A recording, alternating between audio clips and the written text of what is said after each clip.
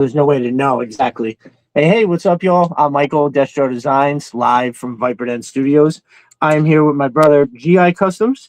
If you are on Instagram or YouTube, I'm sure you are following this man. Amazing, amazing maker. I visited his show. Geez, how long ago was that, brother? 2 months? I don't know. Time is I, tough, man. It's like a month ago, maybe. No, it has. I don't if know. you, 2 or 3 shows ago, so a month or oh, so. dude, I tried thinking about it earlier, and I was like, I have no idea. Was that 2 months ago? Was that 3 weeks ago? Was it? It's funny how that all bleeds. Well, thank you so much for taking the time and coming in, my dude. I greatly appreciate it. Oh, absolutely. I Thanks know for there having were, me. yeah, definitely a lot of people now.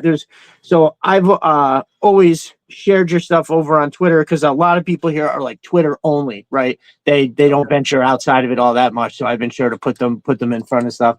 And dude, let me tell you, good for you maybe keeping it narrow because so I I had a Destro Designs page on Facebook and Instagram, but that was for my contracting business. I was doing, if you probably stumbled upon some of that or whatever, and some of it, maybe my kids, it was a weird, I went no real direction on it. It's just that's what I called it.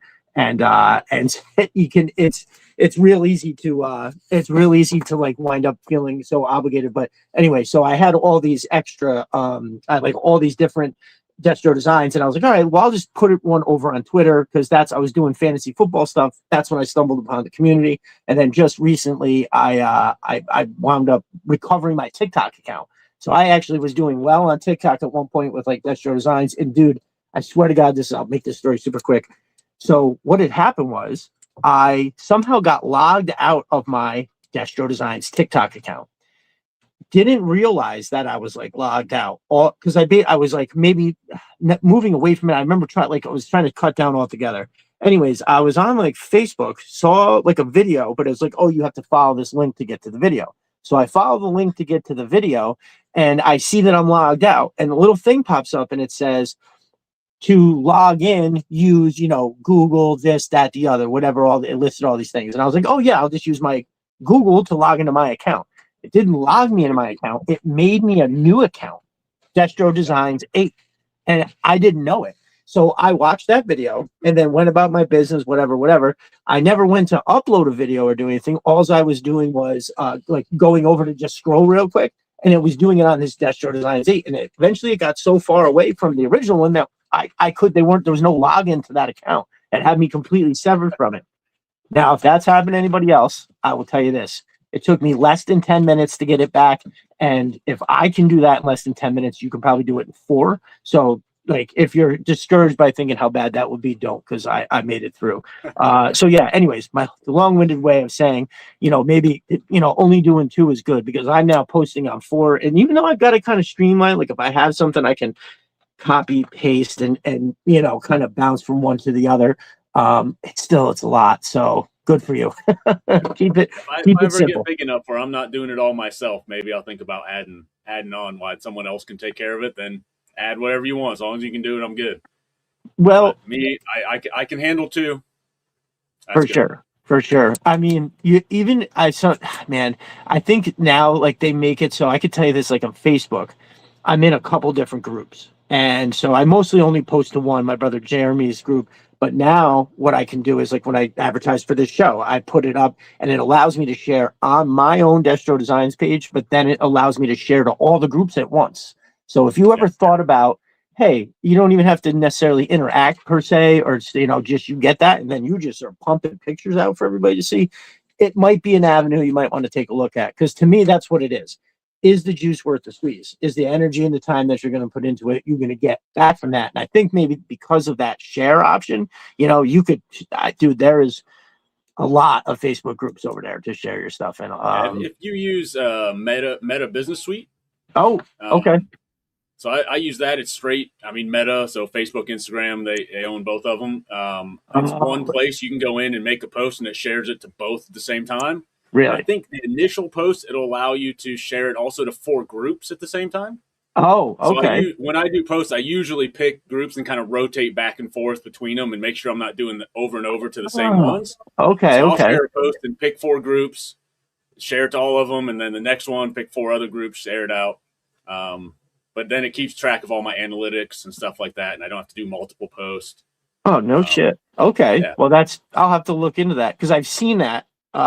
Somebody sent me a message through it and I Yeah. did sign up. I put the name in and everything. Now that I think about it, I did have to sign up to see that message. So maybe we got that working. But yeah, let's go It works through well. and see who's in the chat.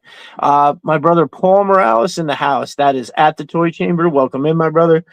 GI Dave Productions is here. We all know GI Dave. Welcome, brother. Thank you for coming in.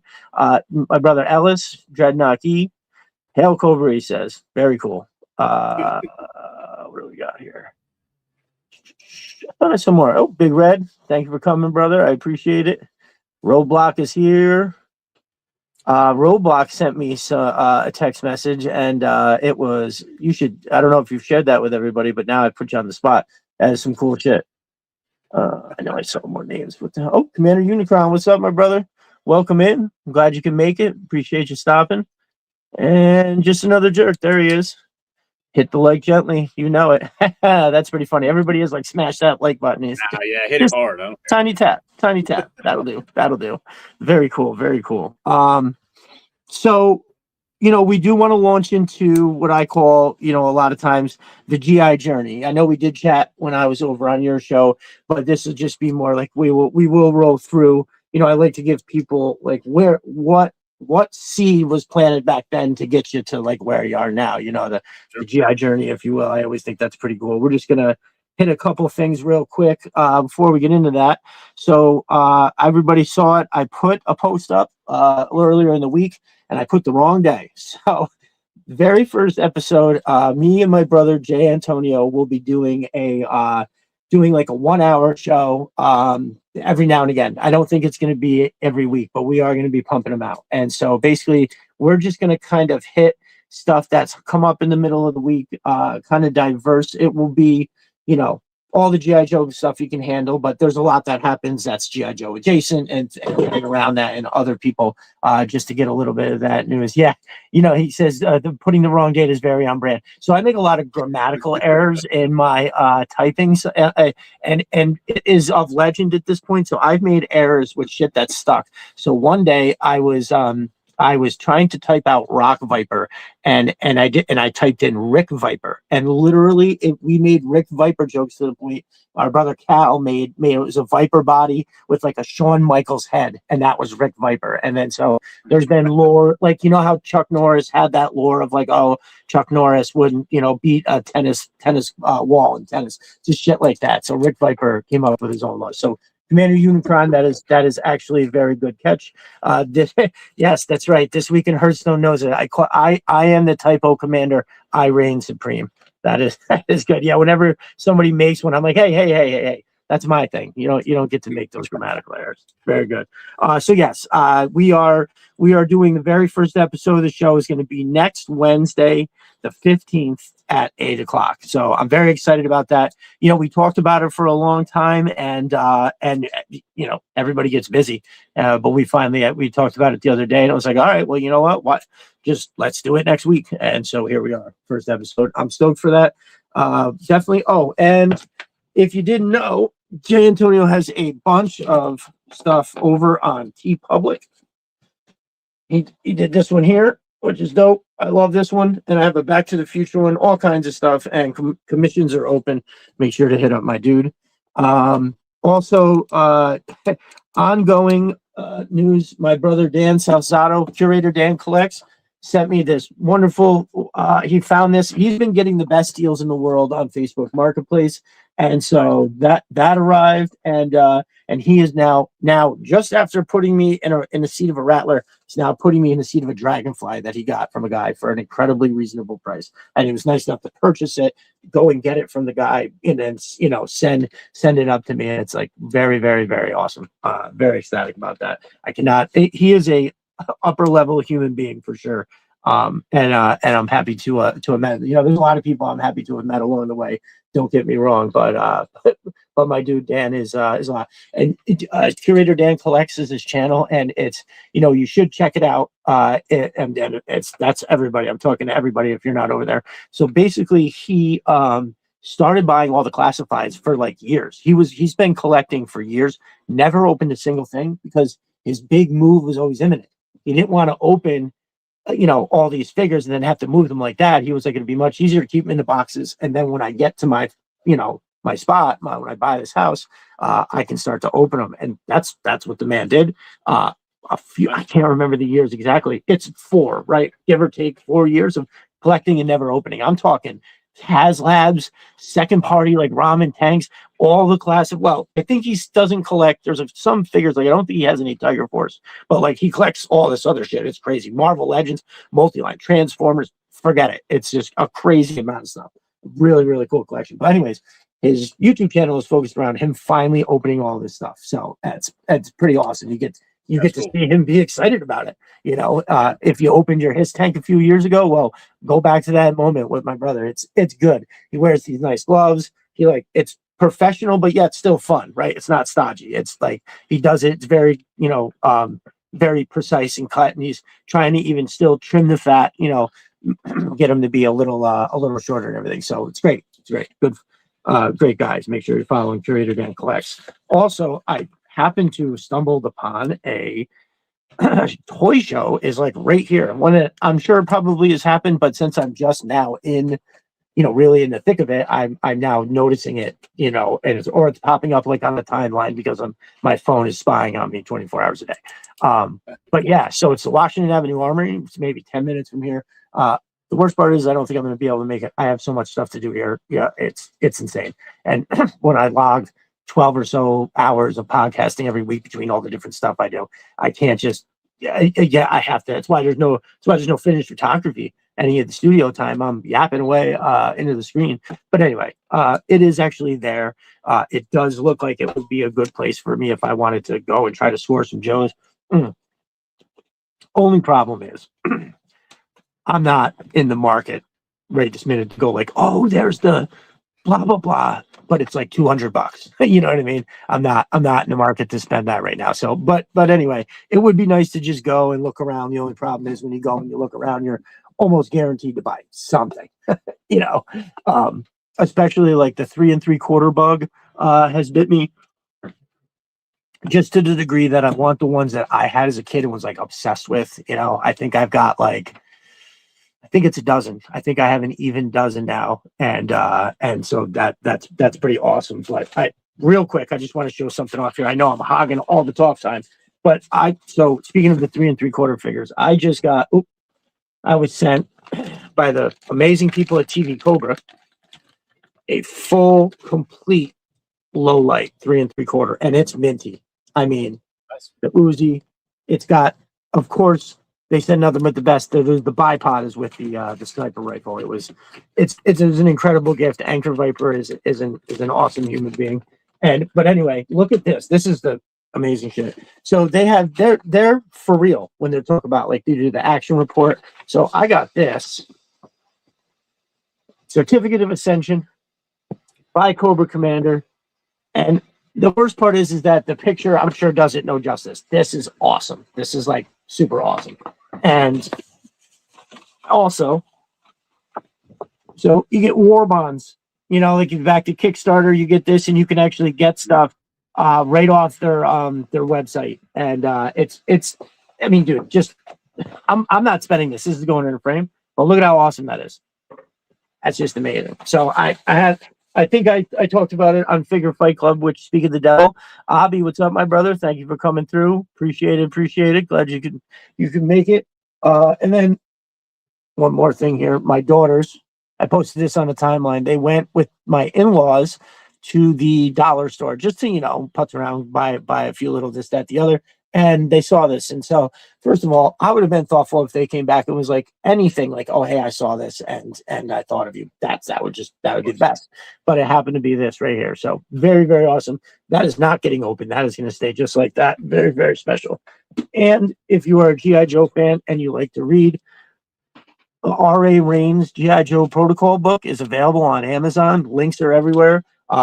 So I had the pleasure of being able to get into it a little bit before it actually hit. And I tried to tell everybody I could how awesome it was.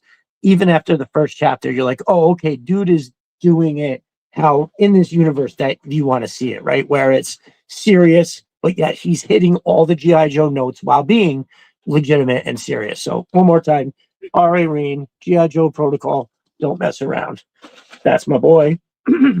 And yeah, I just wanted to kind of touch on all of that fun stuff. It was a rough week. Everybody heard me complain about the last 2 days, as I was just talking about back downstate in the backstage there.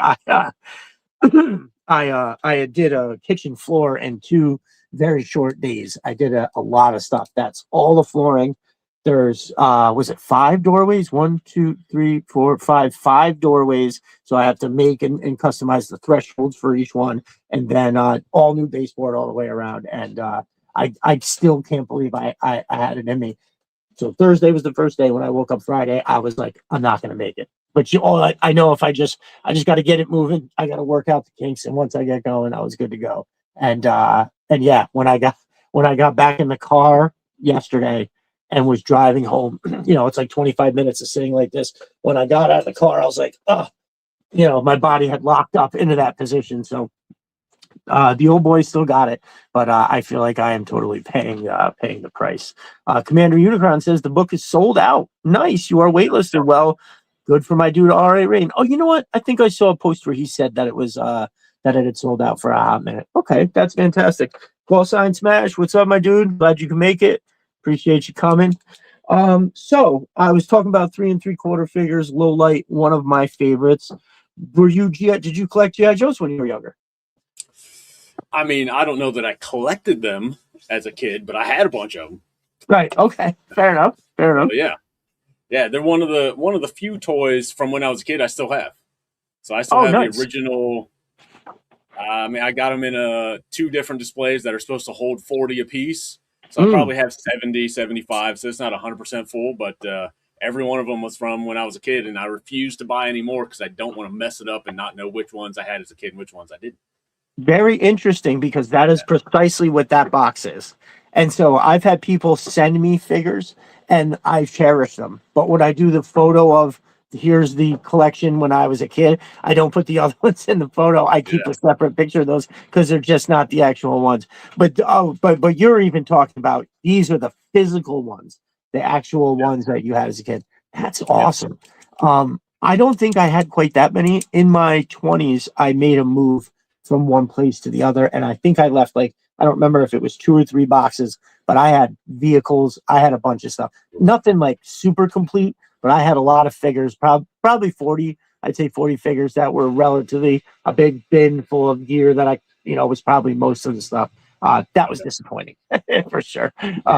Yeah, definitely. But dude, that's awesome that you have yours. And so since they're in good condition, like, did you do diorama style stuff? I mean, obviously, as a kid in the 80s, we were very limited. There was no Hobby Lobby where we just had a bunch of this shit kicking around. Yeah. But how did you were you rough with them? Did you like take them outside in the dirt, or were they like more showpieces? No, somewhere in the middle. I didn't do a lot of outside stuff where we lived. Like, the outside stuff I did was at the baseball field or something like that. So it was sports related. Toys and stuff all stayed mostly inside. That makes sense. So they're in decent shape for being played with and being as old as they are. Like, they're not bad. There's some some wear on the feet and some of the paint coming off. I had to fix a couple of the O-rings, but not too bad. Not from wear. Just they get old. Yeah. Right. But no, as far as I'm aware, and I didn't check them out precisely because I was keeping them, so I put them up. No broken thumbs, no broken crotches, anything like that. So that part's pretty good. I'm sure they're missing the accessories. Most of the accessories couldn't fit in the little display, like the way they're set up. So I just have a box full of stuff that I just left there. So probably got most of them, would be my guess.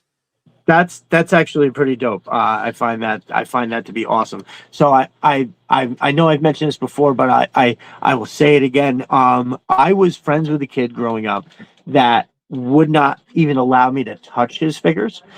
But with that being said, he had this crazy corner display, right? It was in the corner of his room. So it was like a square, right? With the, one of the points sticking out. So up with the back. So there was these little shelves up above it.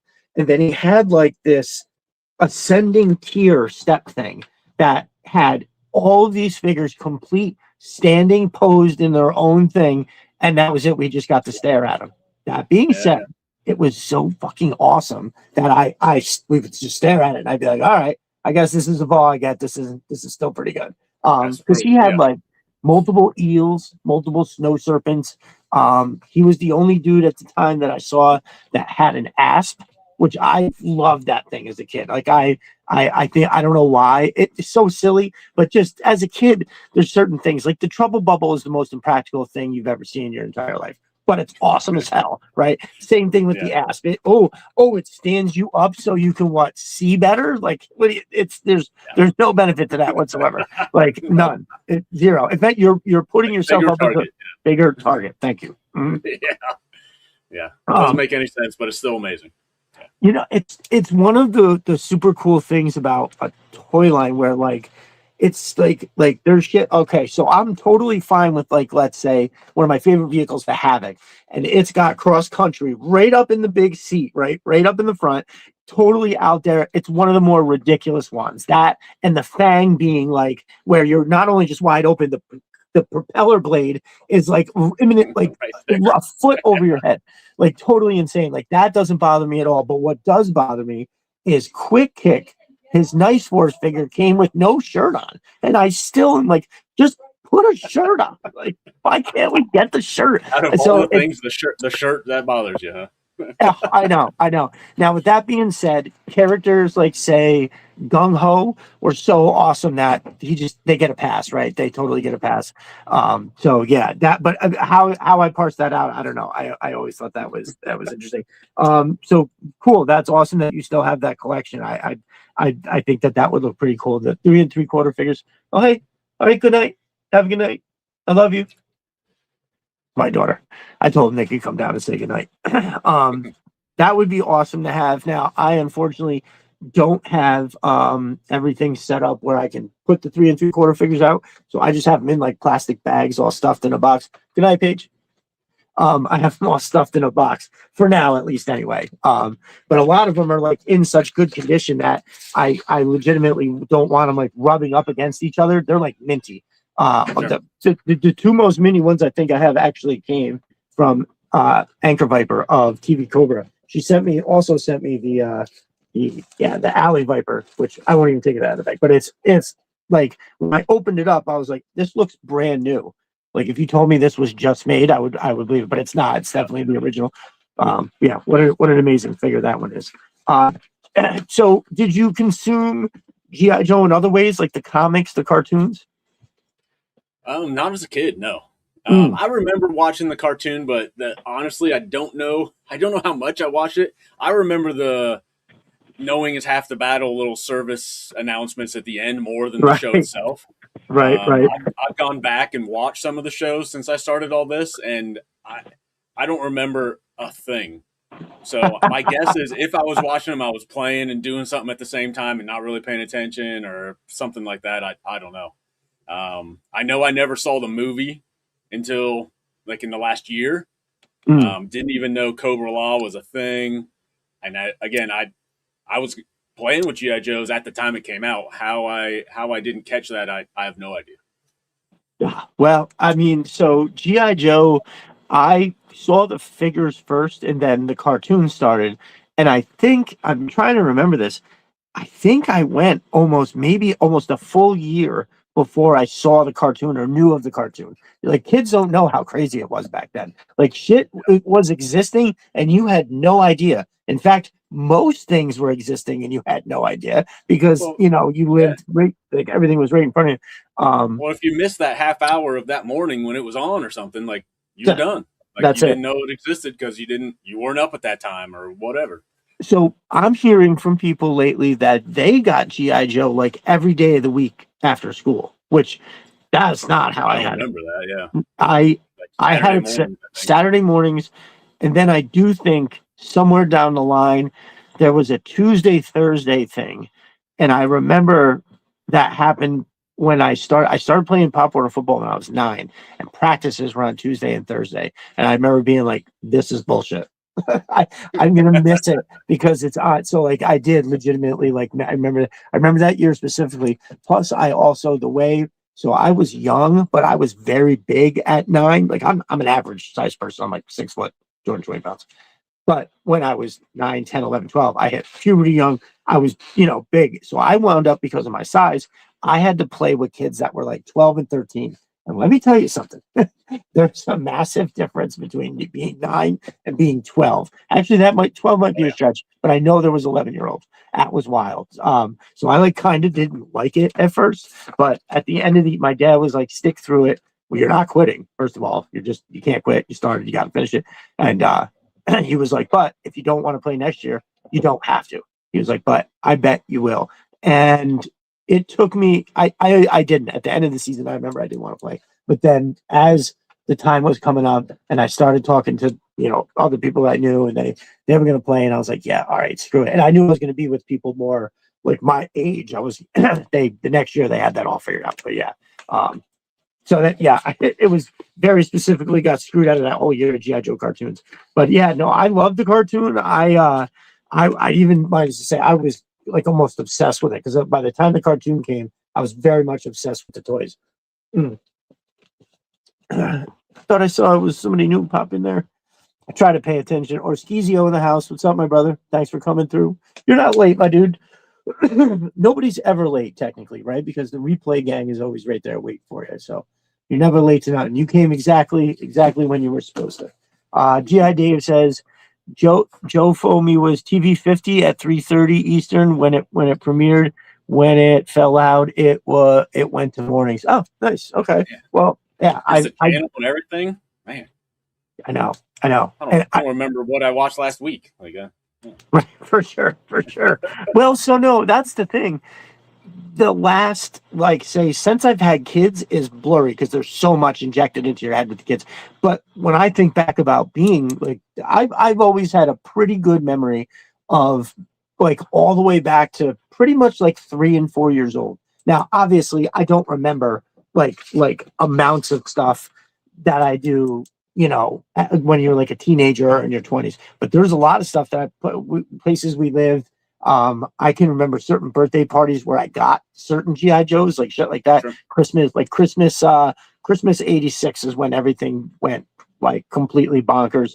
My whole family got me nothing but G.I. Joe.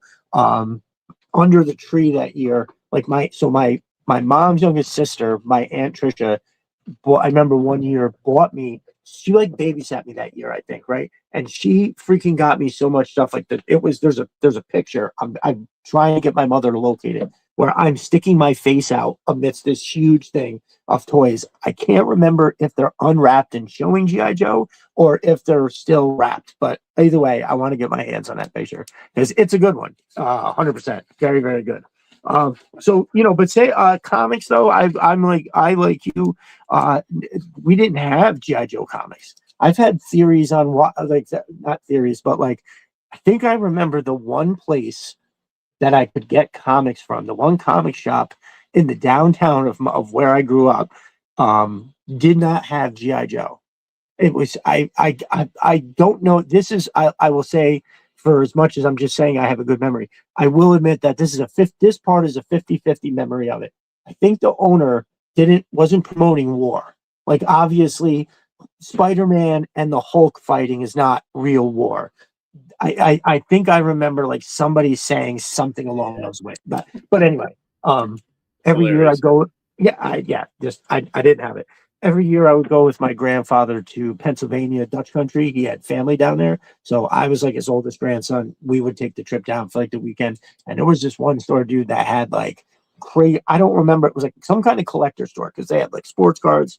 And then they had all kinds of G.I. Joe with a massive Joe display.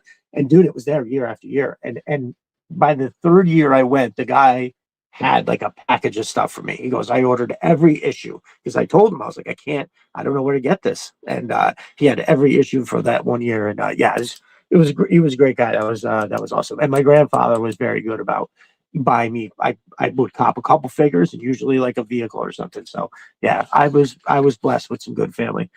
Complete Carnage in the house. What's up, my brother? Toy photographer extraordinaire. Very prolific. My dude is drops banger after banger. Dreadnought Ellis, if I didn't say what's up, I believe that I did. Very good. So yeah, but no, the comics were, that getting those like from that one trip every year was great, but it's not the complete, like it's not even close to the storyline. So I mean, I have maybe shit 15 of some of the very earlier ones. I don't know where I lost the rest along the way, but I still have some of those from when I was a kid, which is nice. And yeah, thank God I don't this box of collectibles is what made it from that where I lost all those. And so I have some of the 3 3/4 figures and then all my comic books I still have, which is crazy. So at least I have those. Complete Carnage says, "You rock, GD. Thanks for the shout out." No, thank you for keeping us entertained with great shit on the timeline, my brother. I love it. Keep that up. So did you have favorites when you out of the figures? Yeah, my favorite for whatever reason was always Wetsuit. He Good never choice. had his fins on because those were never with him. They never stayed on his feet. But he was always my guy. He was the dude I was him when I was playing, so to speak. So Okay. I do remember that part. And there was a bunch of them. I think second one I would say that I remember would be I think it's version 2 or version something Snake Eyes, the one with the cross, the knives on his chest molded in. Oh no, that's version 3. Yeah, the one with the big knives. That's version 3. Nice. So I had him, and I remember I remember him enough. I'm sure he was top 5 if nothing else. So I know between definitely. those two, those are the guys I carried around and played with more. Nice. I love it. I love it. Kind of, I don't want to say controversial thing. That sounds a little harsh, but like kind of like, hey, we've gotten crazy versions of Snake Eyes from the classified. Where's our version 3? I'm assuming it's because they're waiting to do it right, in which case I would respect that. If they're looking at it like, oh, the tooling for, because I'm sure it's like a constant shuffling of the tooling, right? Every like however that works, who the hell knows? I'm sure it's crazy. You want to know my guess? Yeah. My guess is they know version 3 is popular and they're waiting for a hostage pack. They're waiting for someone they need to use the tooling to push out, and then they'll pair it with V3 or I'd say vehicle, but vehicle and Snake Eyes doesn't really make sense unless they do some kind of ninja motorcycle. But they just did that. They just dropped him. He's coming out with the newest version of Snake Eyes. He's in like a light green with the neon green goggles. It's a little resolute-ish, and he's on that ferret, right? And that's right. Yeah.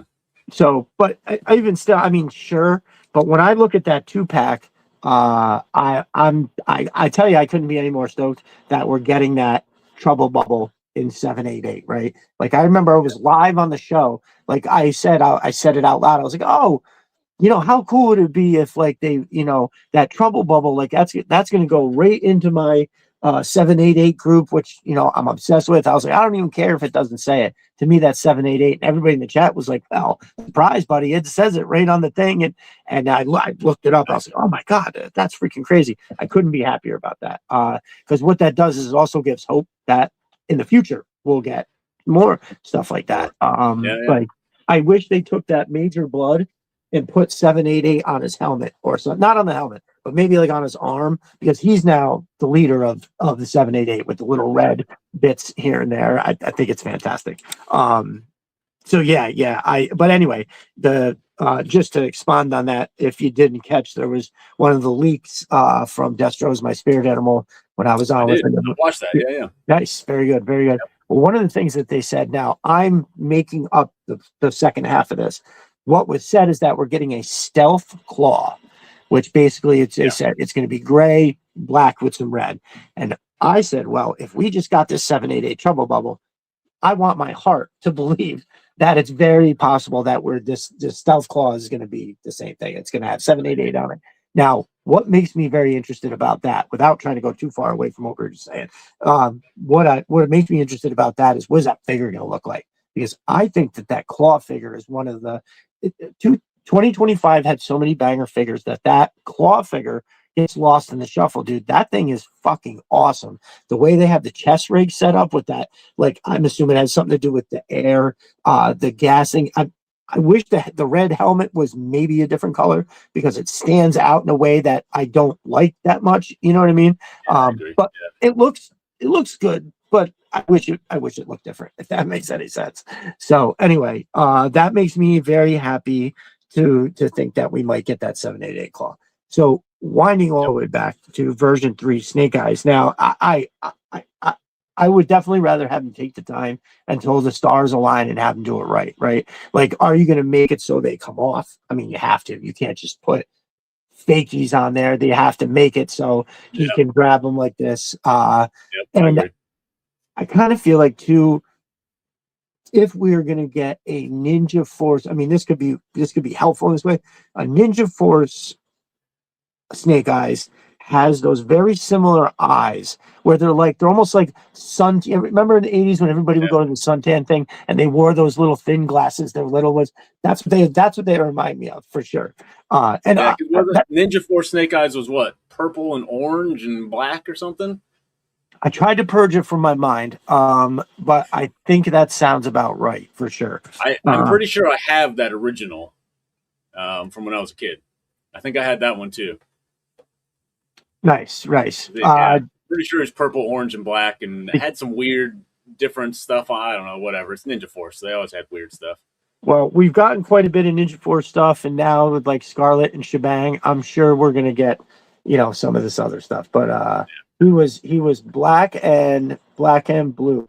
Thank you, Rock Lockdown. Appreciate it. Just know the jerk says black and blue. Crowd shouts black and blue. Who was the purple, orange, and black guy? Who is that? I know maybe he was some ninja guy, so maybe I know what you're talking about. A different version. I can see it, and I remember even as a kid I liked it because I don't know if you remember, Nike made awesome Charles Barkley sneakers, and they always had that hint of purple and orange because he played for the Suns. So I always remember like loving Night Vulture. That's it. Night Vulture. Rock Lockdown. I do believe that to be correct. That sounds right. G.I. Dave says Rick Viper made an appearance in Ninja Force. Listen, they want the glider. Oh yeah, that's right. He did. That's the one that came with the glider. I remember having the glider. I don't still have it, but I remember having it. That's right. It. That's the glider guy. 100%. So also wetsuit was a favorite. What do you think about the classified wetsuit?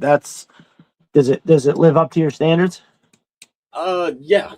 Yeah, I mean, it's everything you want out of a wetsuit. Now, I one of my first customs was, I still have it on my desk here, was a wetsuit before the classified one came out. So this is one of the first ones I painted. He's got some, I forget it's an eel's body, but somebody else's arms, and painted it all up. I mean, it looks as close as I could get to the one they put out, but nice. I'm a little biased because I still like that one, but the one they put out is amazing too. I'm just so surprised it was not within like the first year or so. Being so prolific in all the cartoons and everything, like why not? I don't know.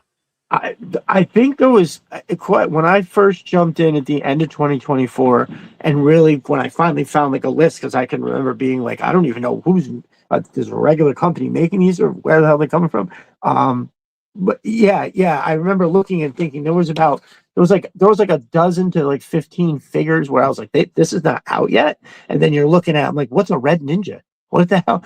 Because for most of us that stopped at like 11, 12 or before the 90s, there was a lot of G.I. Joe stuff that happened that I don't know anything about. Rock Lockdown. Pop Cold Frenzy in the house. What's up, my dude? Glad you can make it. I appreciate you coming. I feel like I missed another name up there. Maybe not. I eventually hit it was a combination of the neon figures, like some of that, like Low Light version 2. I always say that really did it to me. I was like, what the fuck? Like I disliked it to its core. Because think about what Low Light version 1 looks like. Think about what version 2 looks like, and I just couldn't do it.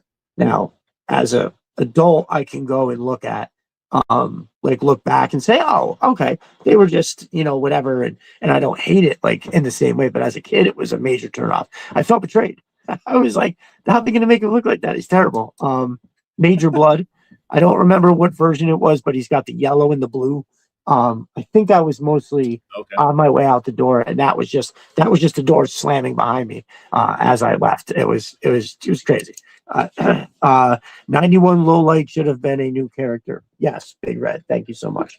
But a lot of them I are like remember that. as a kid, I don't ever remember connecting the dots for whatever reason that there were different versions. So in my head, it was a different character anyway. So when I remember when I go to the store, it was just this guy looks cool. I want that one. Like I didn't Okay, care who it was, didn't care about a name. It was that guy looks cool. nice. He'll be somebody else at home. I don't care what they call him. Like Right, I don't right, remember ever prioritizing names or anything like that. It was just does it look cool? Does it not? right, right. Let's get that one. And that for sure was it is still one of the best parts about the fandom of GI Joe is that you can just there's so many figures that and I guess you could technically do it with anything, but when you have like the like because every figure when you look at them, there's so much detail between what it comes with, the card art that you can make up anything because it's just so imagination rich. Like at least as a kid, that's what it was. Yeah. I've always kind of referred to actually in the last article I wrote for Serpentor's Lair, Tuesdays and Fridays, y'all. It references that, like G.I. Joe, if I remember as a kid, G.I. Joe was a key that like unlocked this part of my brain that I don't think I was using before with my imagination. Like I obviously this is a very long time ago, but I have had this thought about that part of my life for a long time that like I I feel like it opened my mind to imagining things about other things, that like that perhaps I was limited in the depths of which I would consider things until like I had these toys and I just like I had Destro and version 1 Snake Eyes were the first two that I got. And I just remember making up like what it was because there was stuff on the file card, but that's all you had. There was no Sunbar cartoon. I didn't have any comic books or nothing like that. So you just made it up, and it became, now when the cartoon came out, it was kind of like any ideas that you had previously would stay that way, but it would somehow just be bent or weave its way into whatever the cartoon was saying. And it holds up. The cartoon holds up for what it is, right? I mean, it's now before I'm sure somebody's going to mention it. For instance, we've been talking about it, but like the DIC cartoon is not that good. It's a tough watch, but those first two seasons of Sunbow are pretty good. I do a thing every morning on Twitter where it's just like a good morning post, and I go commercial to commercial clip of GI Joe, right? So you usually get 2 or 3 per episode, and so I've been going through. I started with the GI Joe movie, and then I went to the very first episode of the Mass Device because it was the first 3 things they did were mini series. It was the Mass Device, the Pyramid of Darkness, and oh holy hell, I'll get crucified for this. But anyway, there was like the 3 of them, and then they broke down to their own individual episodes. And so that's it holds up pretty well. I've watched a little bit of season 2, and it just depends, right? If I'm sitting there at the end of the night and I just want to watch something before I'm going to bed, that's not really what I want to watch. That's more like if I'm in the shop or I'm down here in the studio, boom, I just put that on and then it's perfect. I can pay the perfect amount of attention to that. Speaking of attention, I can point you all up to the top of the screen here. We've got what is rolling through the banner. So right now, over on GI Customs website, and that's gicustoms.com. Yes, sir. gicustoms.com. You can head over there and use the promo code STREAM10 to get 10% off your order. And you could shout him out, right? Like you normally do on the show. If you go over, you make an order, he will give you a shout out. Very cool. Yep. Very cool. So that's what's up. Anybody interested? Now I've gotten a bunch of stuff so far. I haven't been able to do remember I was saying the Trench Viper. So I finally have that very last Trench Viper, but one of the things that I got that I really like is this. So Wow. yeah, really sweet. Well, because it's incredibly purposeful. So just to give you an idea, what we have is there is offset rung ends there. And the reason that they're like that is because the Rattler is at an angle. So an angle like this. So when the Rattler is at that angle, this sits exactly there. packaged super freaking well, especially since like the railing is separate. So obviously I think you did it was a very good idea. That thick cardboard with just a bunch of tape, that thing wasn't bending. So everything arrived. Oh, there's a little detail. It's got the black steps. And if you just look underneath again, just a little more detail there. Very cool. That's all Mark II designs. So he designed that. He did a fantastic freaking job. I carry all his stuff. Very cool. So love it. It's excellent. That's a good one. And then the Fort Mod stuff is really interesting. I think it would be kind of jumbly to bring it all down, but I want to show it.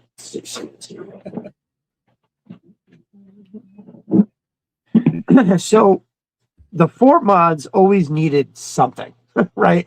No question. And I've seen a lot of different things, but there's two things that you had that really put me into. Number one, it's this top.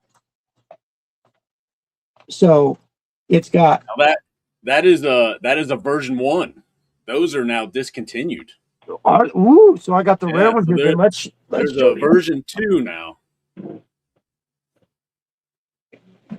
No, I have not snapped this one in all the way. Hold on a second. I just kind of placed it up there. So you got one of the version 2s. Nice. I did. That was I got the ladder and this on the last time. Okay. So it's got the pegs up here for you. I feel like an idiot. I should have checked. These fit like the radar dish and the other stuff that comes with the Fort Mod. Yep. It's scaled pretty well. The 50 comes right through here. There's pegs. And I like the pegs in the front where you have them now on the Mark II, as opposed to in the middle. It just, one of the reasons is because what I like this is I can take this side off. And in fact, I may actually do this in the shot that I have in mind. So these two will obviously be on the top. I have 2 more that are going to go underneath, and the set of doors is going to go between the 2 bottomless. It's going to be an entry point, right? But I like this because the person's like can interact, as if a HISS tank pulls up or like an Atlas pulls up, they can interact with a driver that's elevated. It's not Stinger level, it's HISS level. So very, very cool. I think that was the first thing I saw when I went over to the website the first time, and I was like, oh, well, okay, I know what I'm getting. At least that was easy. Yeah, because that's exactly what I've been looking for. And let me see if I can and that version 2 all came about from a customer request. They wanted a bridge to go between 2 of them. And so as I was designing that for them, I was like, all right, like this is a good idea. I like this. Made those modular so you could take the sides off, so you could choose, if the back was open or if the front was open or if one or the other, you could attach a ladder. Right. And I set it all up, and I was like, well, crap. With these 2 tops, there's rails in the way. You can't interact with anything. So I was like, all right, well, I guess I'm redesigning the tops. So I redesigned the whole top so you could take those off and then connect the bridge. And it was a great request. Yeah. I love it. I love it. Stu for lunch. What's up, my brother? Glad you could make it. Appreciate you stopping through. My brother Chris from Sys 3D Arsenal. What's up, my man? Welcome in. I appreciate you taking that time to stop by. So here's the door, right? So there's going to be 2 sets. There'll be the other. So these are going to be on the top, right, with the other set underneath. But yeah, so the idea is that it'll be like this. You got the fighting slot where you can still line up somebody to stick a rifle through, and then they open. That's going to be the whole idea, is that they can open up and I can drive a Stinger through. It's perfect Stinger width, 100%. And the way that it'll be set up, though, is that you'll be able to look down from on the top and look out at the same time. So it's going to be, what it's going to be is a full mountain on each side. There's going to be the mountain is in the back with a giant arched entryway with a lit tunnel behind it. And this is going to be the entryway to that. I've had that in mind. I had this one out in the Arctic shoot that I did, and I had 3 versions of that shot, and everything that I had, each version was missing something, right? Like when I went back and watched, I was like, fuck, this one's missing the blah, blah, blah. This one's missing the whatever. So I went with the one that was missing the least. And unfortunately, that one it barely clips the bottom of it. Like you see it, there's something there, but you don't take in the full idea of it. Sure. I was so disappointed, but all great stuff. All the quality shipped real quick. And you know, no problems whatsoever. Highly recommend y'all. So if you head over now, gicustoms.com, and use that stream10 promo code, and you can get yourself a little something.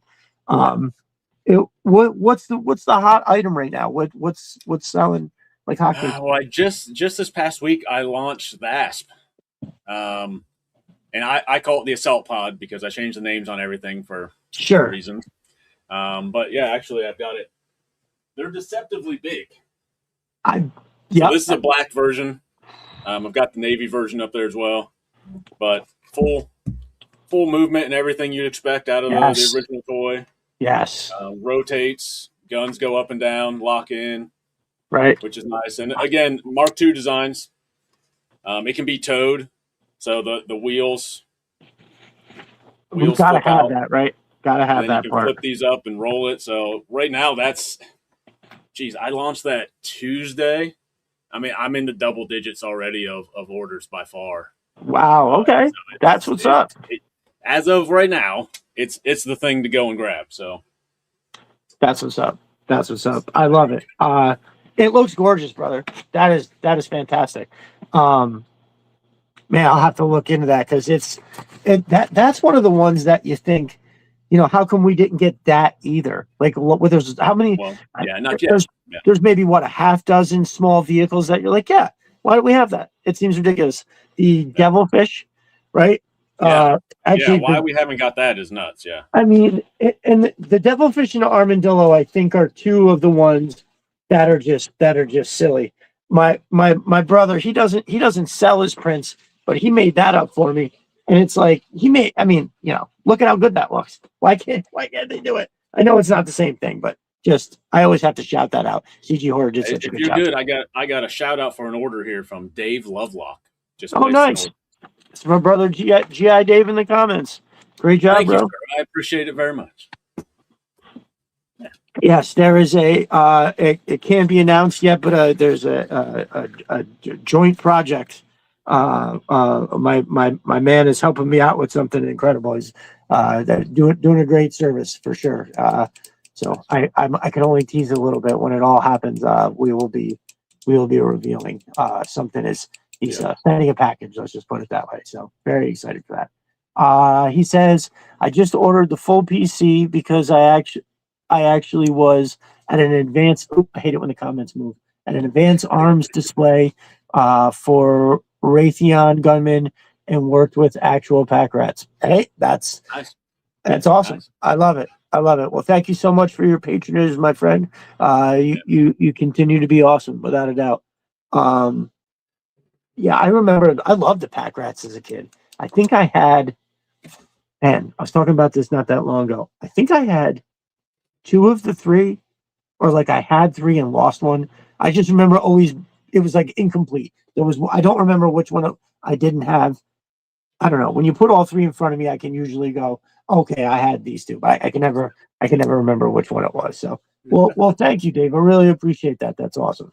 Pack rats are really, yeah, man.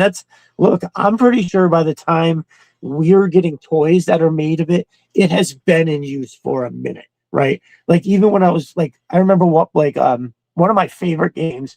Both games really are like my 2 favorite are Metal Gear and Splinter Cell.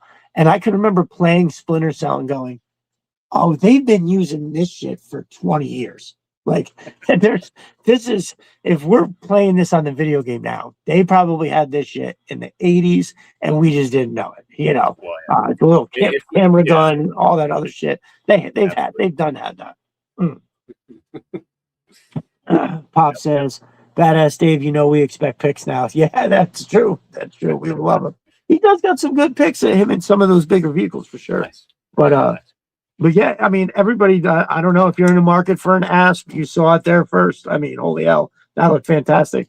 And towable. And I mean, black is perfect for a Stinger, which everybody has a Stinger at this point, right? Yep. If you're one of those people who got lucky and scored a $30 Stinger, you can now probably get that and have such an incredible deal for not a lot of money. And don't forget, you get an extra 10% off by using Stream 10. I still can't believe I got that to work up there. So I don't know what I did. So I'll tell everybody the story.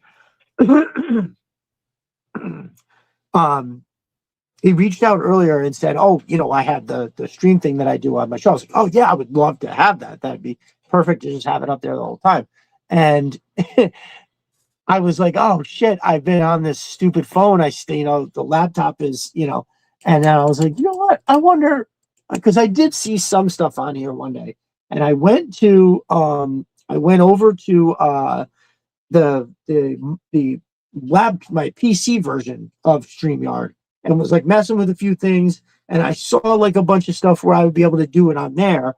And then I was like, okay. And then I came back onto the phone, and there was like two other buttons that I don't think were here. So it's like you guys can't see it, but there's like two more that are ponied right next to like two other ones. And I was like, oh well, let's see what those are. And one of them had yeah, one of them had these banners, and one of them had something for intro, outro music, and then I don't know. I don't want to keep pushing buttons over here because I'm going to wind up doing something. But, no. they updated a bunch of stuff, so maybe that was part of one of their updates or something. I don't know. Yeah. Okay, that's a good call. Well, nonetheless, there it is. I'm happy too that I got that to work. Fucking, I feel a slight bit more professional than I always do. Unfortunately, I'll take it. unfortunately, I only have so much time to like prep for the show and do something. I wish I'm trying to forge as much time for it as I can. But softball season's about to start. I'm on the board of directors and I coach a full team. So it's going to get even busier, but it's all good. What I have set up for work in the way that I think it's going to plan it. I'm realistically trying as hard as I can so I can get 2 work days a week, right? Like Thursday and Friday, I would love to be down in here or in the shop where I'm building diorama, or I'm in here doing something for this. I think that's kind of lofty in the sense that there's zero money coming in on it right now, but there's only one way I'm going to get there. If I'm in the middle of remodeling almost all of my house. Once that's over, I can maybe stash some money away and just say, okay, this pays me for 2 days, more or less, right? Like whatever I didn't make from jobs that I did Monday, Tuesday, Wednesday, or whatever it is that I'm juggling at that time. I just would really like to. I feel like if I put the effort in over like a real actual work day, I think I can wind up getting something really awesome. Because I look at a lot of the podcasts, like yours included, and there's a lot of just a little bit of production value goes a really long way, right? Yep. I can go on forever and I tell a good story and all that, but without all of this stuff, like having somebody on, you got to be able to show their stuff and like all of that. So I think at this point, what's happening is I'm getting a new laptop, and I wish it was here. So it's probably not going to come until Tuesday, which sucks. So I have to go over to Best Buy and get it, but. I saved a ton of money. They were like, because really I went over there with a very small budget, and the one that I saw, they were like, yeah, we don't have that one here. We got to bring it in from like a couple states away or whatever it was. So, but it's on the way, and we won't have this fucking problem no more. Nice. I have 3 more hours of ex jail for telling Kalel we may be brothers separated at birth, like Tomax and Zayma. Punch yourself in the face to see if I feel it. Really? Oh man, that's funny. That's funny. Well, everybody's been complaining about a little bit of trouble over there on Twitter lately. When I got on it yesterday in the morning, or was that this morning? I think it was yesterday. I couldn't like anything. Like I would hit the button and it would like move, but it wouldn't stay red. And I did it again, and then I went to like another person who kept doing it. I actually just reset my whole phone. I was like, you know what? I haven't done this in a while. Let me just reset it because that's good to do for your phone anyway, I think. Nonetheless, we continue to have trouble over there. What a shitty app. Come on, Elon, get it together. 100%. So after childhood, did you continue to collect, or was it did you have what they call like the dark period where you weren't collecting or anything like that? Yeah, I transitioned to sports, and then when I wasn't playing sports, I was video games, computers. I started building my own computers with DOS and stuff, and Nice. got into all that. So that's kind of where that led, and took off from there. So I always still had them. They were around. Obviously, the GI Joes stuck around Right, somewhere, right, right. but I no longer went out and bought them after that. Yeah, For sure, for for a sure. long time. I'm not sure when, but Yeah, yeah, I don't remember specifically. I'm pretty sure the last one that I went and picked out was the Rock Viper.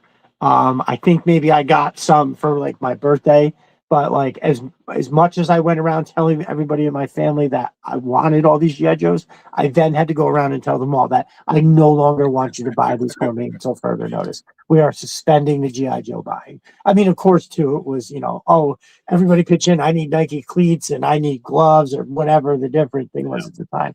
Yeah, takes a village, my brother, for sure. Oh yeah. Um, so then, you know, do you have classifieds? I don't even think I asked you that question. You Do do I collect have classifieds? classifieds? Yeah, you do collect classifieds, right? Oh yeah, yeah, yeah, Nice, nice. That's yeah. what's up. That's all I do. Yeah, yeah. Nice. That's What? what this whole shelf back here. I keep this dark because there's a lot of things back there I don't want to show everyone. But that's all classifieds. Plus, I have two more shelves up here that you can't see off camera, Oh, nice, all full. To the nice. point now where I used to set up little things, and now it's just if a figure will fit on there, it fits on there. I really don't care. It just needs to be out. And it's the someday I'll get to reorganizing and making things look cool again. But now I don't have time to do that part. I'm too busy making things for everybody else. Yeah, right. Right, Yeah, right, right. Well, that's you get awesome. I'm glad you got them on display. I don't have my glasses on, so I can't see a goddamn thing. But it. Sure. yeah, yeah, it's still little shit. I can still see far away like an eagle, which is fantastic. But now, if you got little shit in front of me, dude, and it sucks too because I have to put my glasses on to like truly appreciate, like, say, a figure like this. Like Yeah. all the detail that's all on everything. I have to put my glasses on to really appreciate that. So yeah, it is what it is. What are you gonna do? So who you have any favorites, any standouts for the classifieds? Classifieds, man. Um, I like a bunch of them. I mean, I have very few that I don't like. Trying to think of like an actual like, oh, I really like this guy. I like any of them that I like all the extra detail. So any of them that've got extra textures and stuff on like their sleeves or arms, I love that part. I honestly I look at it as, oh, that'll paint up really well, and I like that even if I don't have time to actually paint it. Um, it's always my plan in the back of my head to paint every character, like every figure I have. I don't really care about collecting them for value or anything like that. Nice. And Mm, I've painted maybe a dozen of the ones I actually have, so I haven't gotten very far. Um, but that's always in my head of how can I paint it? How can I make it more detailed than what Hasbro already did, or how can I add things to it or make it my own or something like that? So I yeah, love that. someday, Matt from Mo's Mind actually says that you have some very cool figure painting vids on your YouTube channel. Very yeah, cool.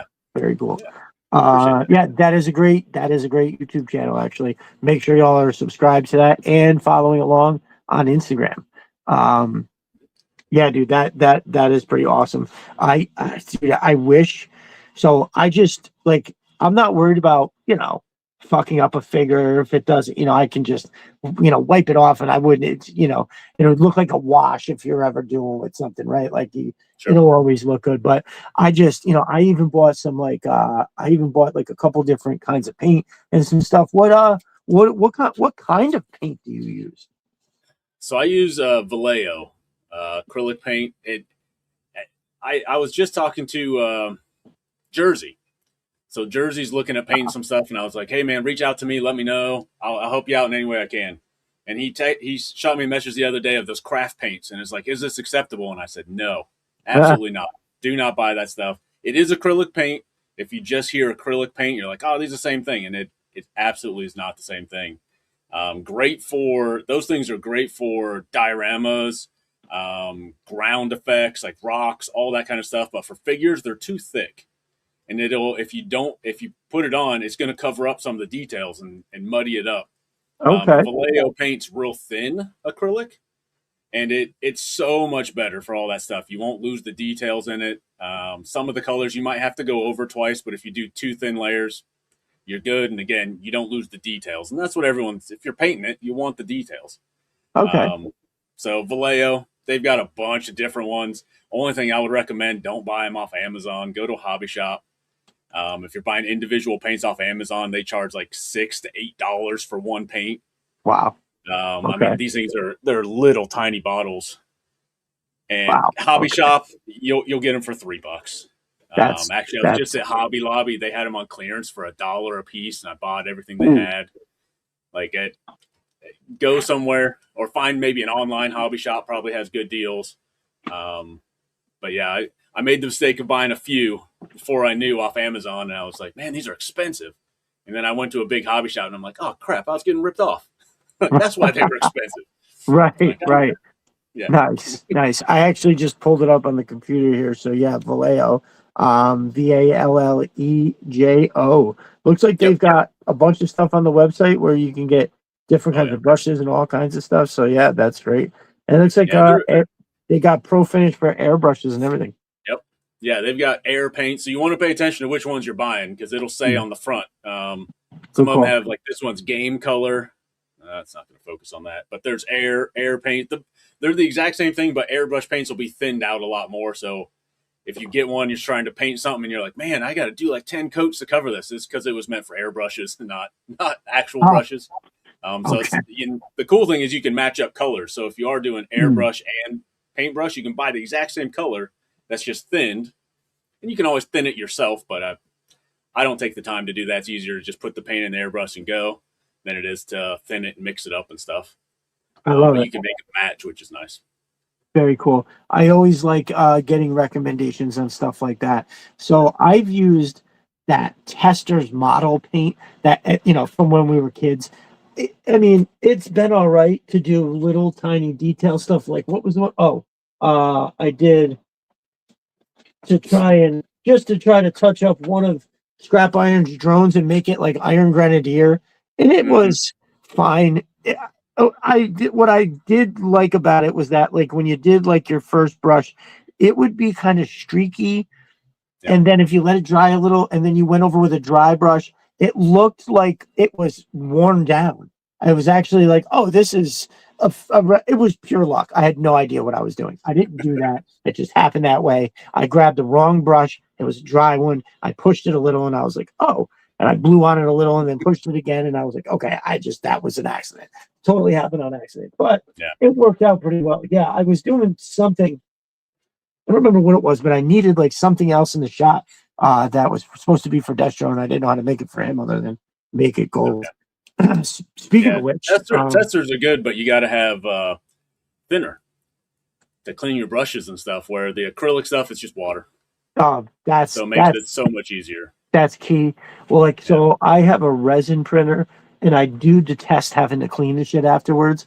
I wish I didn't have to do it in that same way, but I feel like it for the detail. The trade off is what it is. Like I actually just got mine up and running the other day. I printed a bunch of stuff actually that I got from Sys 3D Arsenal, and I was like, I had to change the print screen, and I just didn't feel like doing it. So I just kind of emptied the tray out, cleaned it, I put it down, and I just never went back to it. But the other day I got it fired up, and this is like the test piece. So there's like a full blown staircase and a human DNA spiral in the middle of this thing. You can see the staircase pops out at the top. So anyway, like you can't do that with filament, right? You got to have the resin for. They're getting closer now. Oh, Uh, okay. like a couple years ago, before I was in it, you couldn't get anywhere close to it. Like it was night and day difference. There's still a difference, but you can get some stuff with filament now with the right settings and right machines that you can get pretty damn close now. Nice. That's Yeah. pretty dope. I mean, especially if like you're just getting into it. Now, I didn't mind when my brother CG recommended that one to me because I wanted to make detailed weapons and just smaller things like that. And I said, yeah, I definitely want like I'll bite the bullet on the cleaning it as long as I get desirable results with what I'm trying to do. So yeah, you take the good with the bad. It's like everything else. But that's interesting to hear that that it is coming closer. I am limited on my size for that too, right? I only have like a 6-inch height, which again is fine because that wasn't looking. But then I started thinking like, oh, I'd like to build maybe even walls like this, or ones that look like the Cobra bunker, or some, you know what I mean? Just shit that I can put into a diorama and build it out, like, and just print a bunch of the stuff. But what I am going to do, and I'm trying to think, I think it was at Colts 3D.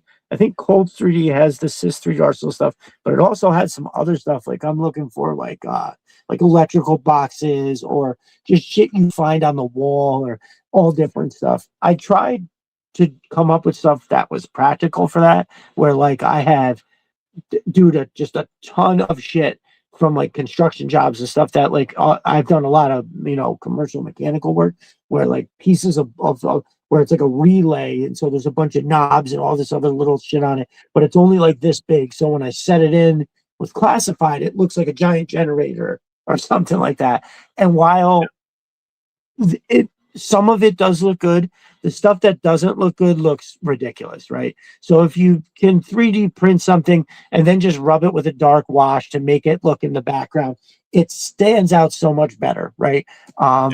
The Action Shop Master Mate Mylar has a few of his dios are just, I remember he told me what they like. He's got this one, I think the first shot I seen him use it for was like a Dr. Mindbender lab, but I've seen him do a whole bunch after that.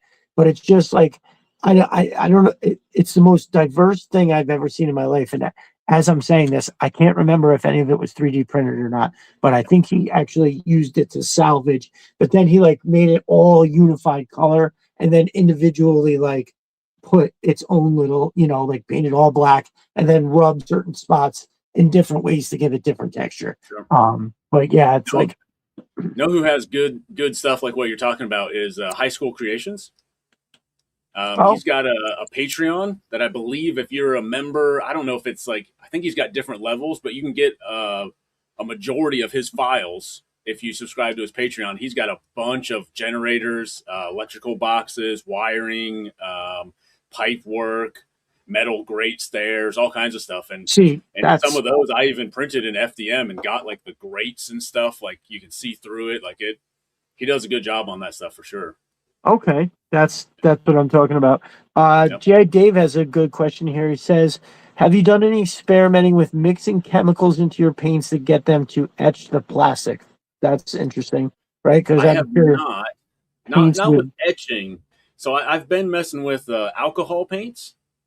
So I watched Tested with Adam Savage, and he went and interviewed a guy that does the initial paint work for what is it? Who's the real big statues and stuff? I can't think of who it is. Real expensive stuff. I know I'm going to kick myself when I think of it. I just did what is it? Scott Geiger. You're not talking like. No, it's a big company that does higher end statues. They're like $300 or $400.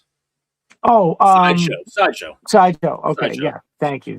So he met with a guy who does like the paint masters for Sideshow. Okay. And he was going over, he does alcohol inks, so he'll do it for weathering. So he'll put a little alcohol inks, and you only need like a drop. And then he sprays it with IPA, isopropyl alcohol, and it re-wets it. So alcohol inks dry almost instantly because they evaporate so fast, the alcohol evaporates. But then when you spray it with that in a fine mist, then it starts running, like actual like rust running down things and stuff. And I thought that was really cool. So I bought a whole set of alcohol paints, and I've had about 10 minutes to experiment with them so far. Sure. It's a technique. It's not as easy as like, oh, you just drop some things here, spray it, and I'm like, oh, it's not doing anything. And like, you got to mess with it a little bit and like get it to run. But it's a different thing. So mixing some chemicals and stuff in there, but nothing about it did any etching that I was aware of. Okay. Just runs in different ways and get some different effects and stuff you got going on than you can do with acrylics. That's cool. I like it. Yeah, it says you can also use like an airbrush. And that would be great, like if for sure. And I did look at so this, I'm in the studio. This is in the downstairs, the finished part of the basement. Well, that's the finished part. And then out back, I have my shop, which is for the contracting business. And I wanted to put a small corner with like a spray booth. So I have an exhaust fan up in the it's an open ceiling. You can see the joists and everything up top. and I just have like a gable fan that takes everything out from the garage doors and pulls it all the way out. But I wanted to put something inline that would take right from this overhead spot where I could do some kind of an airbrush, because I just have too much stuff in there. I can't take the risk of paint floating around, getting over all kinds of other. I have like fancy wood over on one side and shit like that. So, but yeah, no, that would be. I mean, basically, my goal out there right now. The bottom line is, now that I finished the other side of the basement, I do my kids. Everybody's got their stuff down here. I can't make a big diorama down here anymore. I just don't have the space. I have a little area where I can set up this two things and make a very small, you know, 18-inch by 18-inch, maybe 2 foot by 2 foot, right? Something along those lines. I can squeeze that in there, no problem. Pardon me. But when I have all these other ideas that are much larger than that, right? Like, I actually, something cool, a little behind the scenes for everybody. I had to disassemble one of my children had a play set out in the yard, but it was very old. They were too big for it, and it had to come down. So I had to whatever. But the slide is a undulating slide that when you turn it and lay it flat, it looks like a river. So I'm going to actually use that to, it's a perfectly waterproof river that I can put the pump on one end, hook the hose up on the other, and it's going to blow water down there. So something like that is fantastic to have, but there's not, too many other things that happen to work out that way. Matt from Mosevine's got a good question. He says, your spray booth setup looks great. Is that scratch built? Yes, it is. So Nice. I started out with just an Amazon, I don't know, 18 by 18 inches or whatever, one of those like pop-up tent material. It was okay. They put a little filter in the back, but it had no fans or anything, so I'm not sure how that filter was supposed to work. But you start painting, 3 feet long helicopters, it doesn't fit anymore in there. So nothing out there that I could find was pre-made. The ones that had like good waterfall filters and you get that whole thing, they're still too small, and they're like $300-400. So I just bought a full sheet of like 4x8 corrugated white plastic and cut it the way I needed to, and sealed the edges with white Gorilla Tape, and cut my own holes and stuff for a vent. And I made it, I think it's 4 feet wide by 3 feet high. So about as big as I could make it with one sheet without buying a whole bunch of the sheets, and made my own turntable and stuff out of an old little side table. And did it for what, like less than $100. So Wow, worked that's out awesome. well. Yeah. That seems And I'm like already outgrowing it. So I need, at some point when I change my studio space, when it grows, I'm going to figure out how to make a bigger one somehow. So I'll just end up in a full paint room at some point, but nice. not yet. That's fantastic. So do you have plans of expanding in that way? Sure. When, I don't know. I'm going to do everything I can. I was just talking to my wife today about it. I'm doing everything I can to stay here as long as I can, because right now I'm not paying anyone rent for space. So I just had a quote and scheduled an appointment with scheduled an install with an electrical company to have a dedicated sub panel and dedicated breakers and stuff for all my printers. So that was a big thing. I maxed out the one area where I have all my printers, and I figured out I can only have 5 hooked up at one time, and I have to stagger start them. If they all start at the same time, it doesn't like it. So oh wow, fix that situation. Yeah. Nice. So you really got to expand on that power. Nice. Yeah. And how many printers do you run, if you don't mind me asking? I've got 5 small ones, 1 large one, and then I have a resin printer as well. Nice. Okay. 7 altogether, but I need more of everything. I need more small ones. I need a couple more big ones. Need a couple more resin, but it's all space and now power as well. So even if I find the space, I can't plug them in. So solve one thing at a time. Nice. That sounds great. I mean, expansion is always always great, but I'm sure that's kind of like a scary leap, when you start thinking about rental space and, more machines, more risk, more all that. But, you Well, know, yeah, and the big thing right now is, I can kind of be in the office, so to speak, 24 hours a day. So right, if a printer's done, because I'm not a lot of the 3D print farms I watch online and stuff, they're printing the same thing 50,000 times or whatever. So their prints kind of all end around the same time. They can go in at 2 p.m. or something and change everything and be good. My prints are so random, and it's for whatever someone's ordered. I could have a print. I'm actually finishing up one right now that was almost 2 full days. So I think it was a day and 19 hours or something, oh for just wow, one part. And then I've got other ones that finish in an hour. So it's all over the place. So right now I can just come downstairs every hour, check what's done, switch it out, get something else going, and keep things going. If it was another spot, I would have to go in and do that, right, or hire someone to go in and do that, or something. Like it's a big consideration.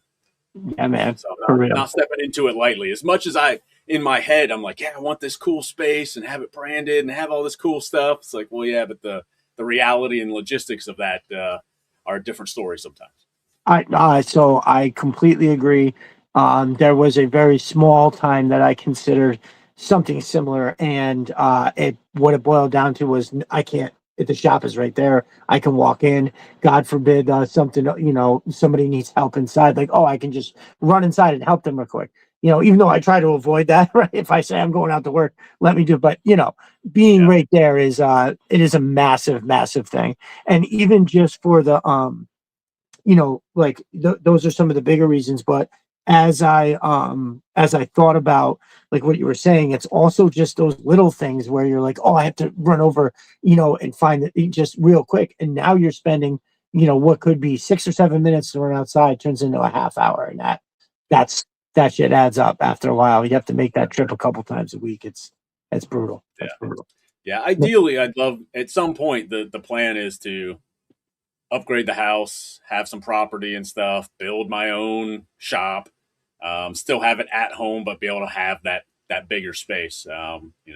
Right now there's no plan. I'm not expanding this house at all. There's nowhere to go, so Right, that's right. not going to happen here. So someday that'll be the long term plan.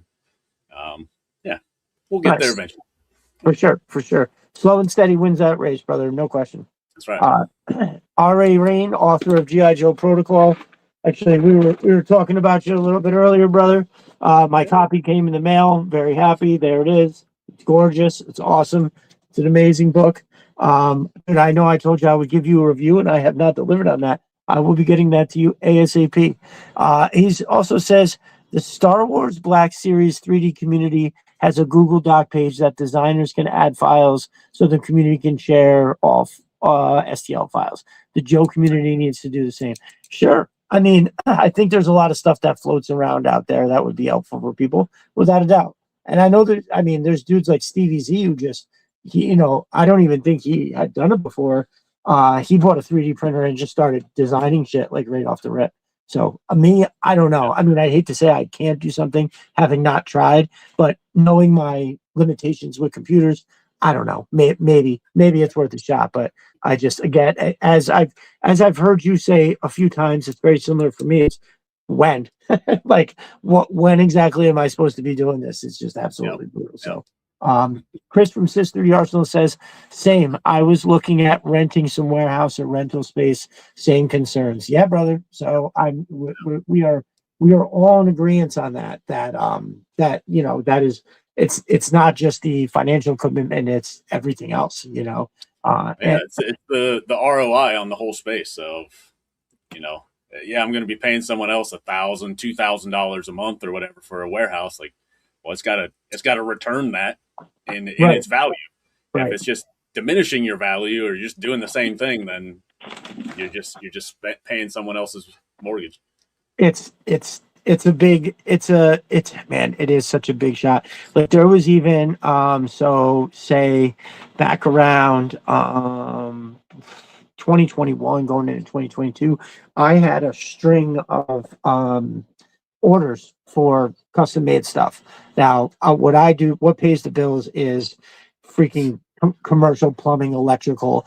I manage some properties for some people to a certain degree, and that's what pays the bills, right? When somebody wants something custom, I mean, when you have places like Amazon, when you can order a cutting board for $25, trash it and throw it away, it's so hard to talk somebody into paying hundreds of dollars for an heirloom piece. You know what I mean? No, it's a hard sell. But anyway, there was a small time where I had to consider where I was like, oh, I could. It would the money in that sort of thing would be is you have to knock out a bunch of stuff at once and then just leave it somewhere to sell, right? Because when it's out there, you just promote it and you just have to ship it or have some. But there was a time where rental space, because there was nobody going anywhere, right? Everybody was staying at home. And so right by where I live, I don't know, less than, it would take me from the time I decided to leave and to go there for something and then come back, it would be 12 minutes total, right? To get over there and come back. And they had these big, huge office spaces that were going for like $300 a month.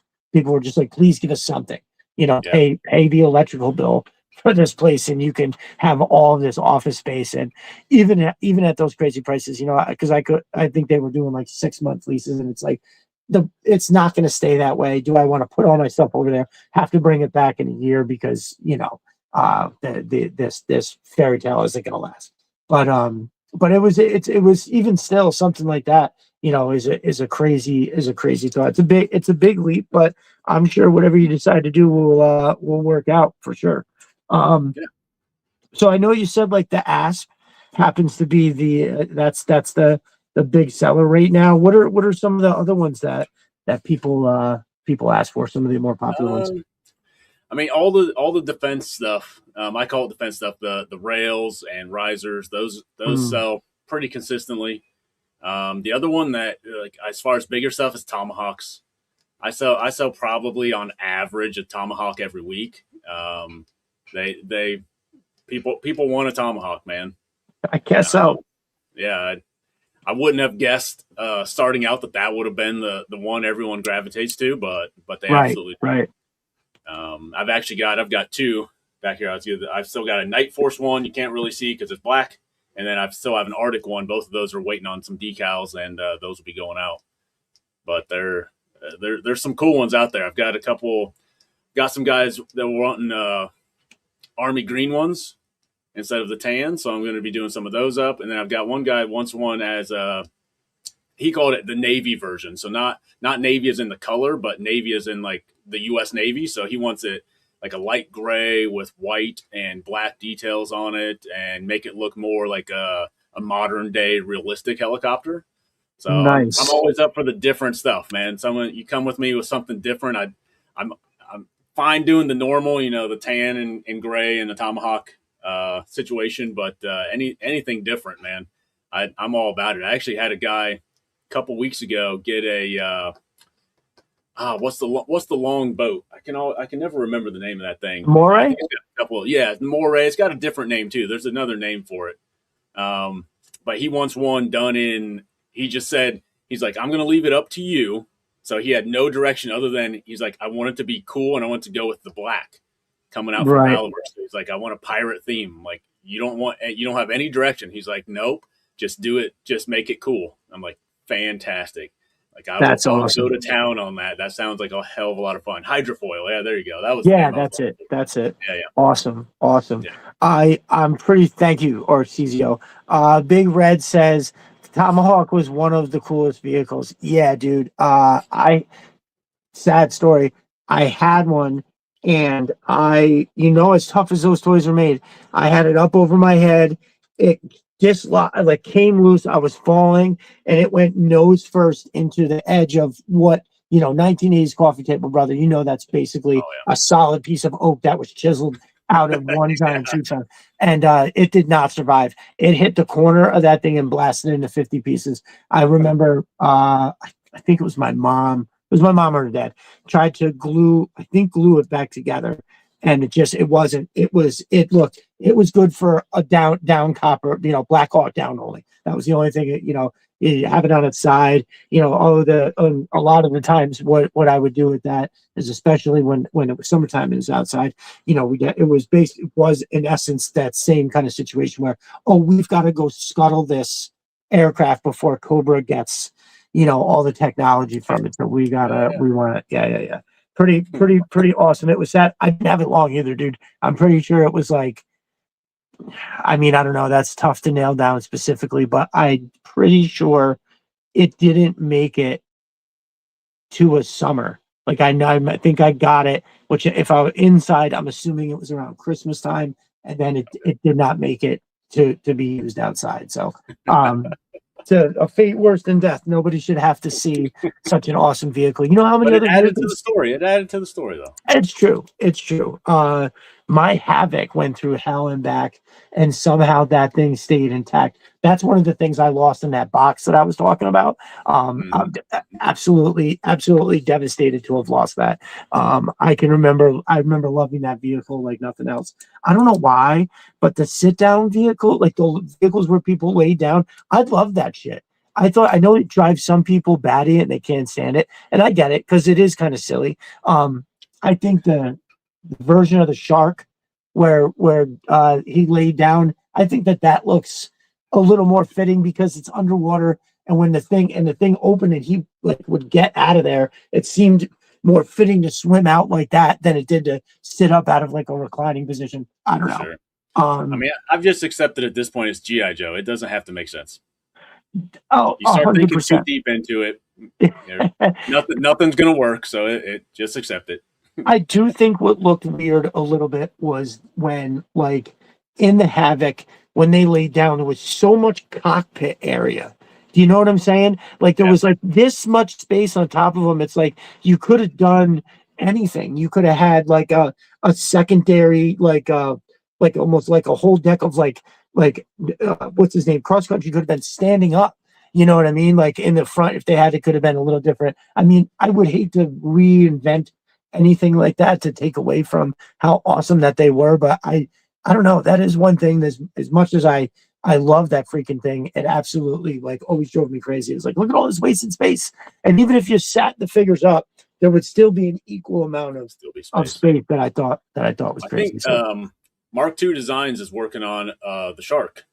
I think he already did a version, but he said he wasn't happy with it going back to, so he's redoing it all. And his is going to be a 2-seater with the guy sitting up. Okay, so it'll be a little redesign, but he does a hell of a job on all that stuff. And as soon as it's out, I'll have as soon as it's out, and then I can test print it here, I'll have it up on my site. So anything he's got going on, our deal is I have free reign of it. Just got to do my test prints and make sure on my side I understand it all, so I can get a cost and such going on with it. So awesome. That's fantastic. He's doing the Fang 2 as well. It's got like propellers on the side that like tilt up or something. And I never had it as a kid, but it looks cool. Did he make like a test one? Because I want to say I saw that, or he did some kind of a promo shot. He's been designing it live on his live stream. I think it's like he does it every other Sunday. He's been doing live design, and then the Sundays in between are 3D printing talk and stuff like that. Wow, that's so freaking you probably cool. saw something like that because he's been advertising it here for the last. I think he's been working on it for a little over a month. And I know he said like, hey, man, I could design this in like 3 hours if I just sat down and did it. But he's trying to do it live and like talk people through how he's doing it, so it's taking him a lot longer. Dude, while we were talking, we just got another order here. Nice. There we go. I was just about to reference. Call someone out here. Andrew Wells. That is Rock Lockdown in the house. Thank you, my brother. Fantastic. We appreciate it. Very cool. So the second order that came through. So if you're listening and you don't know what just happened, I am let's see. I missed a bunch of comments. I'll have to scroll back. So what we have rolling at the top is a little banner for you there, which if you're wondering how I figured out how to do that, go me, because I still can't believe that I figured it out. What we're doing is right now, when GI Customs is live, he does a thing where if you order using the promo code Stream10. You get 10% off your order. He shouts out. So we just had 2 orders so far. Our brother GI Dave got some stuff, and now Rock Lockdown has picked up a few things. I appreciate you guys that you're showing up and showing out for the guests. I think that is that's pretty amazing. But yeah, I saw that mark too, man. That it looked pretty cool, and it's also, and again, I hope I'm not. It's purple and orange, isn't it? Like more or less. It's like purple, black, and red. I think was the original. Okay. Which is odd. It's kind of like, I'm not sure the year it came out. It probably aligns with like Ninja Force colors or something like that. I'm not sure. Right. It was definitely Vipers, weird I shit. think was their colors. But the way I do it, I always look personally. I'll do the original, but then I want to make it in all these other colors. So I want to, if it was originally a Cobra vehicle, well, G.I. Joe could have it too. Let's do it in some of those colors, or vice versa, or let's make it, Iron Grenadiers colors. Or I'm always trying to think of, Right. just because Hasbro didn't do it back in the 80s, that doesn't mean it can't exist and we can't make it part of our world anyways. Nice. Commander Unicron says the code is reading Stream 0, not Stream 10. All right. Yeah. Let's. One of yours up there says 0 and one of them says 10. The code is 10. All right, here we go. So far, both those guys have figured it out, so they clicked the right one or something. There we go. That's it. I got it. Yeah. Thank you for pointing that out. 0 will save you 0%, so it is accurate, I suppose. See previous email. I am Typo Commander. I reign supreme, and there it goes. More fun there. But no, thank you, Rock Lockdown. Thank you, GI Dave. I greatly appreciate it. Now I know I missed some. Somebody said a few things here. Let me just try to scroll back. Somebody said, I think it was GI Dave, said that the APC is the Go OG vehicle. I don't disagree. I absolutely love that thing. It would depend on what I use. Like a lot of times what it boiled down to is that the bridge layer would lay a bridge. I'd make some kind of a river, right? And the bridge layer would lay the bridge down. And sometimes the APC would be used. Other times the APC would stay over here and the figures would go out on foot from there because they knew they were closing in on the Cobra position. Shit like that. So, but no, I don't disagree with that. R.A. Rain says, so my wife just brought home a husky puppy and my daughter wants to know what to name it. Anyone got any suggestions? Well, I'll tell you this. I'm not saying that I would consider it a failure if it was named anything other than Timber, but I think we want to shoot for something along those lines. No, I kid. The best thing to do is to go with whatever your wife or kid want, but I would staunchly, present your case that, you could also put us on the live stream and we'll all say you've got to name it Timber, right? If you think that'll help, you put it on the TV in the living room and I will say something. So I'll think of something to say that's convincing and you'll have to be like, the guy on the TV said, yeah, that we have to name it Timber. All right, I went way back there. Dude, yeah. Rock Lockdown, Typo Commander. That is it. G.I. Dave is correct. I'm not a smart man. I probably screwed up on it. No, I agree with you. The APC was killer. The fact that it floated is just ridiculous. Cal says Typo Commander figure comes with a typewriter. Right.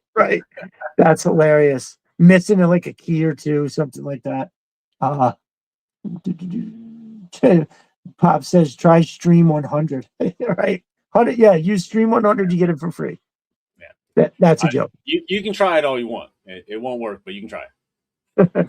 Cal says we can name the Husky Rick Viper. Also acceptable. If it's somehow your wife says no, we're not doing Timber, it's too on the nose, but we can name it Rick Viper, I would consider that a pretty decent name. And Dreadnought says that's my Husky's name. Yeah, Ellis, did you say that earlier? I feel like you told me that, right? I feel like you told me that. Matt says who told Timber his name? That's funny. Yeah, I don't know that. I don't even know when they say it in the show. Oh, the old blind man says it. He says, "What do you got to name the dog?" And he's like, "Timber is a perfect name."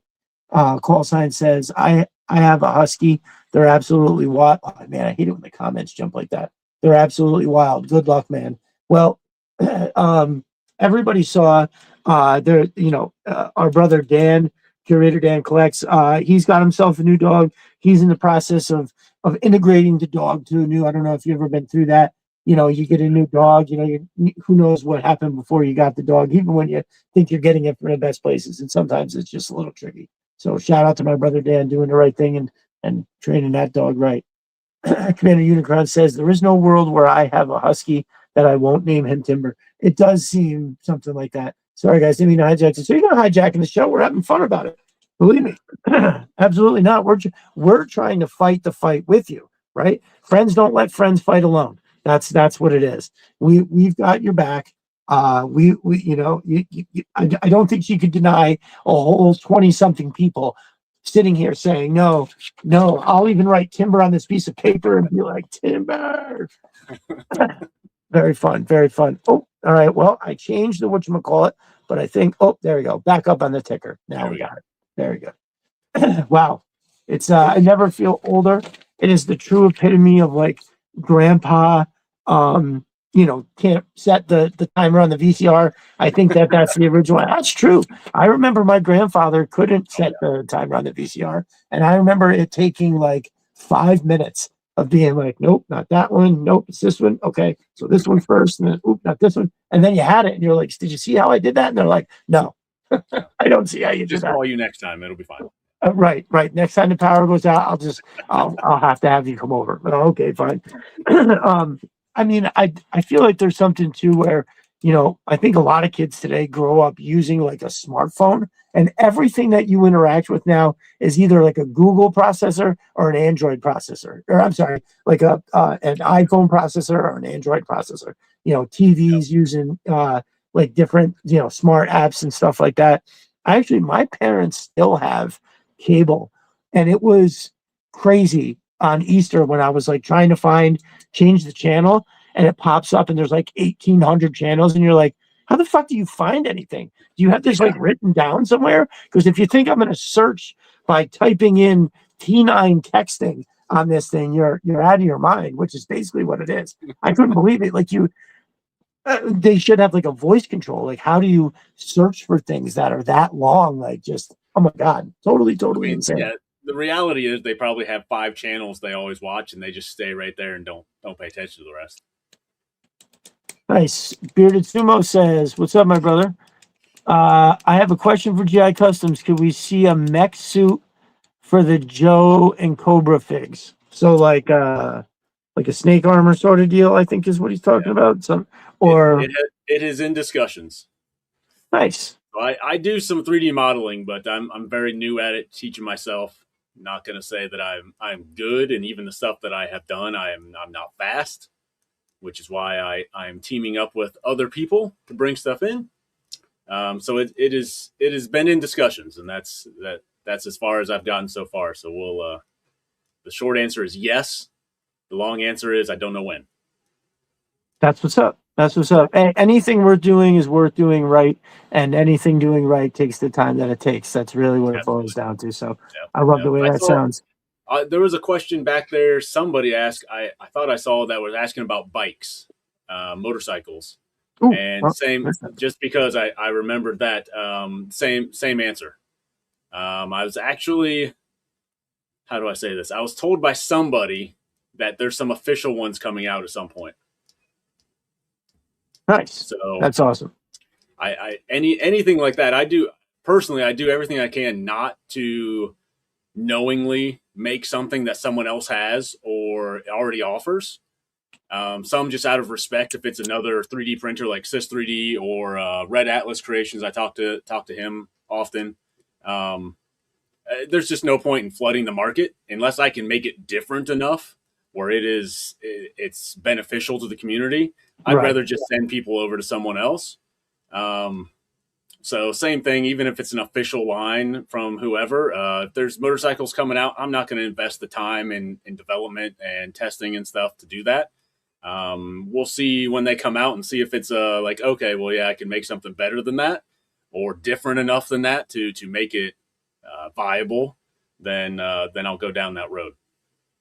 Awesome. I like the way it sounds. My brother Pop Cold Frenzy says, how about a trailer for a Stinger that could carry 2 ferrets and gear? So there is a trailer for coming out. I got a trailer coming. It is not going to be big enough to carry 2 ferrets. It may carry 1. It could carry the Ram bike though. Nice, nice. That So yeah, I it's think. going to have a bunch of different versions. I actually got it right here. Ooh, So it's the one that was supposed to come with the Medic Badger that I just didn't finish up the exclusive, but we didn't quite get to the orders. It's the first time I did a tiered thing where we get to this many orders, we'll add this in, this many orders, we'll add this in. okay. So Mark II Designs designed the trailer because we were getting close and didn't quite get there. So we couldn't cover his costs and stuff on designing it. So we're going to launch it as its own thing. Okay. Won't offer it in the red, especially not right away because that's what it was supposed to come at. It's for the exclusive, but we're going to offer it in different colors. We got a bunch of plans for different options for it, all kinds of different things. So we future proofed it the best we could with modularity.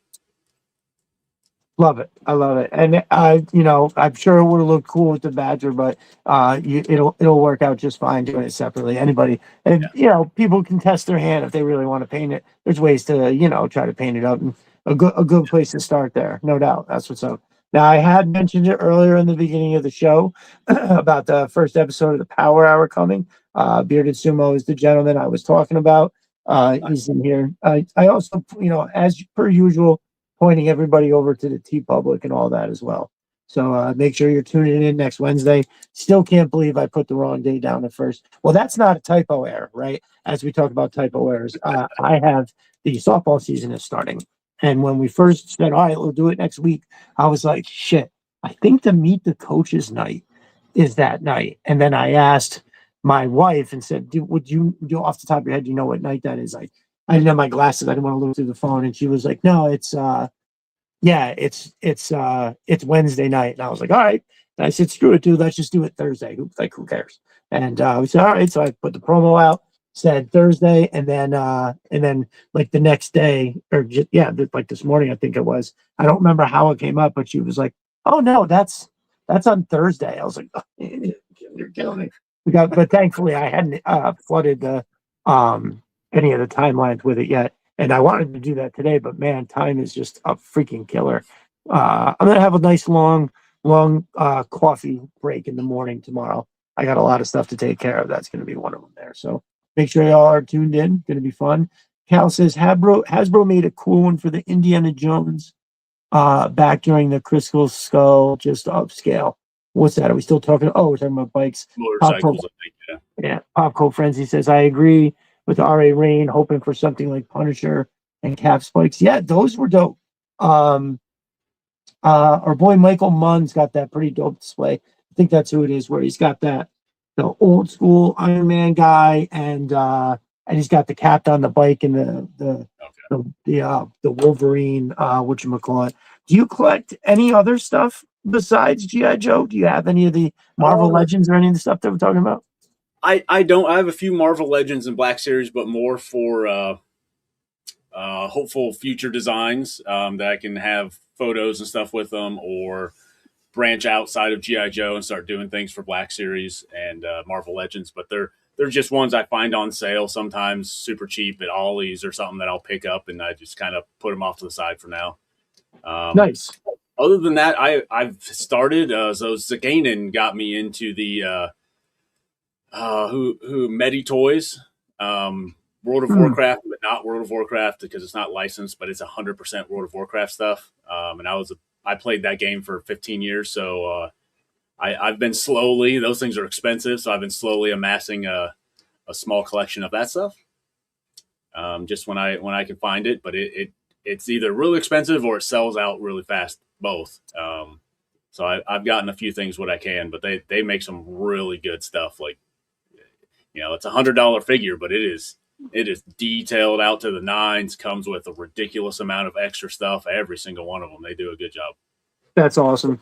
I mean, it's worth what it is, right? I mean, like I don't mind paying for quality. In fact, I insist on it, right? I insist on buying something that's good. A lot of that comes from, tools at first, right? Like you buy cheap tools. Listen, if you're a homeowner and you buy a whole bunch of Ryobi stuff, it's fine. You're getting what you need. You know, it's not a big deal. But if you're using that drill every day, you might want to invest in the more expensive DeWalt one or something like that, right?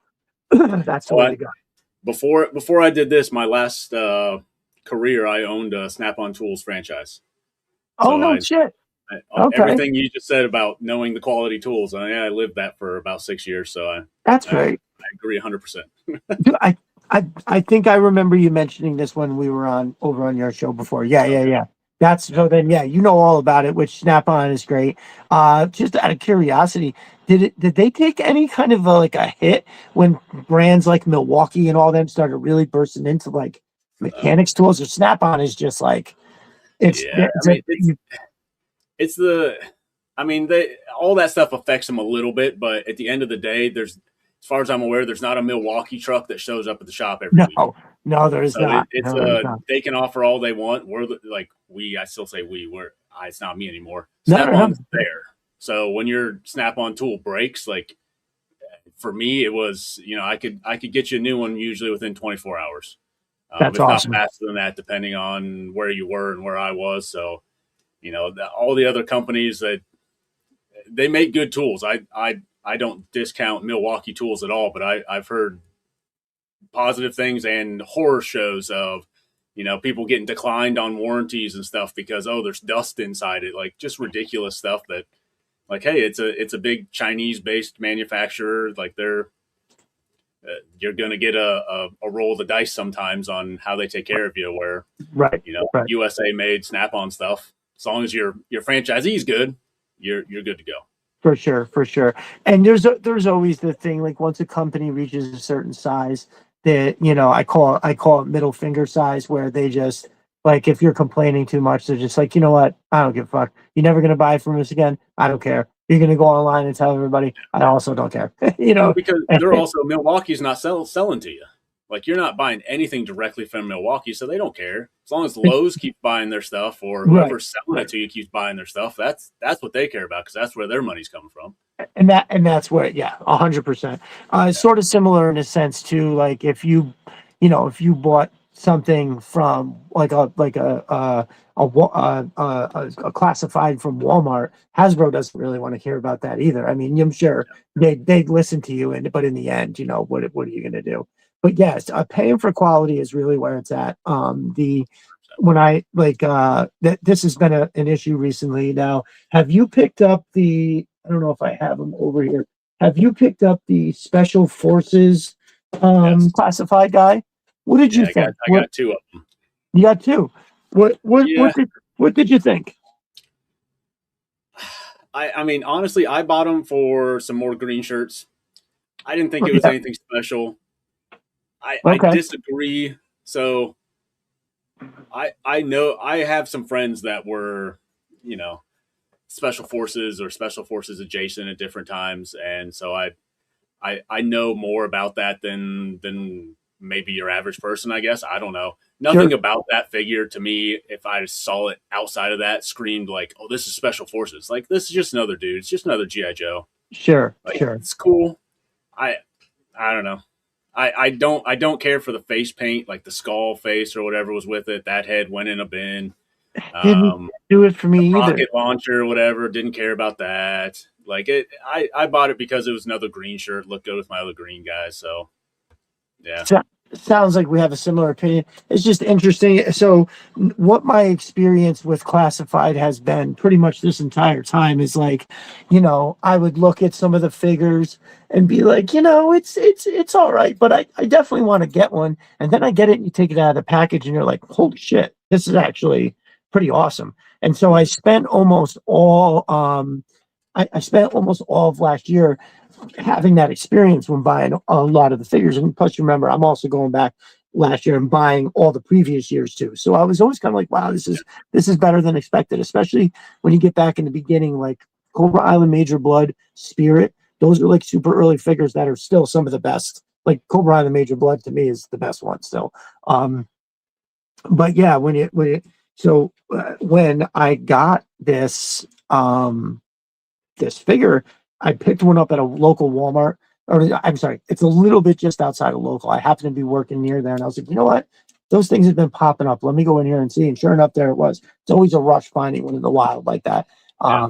And I scooped it up and got I when I got home before I ordered it, our brother Pop Cult Frenzy put a link up, and now they were on Amazon. I could get more of them in like a day, so I ordered 2 more.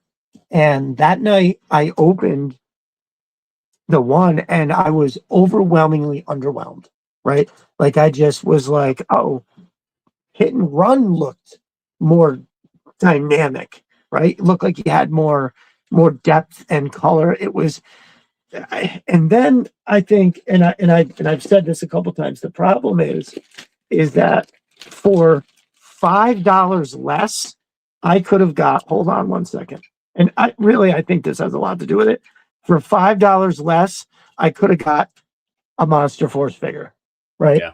And these are just so awesome, right? And Yeah, but those are as you're great. saying, sure, I'll pay the $45, but it's got to be this.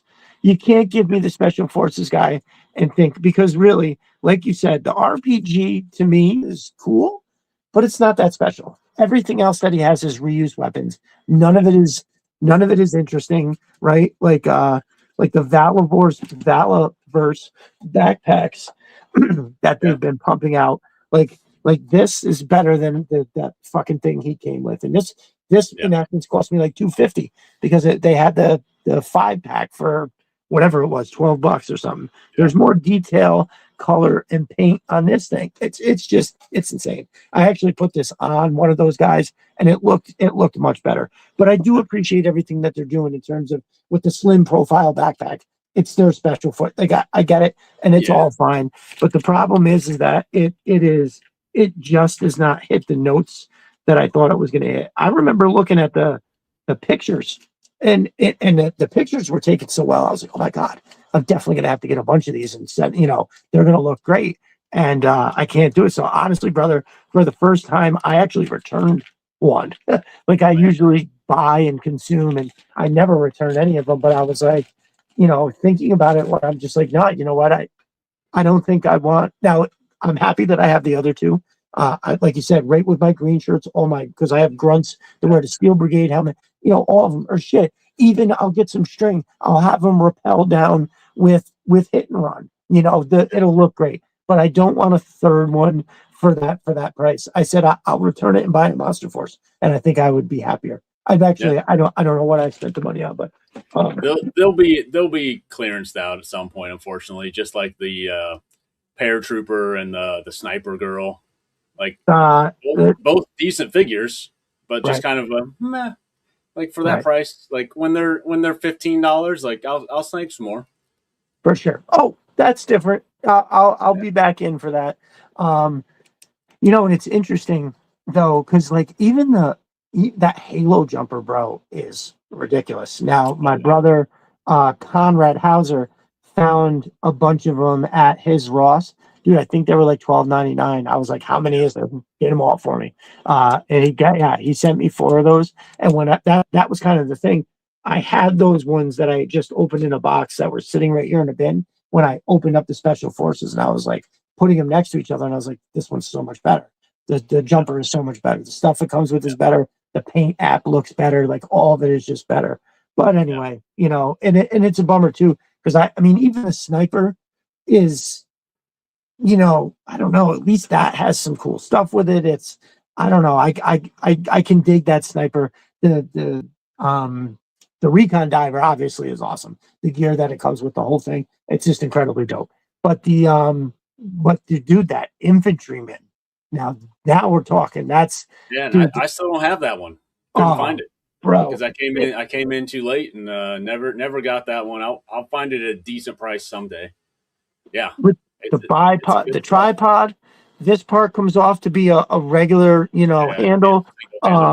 And the poncho, the camouflage poncho, the backpack that holds it, it is one of the better. Like if you look at all the stuff that it comes with, the soft goods, this and that, you're like, oh, this is one of the better ones. Doesn't get talked about a lot because it's just a straight up true builder. Now I would definitely have a bunch of those, except they're like $50+ if you're trying to find them in a place. Yeah. So I don't know. I haven't seen him in the chat. I thought he was going to stop through tonight. My brother Earl Whitford is a guy that is on. I met him in a Facebook group, and he's made me some trades. Matter of fact, this is still up because I shot him out. I got this at a very reasonable price because this thing is 40, 50, or I'm sorry, like 50, Yeah. $60. And I kept looking at it. I'm like, I want it so bad, but I have a hard time spending 50 or $60.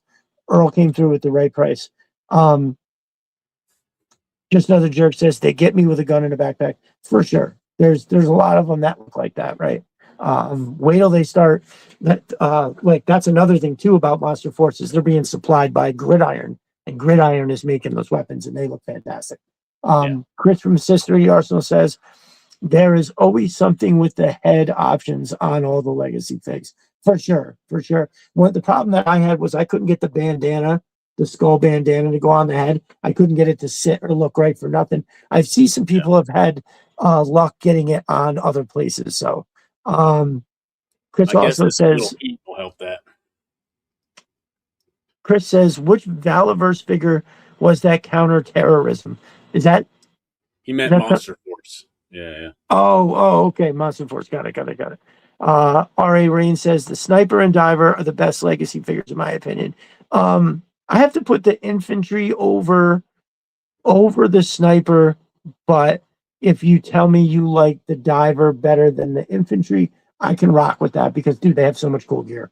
It's ridiculous. They went down to $20. I think I got 4 of them. And honestly, like as much I'd want more, when am I going to ever set up a shot that's going to have more than 4 of these guys in it, right? I actually did a shot for Mosmine and with Sister Arsenal stuff that involved the divers. I had 4 of them and it was plenty. Like I had them in the boat, Mo's boat, and then I did another one where they were delivering grenades from that Chris makes. But yeah, I mean, hey, first of all, anybody can like anything. Yeah, Monster Force. What Monster Force figure was that again, my brother? I'm sorry. I think we're on the same page. Red Nightshade, I think most he's asking. Listen, he's asking me. I'm thinking he's asking you. Thinking that. Sorry. Hold on 1 second. I'll hold it up again. So this one. So there is 2 Delta Reds, and I don't remember which one this is. I know Matt from Mosmine will know better, but I got 2 of them, and let me tell you, if y'all are interested, I will show you both of these real quick. So my favorite thing is that they can switch the loadout on the front of them. And actually, it's funny because this one I want to point something out. So it definitely looked like this was another reason why. No, where's the other one? Oh, there it is.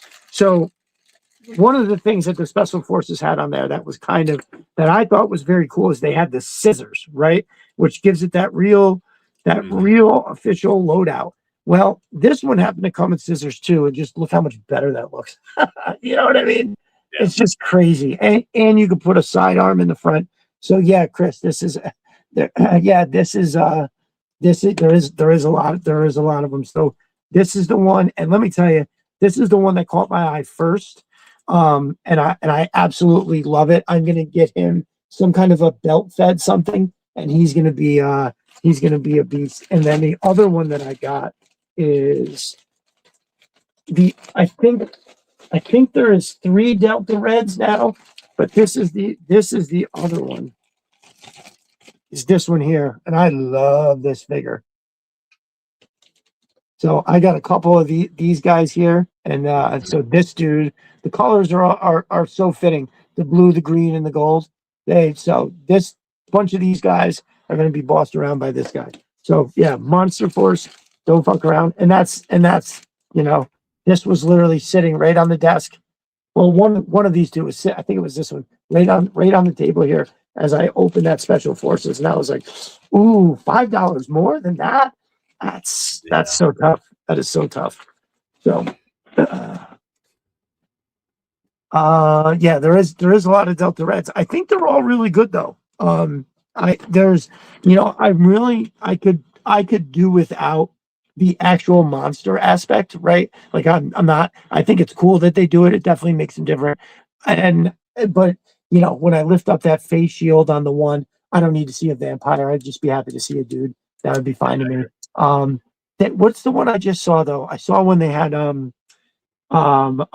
think it was a gorilla, and he's got the like the Vulcan cannon. Like I don't know if you ever played Metal Gear Solid 1. One of the boss fights is Vulcan Raven is the guy's name, and he's got this massive, and I mean massive backpack behind him that loops around into like a chain gun.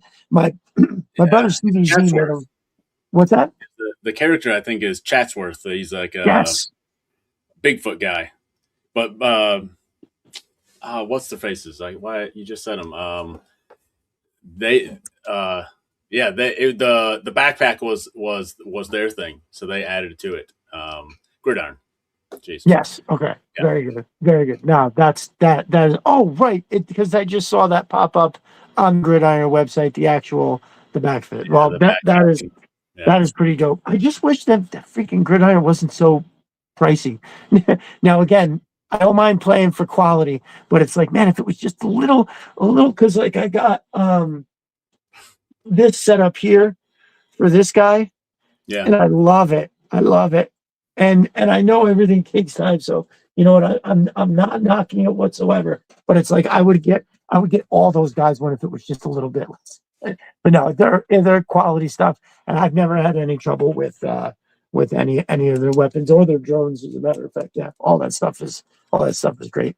R.A. Rain says the problem with the Monster Force and other BBST figures is the plastic is harder, almost lime resin, and the god damn it, comments keep moving, and the paint palette is dull, i.e., the skin tone sometimes isn't that great. I don't know. I don't know if I have that much time looking into it like that. I don't know. Like I said, I'm not really even looking at the faces. Both these guys got helmets on, right? And when you lift up that guy's shield, he's a vampire, so he's gonna look pale. You're gonna be a little dull, yeah. So I don't know. When I see what are some of those other figures, like there's the one that I see people making it to Dr. Mindbender. It's got the guy's got the brains in the glass top. I know Which what you're talking about. I don't know his name. I can't Yeah, think of it. He looks But cool. it looks fantastic with the Dr. Mindbender head on it, right? Can't Yeah. complain about that whatsoever. But yeah, I just so got, which one is this? Sleepwalker. oh nice. Okay. I got him on a shelf somewhere, but this guy looks Oh, like that. okay. Yeah, He's got yeah. some really cool stuff going on. Again, ridiculous amount of accessories and detail and weathering and all kinds of stuff for the price. Right. Okay. I love it. Yeah, so very good, very good. Something I wanted to chat with you about specifically that you've made is a Night Raven. I saw. Yes. So I want you to tell me about that. I actually have to run up and use the little boys' room for 2 seconds. So if you want to start talking about the Night Raven or show anything off, you still have, you don't have it, right? Yeah, I don't. It's already shipped. Yep. Nice. Well, why don't you start telling us about it, and I'll be right back in 2 seconds. Sure. Thanks, brother. So yeah, got a Night Raven. It's Steve's Toys file. I always do custom stuff to anything that I print. Most of the stuff from him. He does a great job. Nothing bad about it, but I like to update it a little bit, upgrade it when I can, where I see details and stuff. But I printed that thing out. Had a guy out in California ordered it.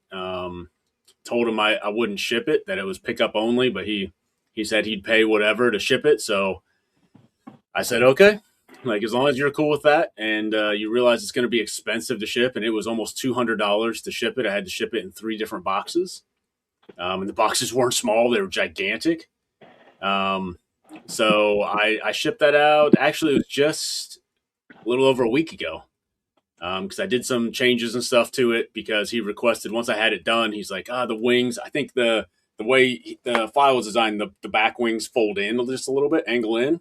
Personally, I like that. That's more modern to me. Like the modern stealth jets are more aerodynamic that way, but the toy had them out. So he asked, he's like, hey, if it's not too much, could you make them so they go out?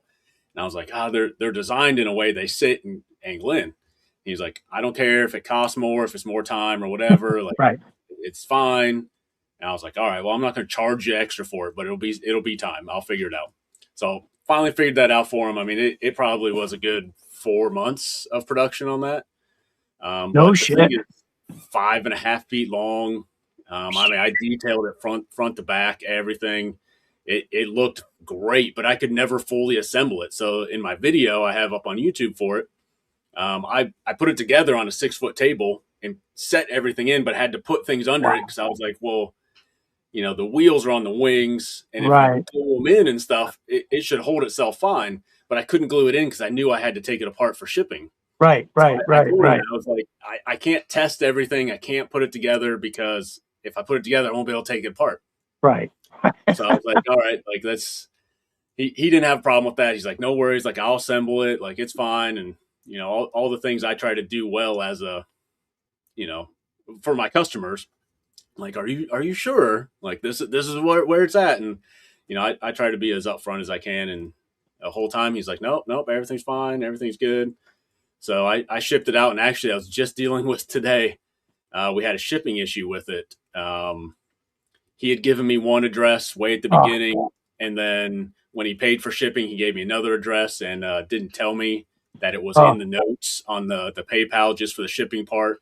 And I didn't see it. So I got a good call to UPS on Monday to try and figure that out. Really hope everything's good on it after all that.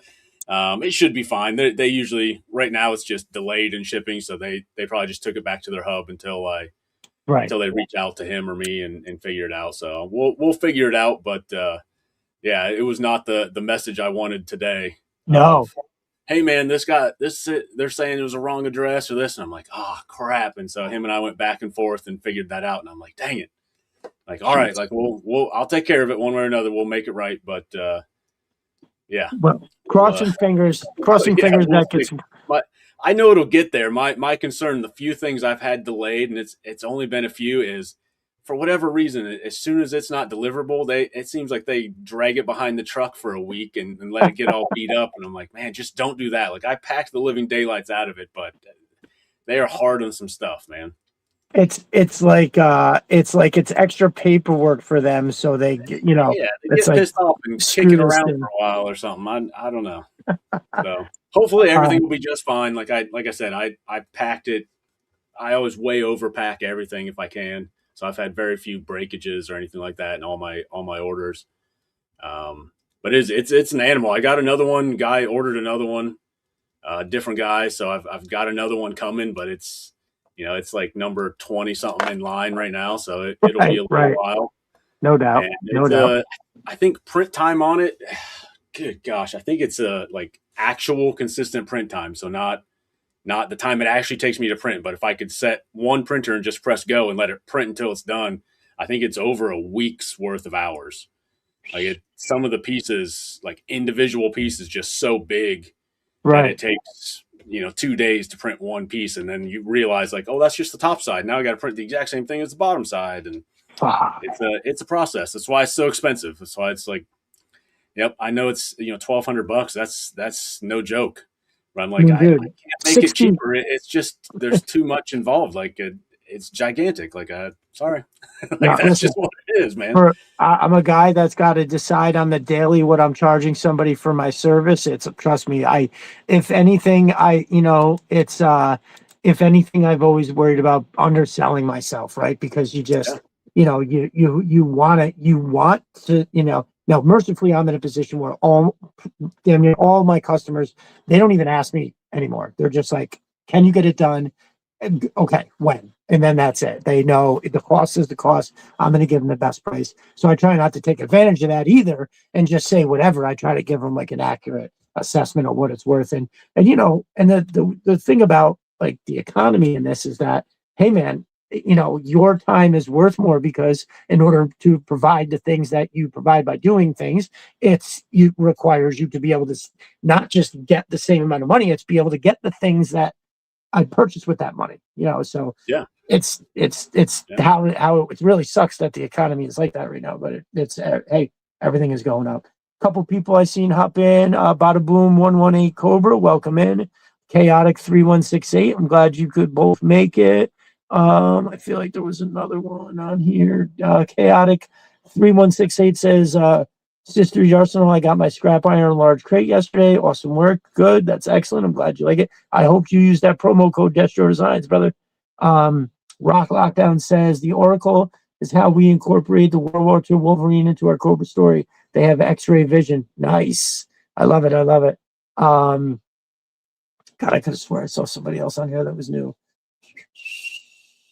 Sumo says 5.5 feet.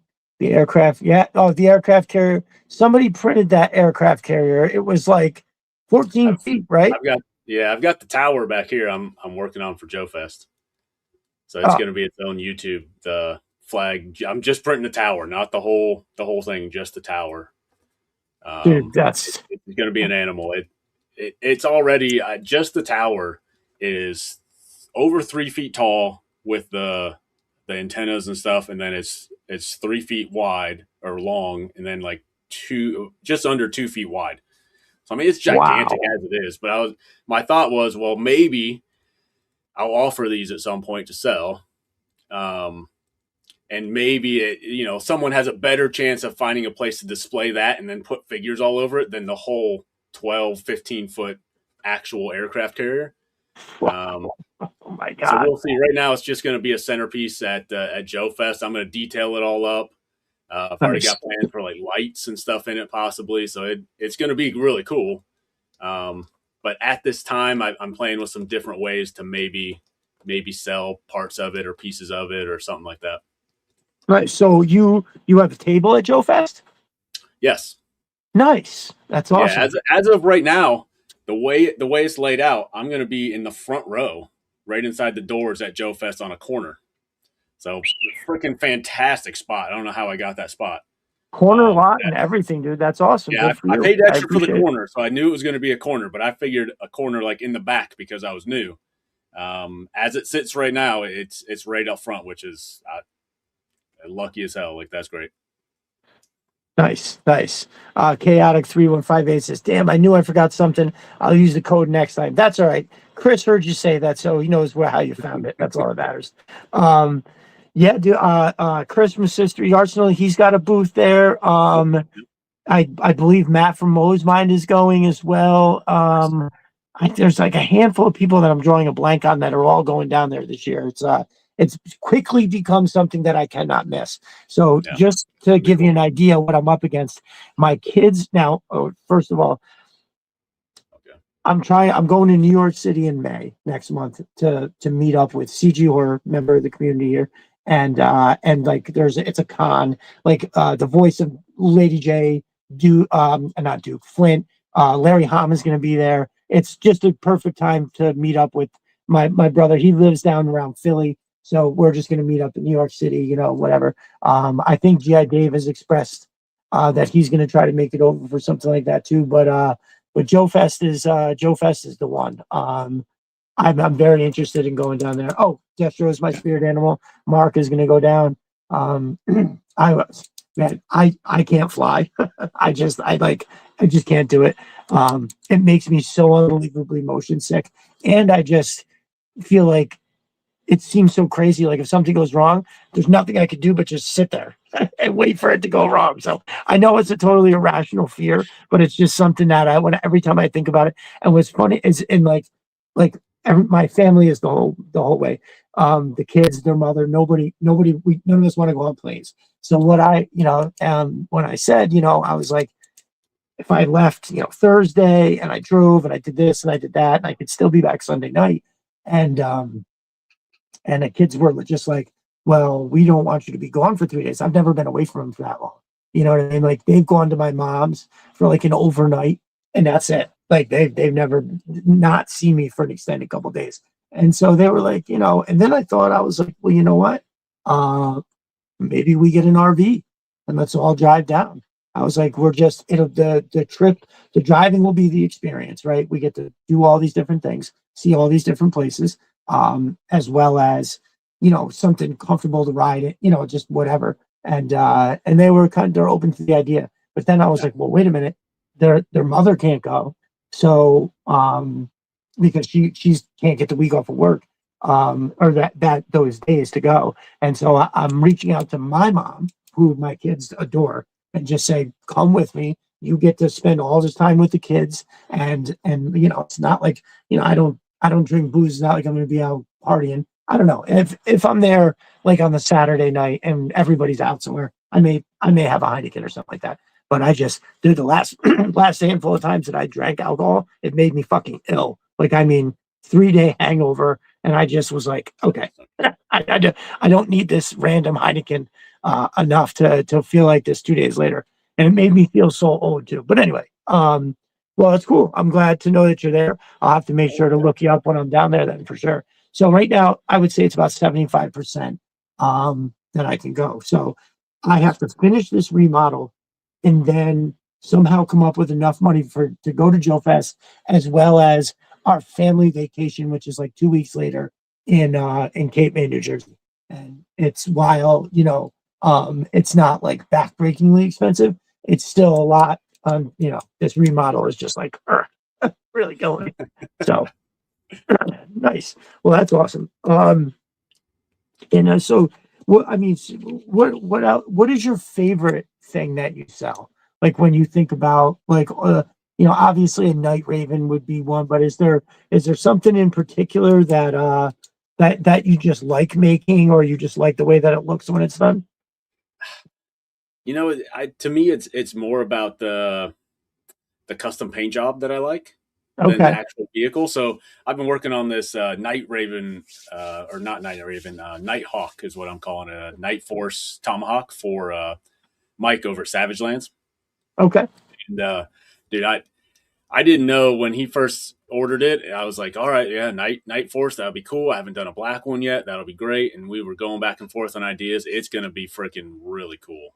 We're doing Nice. some different stuff on it, some different techniques and stuff that he was cool with me. I was like, hey, I haven't done this before, but I'm gonna try it on this. Is that okay? And he's like, yeah, Right. sure. So some stuff is coming out really cool, and I'm kind of letting him. I've shown a few things of Alf about it, but I'm kind of holding it so that he can unveil it himself. Mm, Um, they're going to be on the show. Him and Seagram are going to be on the show next week on my okay. show. That's So what's I'm up. hoping to have it 99% of the way done at least, so I can show him some pictures then. But really, I'm waiting on a decal printer. So I'm getting a UV resin DTF printer.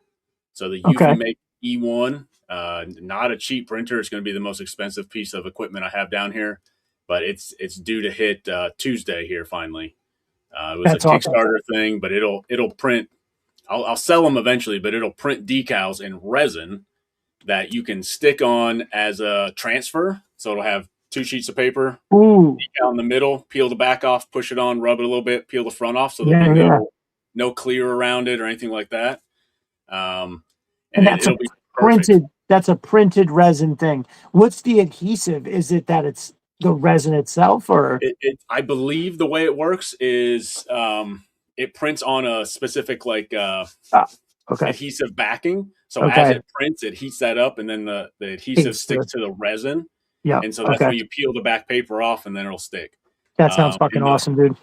the few I've seen out there, and I've talked to some people, like they put it on 3D printed stuff and try to pick at it, and like doesn't come off, doesn't scratch. Like they're supposed to be really robust and so much easier than even water slide decals, which aren't that bad, but sometimes intimidating to newer people. And I'll be selling sheets of them that it's just you just cut it out so that it's just the sticker you want. You don't have to cut it right along the edge or anything. You just cut it out enough and then peel back, stick it on, peel the front off, and you're good to go. So they'll be real nice when I can get it going. But that's what I'm waiting on his. If you've ever done water slides, to be Yes. able to do Yep. water slides on black when you want white or red, you can't Mm, print those yourself. You have to have a printer that can do a white ink background first. And right. that Right. Bad Mother Customs does some, but I know his white printer was down for a little while. So that's when I was just like, all right, like I need to stop relying on other people and just pull the trigger myself and make it happen. And so his is going to be the first one with those decals on it, and then I'll be making my own from there on and selling them along the way. So it'll be a good addition to the studio and the website and everything. That's awesome. That's awesome. Great. I mean, I'm very interested. I'm going to definitely because if that's something that I can do here, on my resin printer, right, or something. My wife does. No, it's a different process. So it uses resin inks. Oh, so it's the same. It's the same type of material, but it's a completely different thing. Okay. From my understanding, they've done it commercially for years, but the printers were like $50,000-$60,000 or something ridiculous. Oh, Jesus Christ! Right. So this is one of the first ones that can be reasonably purchased by residential normal people, right? Sure. It's still a few $1,000s. Like it's not a small thing. Like it was a big step for me to be okay with getting it. But if it works the way it's supposed to, and everything I've said or heard without having my hands on it says it will. It's gonna be a game changer for some stuff. That's what's up. I love it. Yeah, Sys 3D. It's the Eufy Make one. Yeah, that's what I'm getting. We got my dude Eric Wart 69 in the house. Says longtime Twitter poster. What's your handle over there, brother? Is it Eric Wart? I feel like that sounds familiar, or that sounds like something that you are. Throw out your handle, brother. We know who you are. GI Jedi says that sounds awesome. I really don't want to fuck with water slides. Yeah, water slides are tough. It's nuts to watch. Looking like mist just makes a painting. It's Matt from Mo's Mind. Nice. It's cool. It can print directly on things too. It doesn't just print like stickers. That's just one function that it can do. But I can actually put up to a certain height actual plastic parts in there, and it'll print the resin like sticker or decal or whatever picture right on it, and then it'll never come off. I've seen people print on that and like scrape it with knives and stuff, and it doesn't scratch the surface. So that's what's up. That's what's up. It's got some good possibilities. I love it. Commander Unicron, I saw you mention CradleCon. Are you going to CradleCon? Because CG Horror and I are meeting up over there, and I know G.I. Dave has been talking about.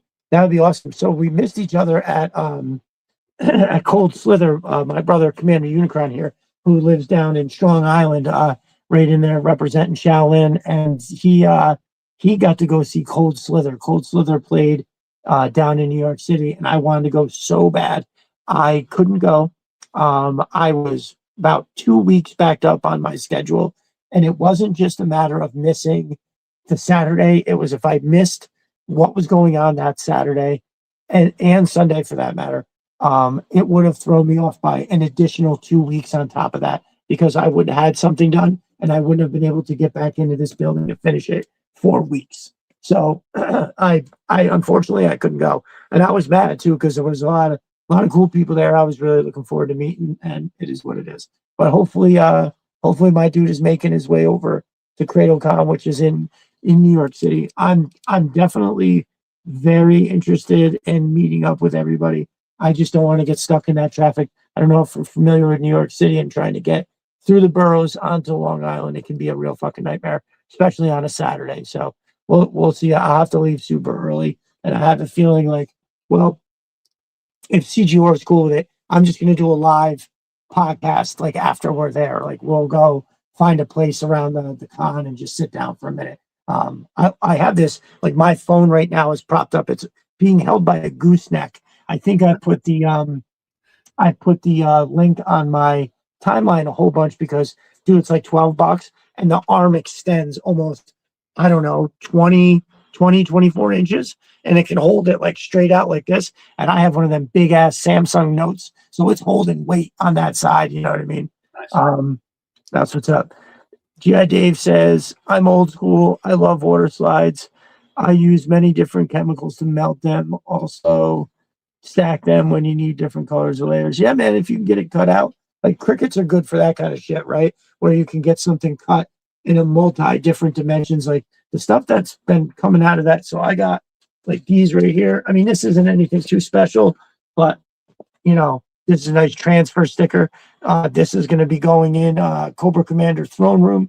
Cobra Commander from Christmas Sister. He also made an awesome podium, and that's going to be boop right here with my newly received hooded Cobra Commander. My brother Dan Salsato bought 2 of those. They're the Soldier of Fortune figures that have the suits and come with the guy with the hood, and it basically looks like you're not fooling anybody.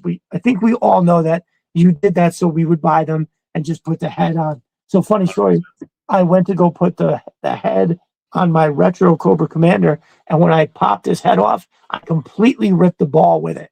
Like the ball is still in the head and it's severed from the neck piece. So I think I'm just gonna have to buy a new freaking Cobra Commander. That's all right. When something like that happens, I'll take the busted ass figure and I'll practice dyeing or painting or something like that.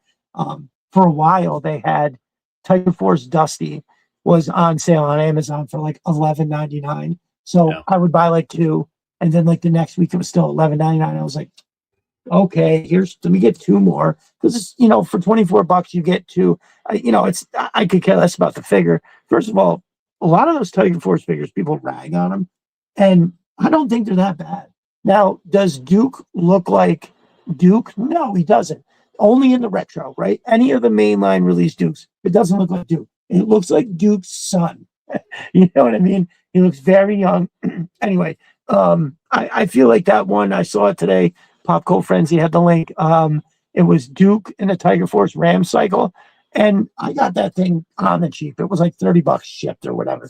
And I got it and I was like, dude, this is pretty cool. Like, this seems pretty awesome to me. Even the figure I thought was okay. Just another jerk says, I bought the $5 Kiko to practice kit bashing. Yeah, exactly. My brother, just another jerk here, has purchased a Kiko's by the case. He's a pose master and likes the way that one moves, so he customizes them all to have like a Kiko's flexibility. GI Dave says, Tiger Force Halfback is the best classified figure. Nah, dude, that's right there. That is right there. Cal says that Dusty blows. It does. I mean, listen, I didn't say it was good. I just said it gets a lot of hate. Mo's Mind says, got a ladder and climbed to the top of his neck. It's true. It's true. I thought I saw a new name up there somewhere. Nope, I did not. Very good. So recent releases, and we had a fan stream where we got to see a bunch of stuff. Do you have HasLabs? Yes, I have all of them so far. Yeah. Oh, very good, very good. What do you think about the Ramp Rats? Do they interest you for your Rattler? A little bit. I'm more interested in the container and what else I can do with it. Okay. I think as it sits, it's silly. It's nice for a background piece, but to call it a big vehicle type accessory with the pack is meh. Right. But it's also modular. From what I can tell, it goes together kind of like the fortification, and it's in pieces. So I'm more interested in getting one and seeing what I can make it into and what functionalities and different things I can add to it for everyone to get. Okay, nice. So I like it. That being said, I ordered 2 of them, so I got them coming for sure. The figures, I'm cool with the figures. Like they'll sit with my Rattler, sure. It's not something I would have asked them to make it. Like, oh, you're gonna put those out? Like, okay, sure. Like, I'll take some. Nice.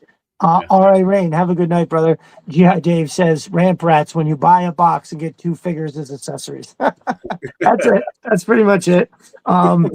I thought they were interesting. I honestly thought that there was a chance that they were going to maybe sell out. We've had this issue recently where shit just disappears. And I know when they do this 1 o'clock in the afternoon pop-off stuff, there's a lot of people I know that have, they're at work and they literally just can't get to their phone at that moment. So I like to buy like 1 extra. And then if somebody is like, oh, hey, shit, I didn't get one. Oh, boom, here you go at cost. Here's the figure for you. And that makes me happy to be able to do that. Although I did do that a few times. Like I have like 5 dial tones. I don't know if you remember that there was a time where they were they were pretty hard to find. They were You know, gone. Yeah, yeah. no, they weren't really. The distribution was so trash. They just, some people just literally didn't have them. And I mean, there was people who were trading, just like, hey, I'll give you anything, just give me that dial tone. It's that fear that you're going to be left without one when the table's when it's a sub spinning. But I don't know. I basically I had a chance to buy 3 of them at below retail, so I did, and then I made a trade and got another one, and then there was another one that I got from somewhere, and then all of a sudden I started seeing them on Amazon for like $20, and I was like, well, Well, looks like I'm going to be stuck with these. But no, the truth of the matter is that for the majority of last year, I did a ton of trades, and in every single trade, at least one of these 3 names came up. Sometimes 2 was a dial tone breaker and crystal ball.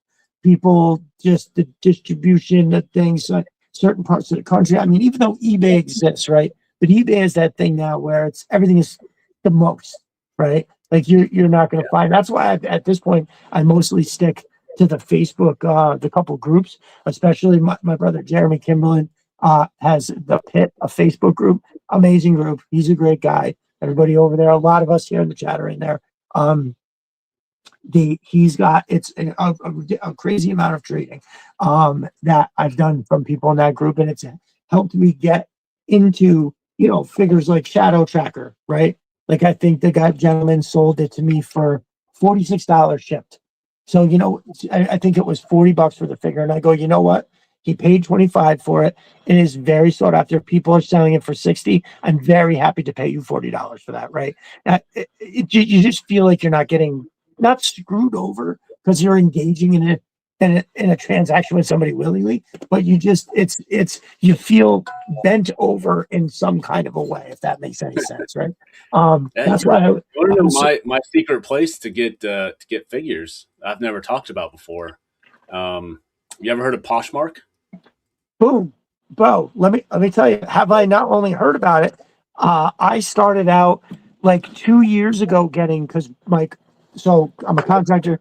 The work clothes I wear are very expensive. I like Duluth pants and Danner boots, both of which are very, very pricey.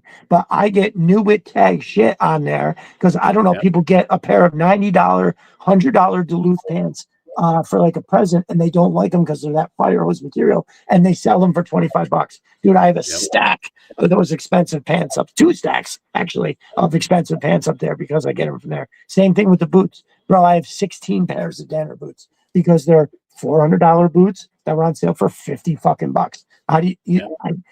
I don't go and look anymore because I got to a point where I just kept buying shit under the guise of it being a deal, and like I don't need it, But but classified figures on there, man.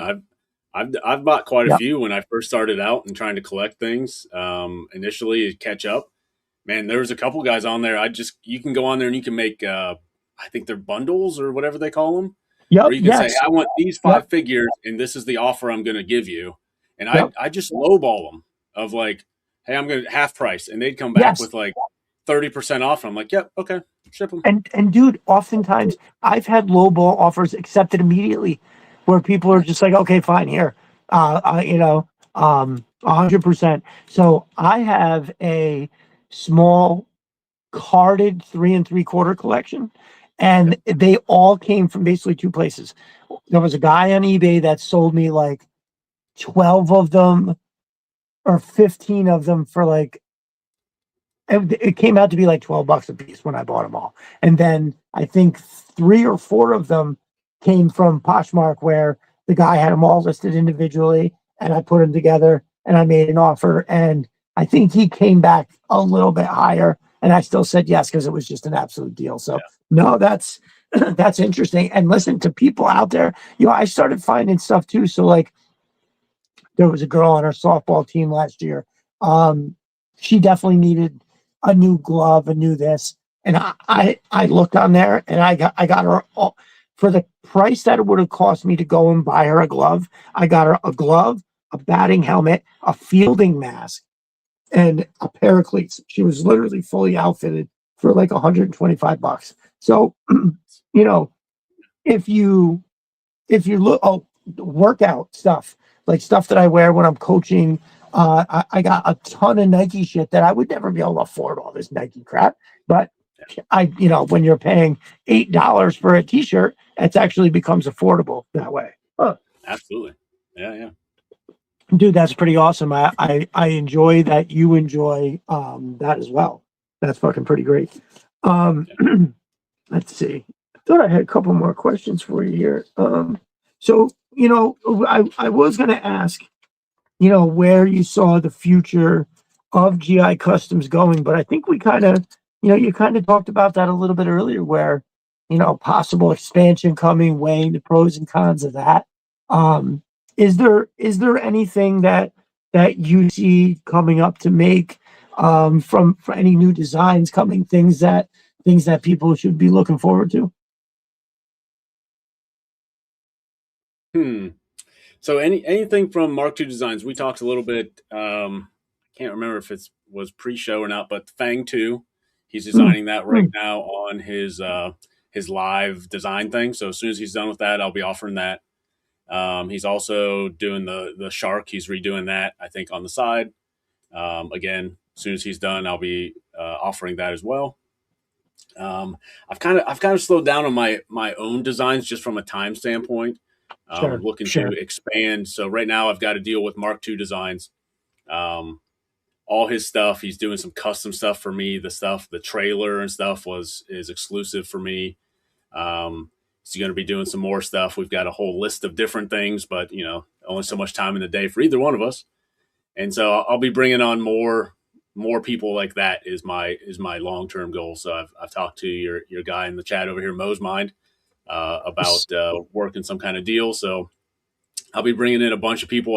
That's kind of where I see some of the future. I mean, it's not 100% of it for sure, but I want to be, if you want something 3D printed that's vehicle related or whatever, like I want to be the place to come and know that you can kind of get stuff from a variety of different designers all in one spot. So you can order something from that I've designed. You can order something that Mark's designed. You can order something from 2 or 3 other guys, get it all printed at the same place, shipped at the same time, and be able to kind of compile that instead of going out to, you can go out and get it. Some of these other guys have Etsy shops. I mean, Mark had an Etsy shop for a long time until it got shut down.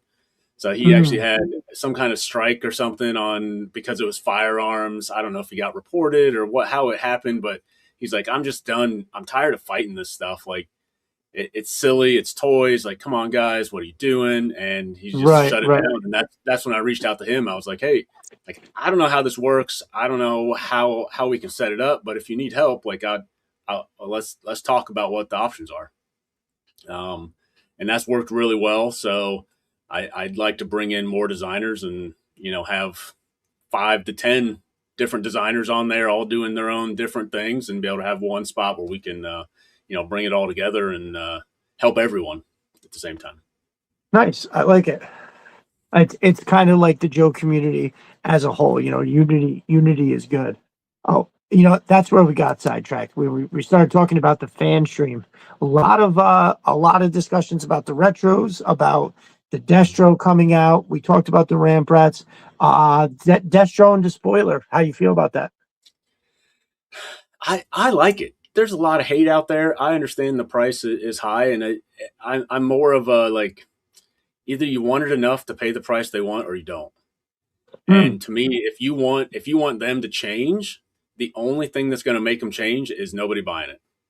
Right. Like, for sure. And it's not going to be an immediate change. They're not going to drop the price next week. Like, you've got to decide as a group of people to not buy it. And that's not going to happen anytime soon. People are just going to complain about it. So to me, it's like, I'm not going to complain about it if I'm buying it. And to be honest with you, I have 3 of them on order right now.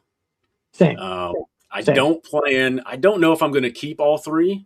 I might cancel 1 or 2. I'm not sure, but I like to order from different places and then see who comes in first and kind of judge on that. And if I can cancel the other ones, if I don't like it, great. If I can't, then I've got some extras and I'll trade them or customize them or just put them aside and figure out something to do with them later. I don't know. Right. But I'm For not sure. upset about it. I think it's freaking cool.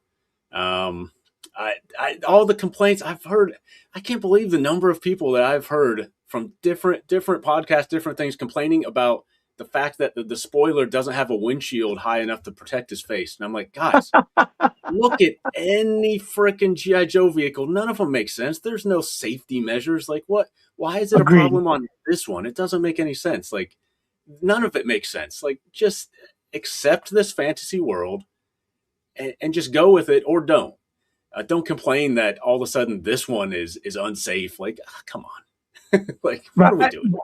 I agree. I feel like that maybe falls under a little bit of the same thing. Whereas, the t-shirts, dude doesn't have a shirt. It makes me nuts, right? We all draw our line somewhere. But when we are talking specifically about something like this, the only thing that worries me is that it's not, it wouldn't, this isn't an isolated incident, right? This was such a major leap in what, again, we all perceived should be, it's easy to forget that we have no idea what's going on there. Now we can bet to the high heavens that greed is what makes these decisions on the rising cost of everything. So of course everything goes up, but there's a lot of people that make good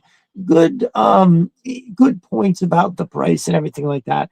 But I think that a lot of the hate for the thing itself is born of that price point, right? Like I think people see it and they maybe immediately project to see something more. Now, with that being said, when I first looked at it, I was kind of like, unless it was, and I am the biggest gold-headed Destro Despoiler fan, right? 100%. I'll tell the story real quick in a minute, but so I loved it, and I have had on a little bit of maybe some rose-colored glasses because everything that came out last year, I was just like, oh my god, it's all so amazing, right? And even looking back, I still just maybe not, but when I first looked at it, it looked like across the top, it looked a little plain. Then I saw a picture of it where it was tipped, and then the light was kind of reflecting. There was quite a bit more detail in there. Cal actually pointed out last week that he thinks he thinks that he's like, yeah, you can see the one picture, you can see like the rivets and everything, and it's there. But it would have been cool if they maybe dotted those rivets with some gold or something like that, right? Like you can't see that shit because I have to hold it in a certain fucking light to see the detail that should be, popping out on the wings and stuff. I mean, there's always things that people are going to be able to complain about, and most of the time it is uniquely, how can I say, uniquely valid, right? Because it's subjective whether you like it or not. But at the same time, I don't know.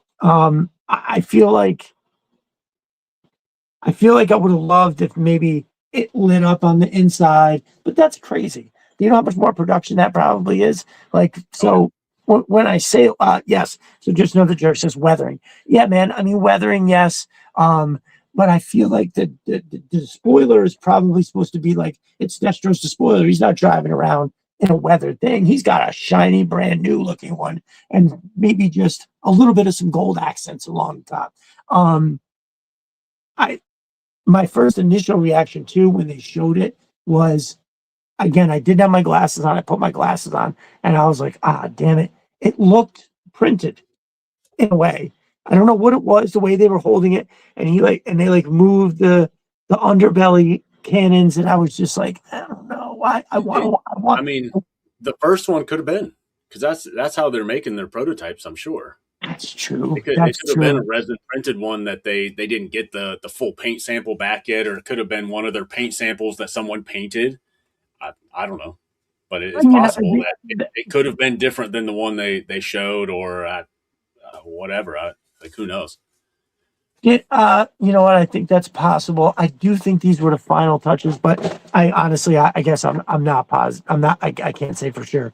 It just, I don't know. I wanted to want it more. Now, mind you, I'm not complaining. I just couldn't help but notice that my initial reaction was I did not jump out of the chair until I looked at the figure. And then I was like, oh, wait a minute, this figure is there's no question about the figure. I love I think the shoulder piece, Mhm. with the three gold, whatever the hell you want to call those. I like Fins, how it was yeah, whatever. exaggerated. It was definitely Yeah. nice and high. I think that looks really good. I think that the cape looked amazing. As much as you want, as much like detail and paint app as you can get, I feel like they maybe left out a good amount to where, because Destro is not a lot of detail and flashy. Here's the definitive Destro, this one here, and this is not flashy. Like there's maybe some attention to the belt, and a little bit to the boots, but that is basically a nice cut and dry, cut and dry. You have any Mezcos? I don't. I passed on that one, and I shouldn't have when it was on Amazon down to like $50 or $45 or something. And I was real close, and I forget I got something else at the time instead, and I'm like, I'll come back and I'll get that, and it wasn't on the same sale anymore. Well, Um, BBTS has had them for 65, and I'll okay. tell you, that's worth it. I've So, I've heard good things for sure. Yeah. yeah, my brother Paul Morales actually sent that to me. He was like, "Oh man, you're not, you got to have the definitive Destro," and it's everything about it, brother. Even down to the box is amazing. The full picture on the back, the stuff that it came with. Yeah, yeah, 100%. It's soft goods too. And you think in my head, I was like, I don't think I'm gonna like that. That makes it more like a doll. No, they're amazing. I've now got my eyes on the Firefly, the Firefly Mesco. I keep Okay. seeing pictures of that, and that looks like the coolest thing ever. Um, there's some other stuff that's going to be way down the line. Like I said, I can remodel. So, I'm used to just, when I see something, I go, oh, you know what? I'm going to get that figure. That looks great. I want that one. Let me get it. And now I can't. Now I actually have to be like, nope, I got to buy some flooring. None Gotta of have that your shit. priorities. Absolutely. No, for sure, for sure. That's all right. I mean, and my only concern with that one in particular, though, is that I keep hearing that Mezco lost the license to do GI Joe, so I was worried that if they don't renew it, that the secondary market's just going to the price is going to go through the roof because they're not making any more. So these are the only ones that you're going to get. It's not like they were going to make any more Destros either way, which is kind of why I was like, what does it matter? Like they're not just because they have the license to use the IP doesn't mean that they're going to make more of those. They're probably not. But Yeah. yeah, so Yeah. very good, very good. So yeah, good. I'm glad that you liked it. Um, yeah, I tried not to be overly concerned about what future prices may be because of what this price is now. You can't really spend too much time worrying about shit like that. But when you start looking at it, you're like, yeah, yeah, I definitely want this. And it's a thing now too. I have to put my glasses on, bro. It's crazy. When I'm looking at something, I'd be like, oh, I can't really judge this yet. Hold on, let me put on my glasses. Um, the retro wave was interesting. A lot of people up in arms where they're like, how are we getting a totally unnecessary Techno Viper when we don't have Flash? Mhm. Like, what is the logic here? That's the big one that I kept hearing. Now, I I mean, I know what it is. Absolutely, it's that this run of figures, every run. So I worked for a small toy company out of college. We did the same thing. We made little diecast cars.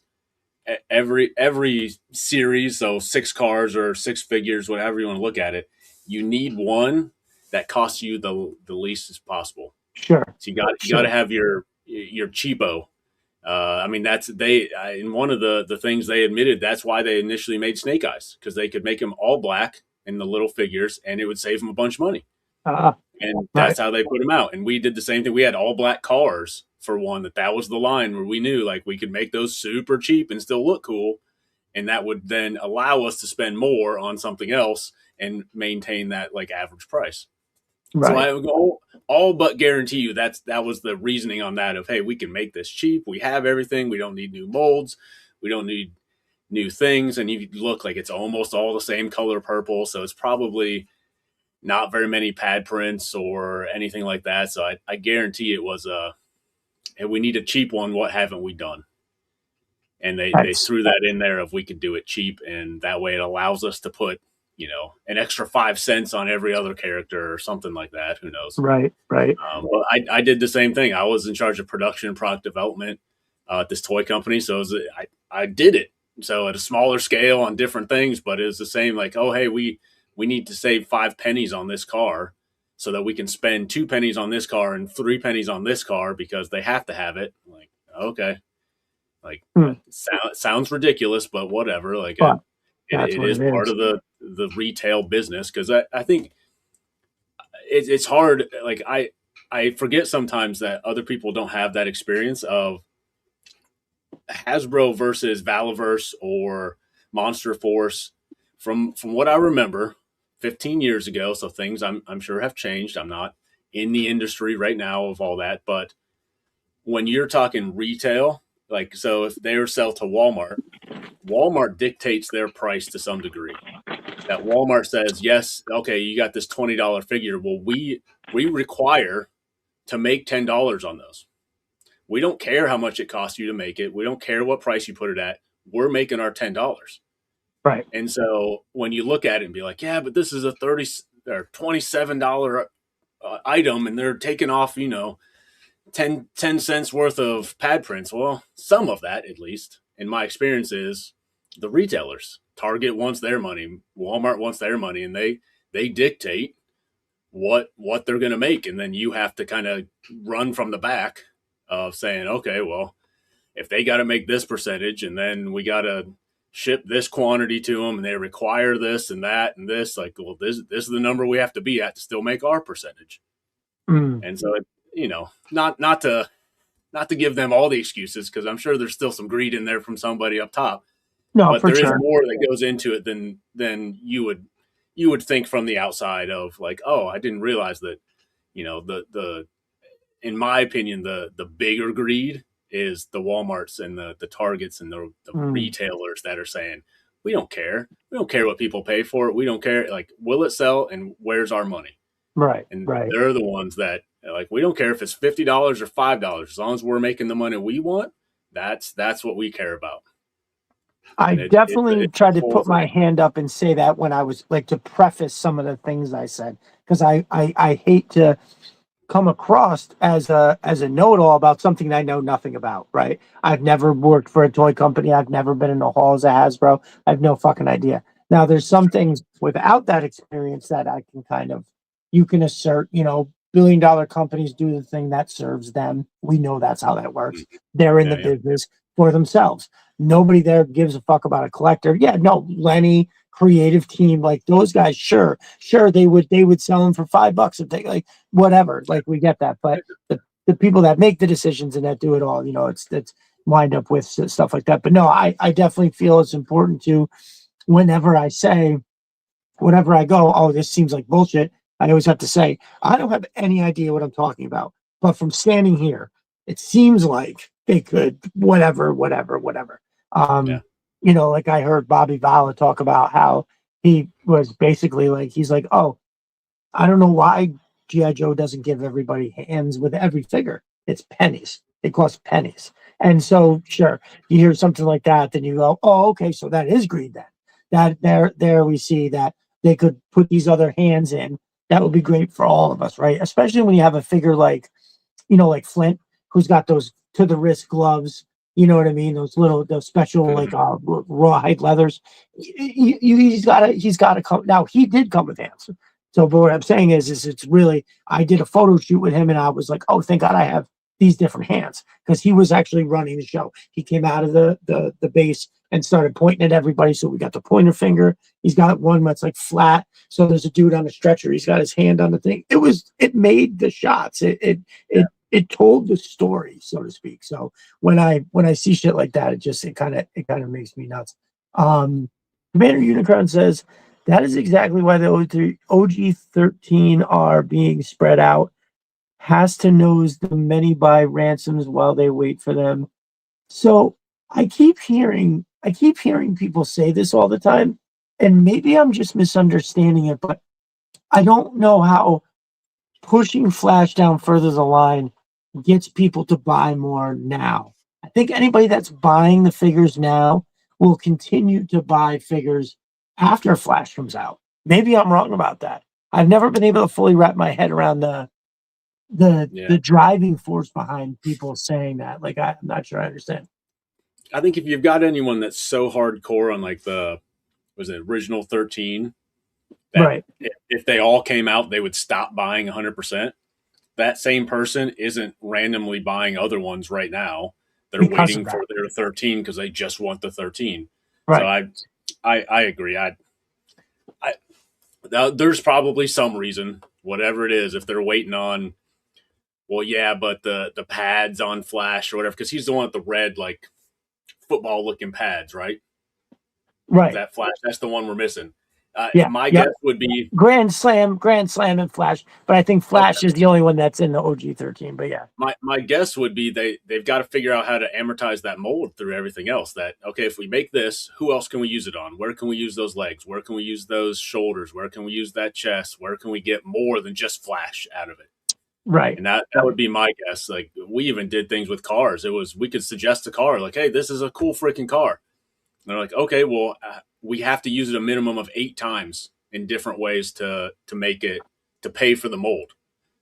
And if you can come up with eight different ways where like not just we could do it red, then we could do it blue, then we could do it green, like you have to be like, well, we could do it for this, and like it was in this movie, this color, and then we could do it in this line, and like if you couldn't do that, they're like, well, it's not worth the $60,000 mold upfront cost for us to do it then. So we got to pick something else. So my guess, not knowing for sure, would be it's something along those lines of they're waiting to like, okay, well, we've got to have a plan of where we can use this, whatever their number is, 3 more times, 4 more times, whatever they feel they Right. need to get their money back.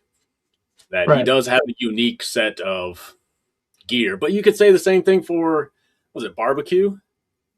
Yeah, The I barbecue think fire guy? so. Like he's got I a think unique set of gear too. So I don't know. Who knows? I'm pretty sure I've heard. I think Jeremy Kimberlin said that Glenda has most of his equipment, or that it's there, or the tooling is there, or something along those lines. I mean, listen, yeah. Again, I'm sure. Like I think GI Dave called it the invisible finish line for many collectors. So I keep hearing people say that that's the case, but I'm on the hunt to find one person that feels that way at this point. Yeah. We've talked about it He's on a there. bunch I'm of different. done. I Yeah. bring it up on every podcast, and people kind of will, they'll say, "Oh yeah, I think that many people will stop because of that." I've never heard anybody say that they're going to stop. I just hear people saying there's other people that are going to do it, and nobody has to really reveal their true intentions on something like that. Maybe they don't even want to admit it, but at this point, I'm actively hunting to find somebody who, because I mean, it's interesting, that how crazy that would be if that Hasbro would be able to get all of this extra figure money out of somebody in hopes of keeping the line alive long enough to get like the figure. I mean, that's you know. Oh, not saying done. I'm saying after I get the OG team completes, I'm selective. Sure, yeah. I mean, I, it if they're trying to fill a particular hole, with an OG 13 character, I get to, yeah. Listen, people do things for much weirder reasons than what we're talking about, so it's definitely not out of the realm. GI Jedi says Flash is good for possibly 6 figures. Flash, Retro Flash, Grand Slam, Retro Grand Slam, Silver Grand Slam, Yeah. Retro Silver. Yeah, if there's Grand that Slam. many, then And if they really want to use the mold that much, I mean, I agree. Yeah, and as just another jerk says, stop paying close attention, which honestly is basically the same thing as buying less, and that's all totally possible. I can see that. I can see the idea being different. I will still. Man, my eyes are so bad. I will still align with classified because in my lifetime, I will never truly recover my original collection again. But classified, I'm 100% so far. Well, that's awesome. I mean, yes, I know. I heard you talk about that before, Commander Unicron. It's a shame for sure. I think there's somebody else in our community too that I think had quite a bit of stuff twice. I think that maybe they had a family member that was sick, and they had to get rid of their original collection. That's tough. GI Jedi says, I agree. If you're only buying for the OG-13, you aren't buying other randoms. Yeah, but are they buying them now? That's the thing. Obviously, it's something I can't fully wrap my head around. I mean, who knows? It's like why didn't they do wetsuit? You know, in the first like what is it, 3 or 4 years they didn't do them. Like Right, who knows? right. That is a little different. I have to agree. Same thing with other guys. And hey, maybe that is kind of a plan. You know, when you stagger it. Right. Because even when you think about like there would be no incentive for them to front load all of the good figures, right? Now this is a little different than say, back pushing this one guy back. But I guess that is in essence the same thing, just looking at it from a different view is yes, if it doesn't make sense for them to front load, all their good figures, then it really is inversely good for them to spread out the good figures. So, yeah. Sure. Yeah, I'm sure that makes a little bit of sense. Just another jerk says blessing in disguise, compare wetsuit to shipwreck. Yeah, no. Okay.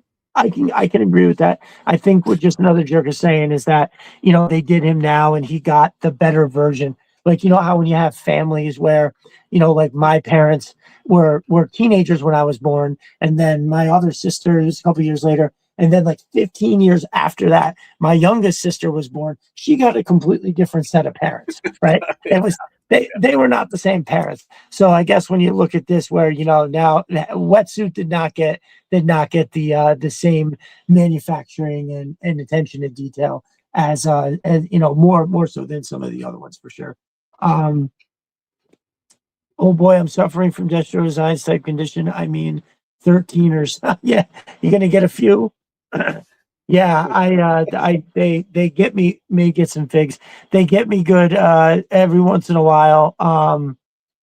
I I accidentally ordered 16 Night Vipers. So I was playing the game that you were talking about earlier. Where, yeah. Well, that's the thing. The accidentally comes in air quotes. Well, so I kind of forgot that 5 of them were on Amazon, and then I went to go cancel those, and I was like, oh shit, they already shipped. So I was like, okay, well, I guess I can bring them back or whatever when they get here. And then like a day later, I was like, wait a minute. If I didn't cancel the Amazon ones, what did I cancel? And so then I went over to Pulse, and I had 6 of them had just shipped. So I had 5 were coming from Amazon and 6 were coming from Pulse, and I was just like, you know what, fuck. And then I wound up. I still have to send. You know what? I have to send 2 to J. Antonio. I keep forgetting to do that. I gave 2 to Destro as my spirit animal because there was a week or 2 there where they like popped up, and then they had some that popped up on Amazon and BBTS, I think, and then the rest of them weren't available for like a couple weeks from the pre-orders or something like that. So I wound up sending 2 out there. Yeah, Cal 327. There it is, accidentally. I despise the exclusives, especially because the issues they face can actually be corrected. Oh, you mean like Pulse exclusives? It's I don't know why they're gatekeeping any of them anywhere, right? Walmart exclusives, Target exclusives. Now, I never really got screwed over by Walmart, but oh no, wait, yes I did. I had oh hell, what was it? I had something on order, but it wasn't like a pre-order. It was more like something. Oh, the Beachhead Quick Kick 2-packs showed up on sale for like $29.99. So I was like, ooh, and I grabbed 2 because I knew there were some people that didn't have it. So I grabbed 2, and then like the next morning I got an email that said, oh, your order could not be fulfilled, something. Now that happened a bunch of times from Target, where I was kind of looking around for a figure that I knew really wasn't anywhere, and I didn't want to drive to every single place. So I was just like looking online, and it'll say online, oh, we've got 4 of these things. And so then I'll order 3 of them. And not even, it usually takes 45 minutes or so. And I get the email and I'm like, oh, it's telling me that my order's ready. And they're like, oh no, sorry, we actually don't have those for you. We don't have any. I know we said we had 4 and you wanted 3, but you're getting 0 because we have 0.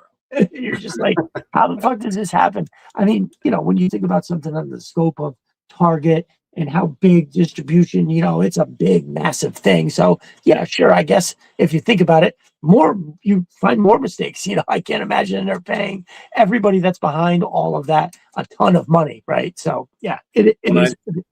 If exclusives still work the same way, the exclusives, from my experience, aren't driven by Hasbro. So like if Walmart has an exclusive, from my experience when I worked for the toy company and we worked with Walmart, the Walmart buyer would say, well, yeah, you can have these pegs, you can bring these lines here, but we want our own exclusive. Toys R Us did the same thing when they were around. They wanted a TRU exclusive. Like, it was, well, yeah, you can have this, but what are we getting for our exclusive? And Right, so right. if it still operates the same way, those exclusives for, obviously outside of the Hasbro exclusives, they can decide that. But Walmart exclusives, Target exclusives, it's probably Walmart and Target saying, we want an exclusive. What do you have? And then they got to make something up of, hey, you can have this Tiger Force stuff or whatever. Right, right. But it's usually the big retailers demanding that part of it of, well, we want something. What are we getting? Like, what makes us special? Yeah. For sure, for sure. And I mean, yeah, I would.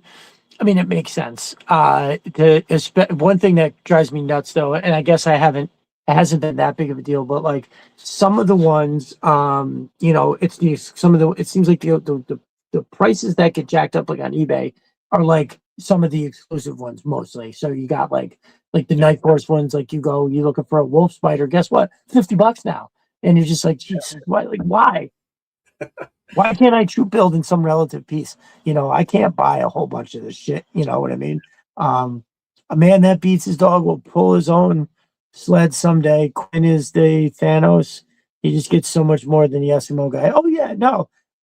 Quinn's got a lot going on. He's a very, very sought after. He makes everybody's list whenever we talk about, whenever we talk about like everybody's most wanted. Speaking of which, anybody in particular that you really want to see come down the pipe? I really want Deep Six. I know they've already announced it. So I know he's coming. I don't think we've even seen official renders of him yet. I think there's a few fake ones out there. I don't think we've seen anything from Hasbro directly, but I'm excited for that one. Outside of that, so I like some of the 90s stuff. So I like some of the weird stuff. I couldn't tell you their names. I'm terrible with names of figures altogether. But I like some of the 90s, some of the neon stuff. Like, I don't think they need to do a bunch of it, but one here or there, like I'd be okay with that. That's kind of fun. But outside of that, there's no one in particular like, oh, I have to have this guy. Like, Wetsuit was my dude, and so we got him. So I'm okay. Right. Like just another jerk says Night Creeper Leader or Ice Cream Soldier. Good one, Cal. Yeah, I mean, listen, so I have enough trust. I've seen enough that if they said they were doing Ice Cream Soldier, I'd be like, I bet it looks cool. It may not necessarily That'd be be a something great exclusive, right, like for Walmart or something. Throw that to them. right. That'd be cool. Barricade, that's another good one. The four that I want the most, Ambush, Lightfoot, Salvo, Blizzard.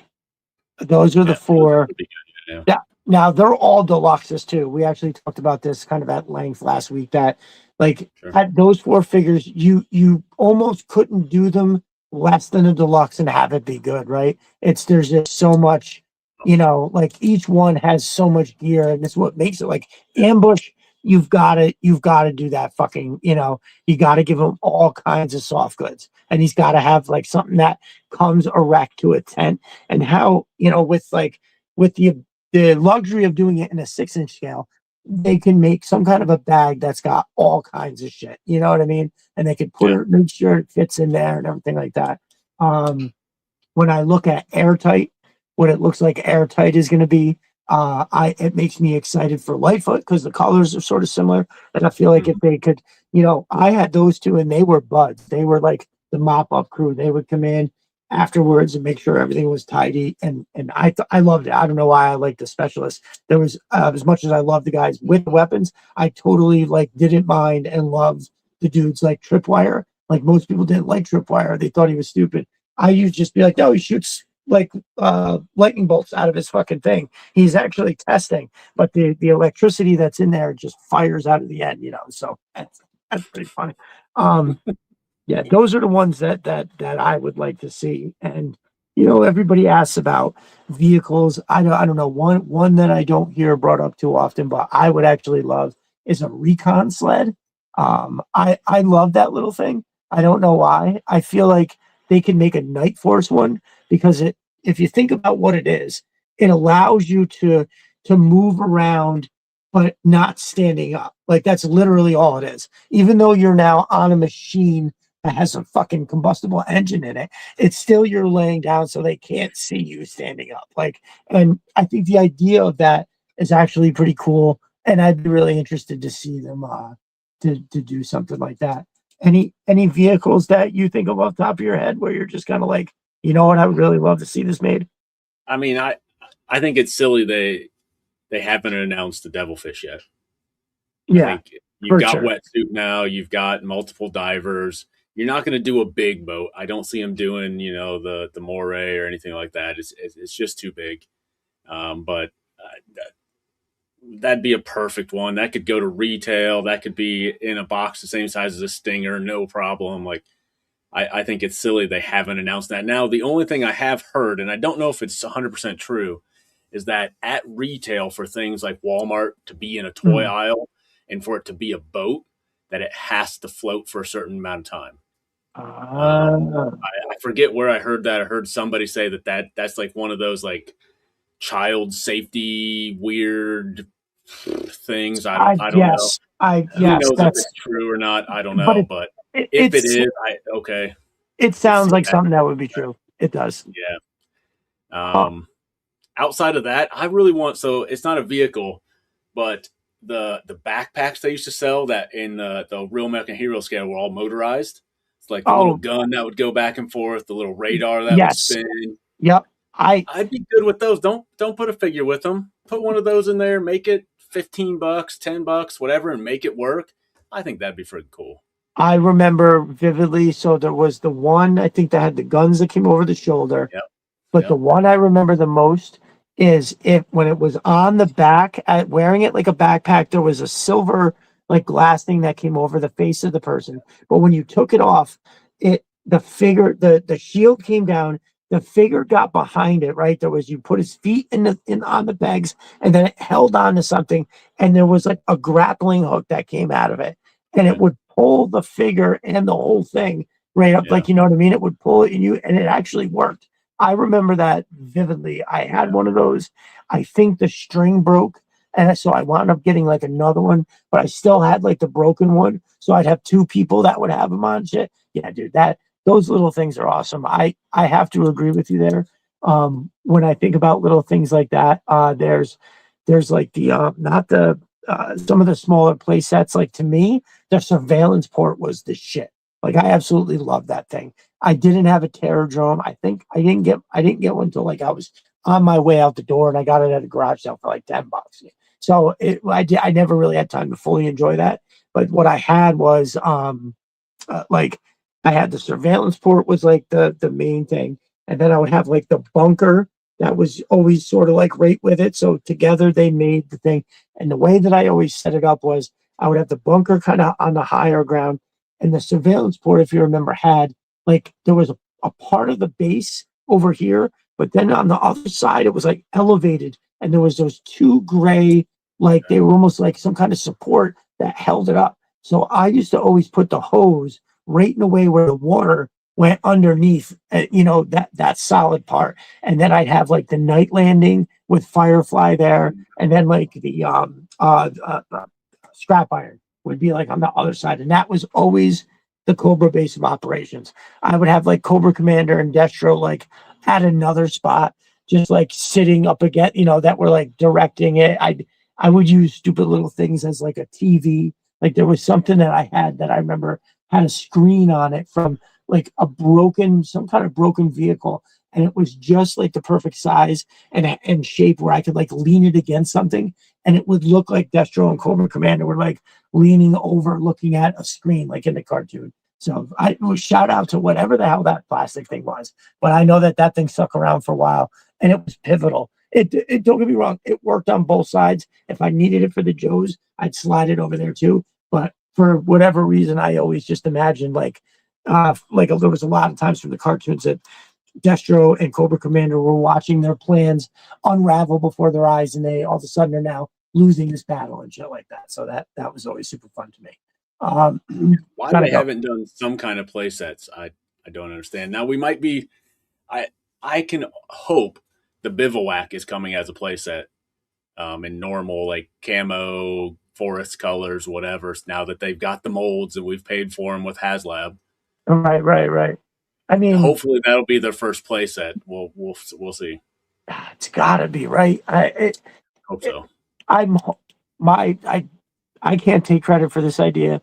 I'm not gonna remember who the hell had said it. It might even have been Cal in the chat, or maybe just another jerk or somebody. Somebody had mentioned it.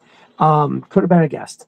So they were saying how it seemed pretty fair assumption to say that the Bivouac would come out in the green, like you're saying, on a version of non-Arctic Joe. They could also do it in a Cobra blue. They could do like all those kind of things, whatever. But the one thing that he said was he was like, maybe they somehow use those same type of soft goods and the tooling for like the post to make an ambush, right? To not give him a bivouac, but make it so, because the whole thing with ambush is that it was 4 poles. So 2 of them were like this, and then the other 2 came off the back, and it made a ground blind that he would get into, sort of, kind of. So that's all I'm looking for. And you just have to have the separate piece. So when he makes the tent and he backs into it, the piece that's up on his head is what covers him in the front, and now he's laying underneath the thing. Dude, I always remember, I always looked back and thought about that figure with great love. But it wasn't until I just got the 3 3/4 figure in my hand, the actual one with those actual pieces of mesh, I immediately, like, the hair on the back of my neck almost stood up. I was like, holy shit. I now fully remember how totally awesome I thought this figure was. Like, there was a few seconds there where I you can almost smell the outside dirt, right? Like when I was a kid, the first Joes I got, we lived in one house, and I remember there was a back porch that didn't get a lot of sun, right? We were living in a city, so there was a small alley, houses behind us, the whole thing, and this porch, the water would get wet under there and stay super wet for a while because there was no sun. It just, for whatever, it did evaporate. So the smell of that under porch, that basement smell, you know what I'm talking about. So whenever I smell that, it's like one of the first things I think of is playing with them first 5 or 6 GI Joes that I got down underneath there in that nasty dirt, for sure. Matt from Mo's Mind says, I don't even remember where it came up, but there's some legal deal with the HasLabs that you can't reuse the molds for anything about X amount. Oh, I think it's 3 years. Yes, yeah. You're right. I think it's an agreement they have. I've never heard anything about it being legal. I mean, they own the license. They're the ones that made it. I'm not sure who would be holding them to that. Outside of, I think they just decided, like, we're not going to make HasLabs worth the extra money. Now you could argue that the extras in HasLabs aren't, the extra tiers aren't the same. Right. Like, right. They're not counted as the main vehicle. I agree. I'm trying to think. I feel like somebody quoted on this, and it had to do with the figure specifically, but you know what? Right. It's not the HasLab. It's the extras. It's the tiers that we might not have got if we didn't sell enough. I wonder, seems reasonable that may fall under some different jurisdiction, but you're right though. I do remember that for sure. Commander Unicron says, I think we're figuring out why Destro has so many typos. Yeah, autocorrect sometimes isn't the best. But let me tell you this, if you're probably all going to get a big kick out of this. I don't even know if I've mentioned this in the timeline, but so I misspell certain words so much that it pops up in my autocorrect as wrong. So like for some reason, man, I'll never, one of them, this isn't the worst one, but it's one that pops up. When I go to type Cobra, I type Civra, just because the letters are just right there. So Civra, not Cobra, is what gets typed out sometimes. It's totally crazy. But now when I go to type Cobra, there's always the three different suggestions that pop up, and one of them is always wrong, 100%. That's funny. Commander Unicron says that happens to me all the time. Yeah, it's crazy. I really wish I could figure that out. There's hope for a reissue of the patches. I mean, dude, I hope so. they are. That I know everybody's out there clamoring for those. Those fucking patches have been used as a punchline like endlessly. And you know what? I didn't fully understand it at first because I only had the Hiss at the time, and I was like, yeah, I would definitely want another figure, but like you got the Rattler, and it's some of the like Wild Weasel and the Baroness are like two of the best figures that they've ever come out with. I was like, yeah, I don't know. And then I got the Rattler, right? And when I started opening it up, I went, oh yeah, no, you can feel when you have these patches in your hand, you're like, this is not a figure. This is not equal a figure. Yeah. Like I understand that. Now, if it came with a motherfucking jacket, a bomber jacket that they were attached to, yeah, obviously that's a much different story. I don't mind the patches. I think they should have just been thrown in there though. It shouldn't have been an unlock. And from I started collecting right as the Rattler ended, so I wasn't part of it. I understand they were an unlock. They should never have been an unlock. That's ridiculous. It seems they should have just been like, oh hey, we found we made these are cool. We're gonna put them in, and it's just part of it. Like, okay, sure, whatever. Looking back at it, it's almost like they're lucky that it didn't stall out the sales, where people are like, wait, what? So what if we unlock this one? What's the next tier after that? Something else stupid? Like, I mean, at that point, I think they had already announced all the. Yeah, you know what? I don't remember how that went, but nonetheless, I digress there. Well, my brother, we are at 3.5 hours. Yes, I think maybe we can probably wrap this up and head in. I'm trying to think if there was something else. I feel like, you know what? I'm gonna show off a few things real quick from Sis 3D Arsenal. You are welcome to stay, but you're also not obligated to stay. We went through all our questions. We did that whole portions. I might wind up staying on for a little bit, and I do not want to drag you any further. So I may take you up on this. Usually I will stay, but it's my daughter's birthday tomorrow. Oh, and I wasn't realizing it's already getting close to midnight, and I've not been paying attention, which is good. That means we're having a good time. No, 100%. No, one of the best compliments I got, I think actually came from Matt from Mo's Mind, is like the next day afterwards, he was like, man, I can't believe that was 3 hours. It went by so fast. So I appreciate it. But no, so remember everybody, thank you to Rock Lockdown and GI Dave for using the promo code STREAM10 up here. Now remember, my brother does a show on Tuesdays, and that is every other Tuesday I do live. Yeah. Oh, every other Tuesday he does a live. That's 6 p.m. Eastern, right? Correct. Yeah. 6 p.m. Eastern. Oh yes, Cal says happy birthday. Commander Unicron says happy birthday to your daughter. Gotta love the children as they are. Mortality, great. So yep, GI Dave says happy birthday. You're getting all the birthday wishes. So yeah, make sure you're checking that out. Check out all his other YouTube videos, which are all excellent. And of course, make sure you're going over to GI Customs and seeing all the different stuff he has to offer. It's all awesome. Listen, even like, because I know some people think of 3D printing, and they think like the Atlas and all this higher price point stuff. There's so much different stuff that you can get. If you have Trench Pipe or Fort Mods, you have to go look at the defense stuff he has, or the Joe Sentry Post, the Joe version of it as well. It, like the one that you were talking about earlier with the bridge that goes in between, I might revisit looking at that. It's not exactly, it's different than the idea I had at first, but the more we were talking about that, I was like, man, that is awesome. Have them connected like that. It's a whole other dimension. So, and of And course, you can actually, I believe I made those. Well, they'll stand on their own. So I okay, haven't done it yet, but in my head, I'd love to take the time to set up this huge base that that's you what's up. don't even really need the fortifications for. You can set them all up on their own and make it with the walls and everything. I just haven't had the time to put it all together, but I love it. you can get a bunch of that stuff, and even if you didn't get the porta potty or whatever you want to call it, I love it. it's still functional. You can still use it, which is Right. cool. Yeah, that is awesome.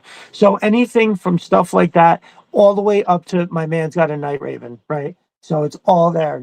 Make sure you go over and check it out. And I always tell people too, like even if right this second you're not in the market, if you've never been over, just go look at what he's got because Yeah. sometimes that could set a goal in your mind where you go, oh wait, I wasn't in the market, but I really like this, and I think I want this, and then you start putting some money aside, and you can get what you need. So yeah, dude, listen, I had a blast when I came on your show.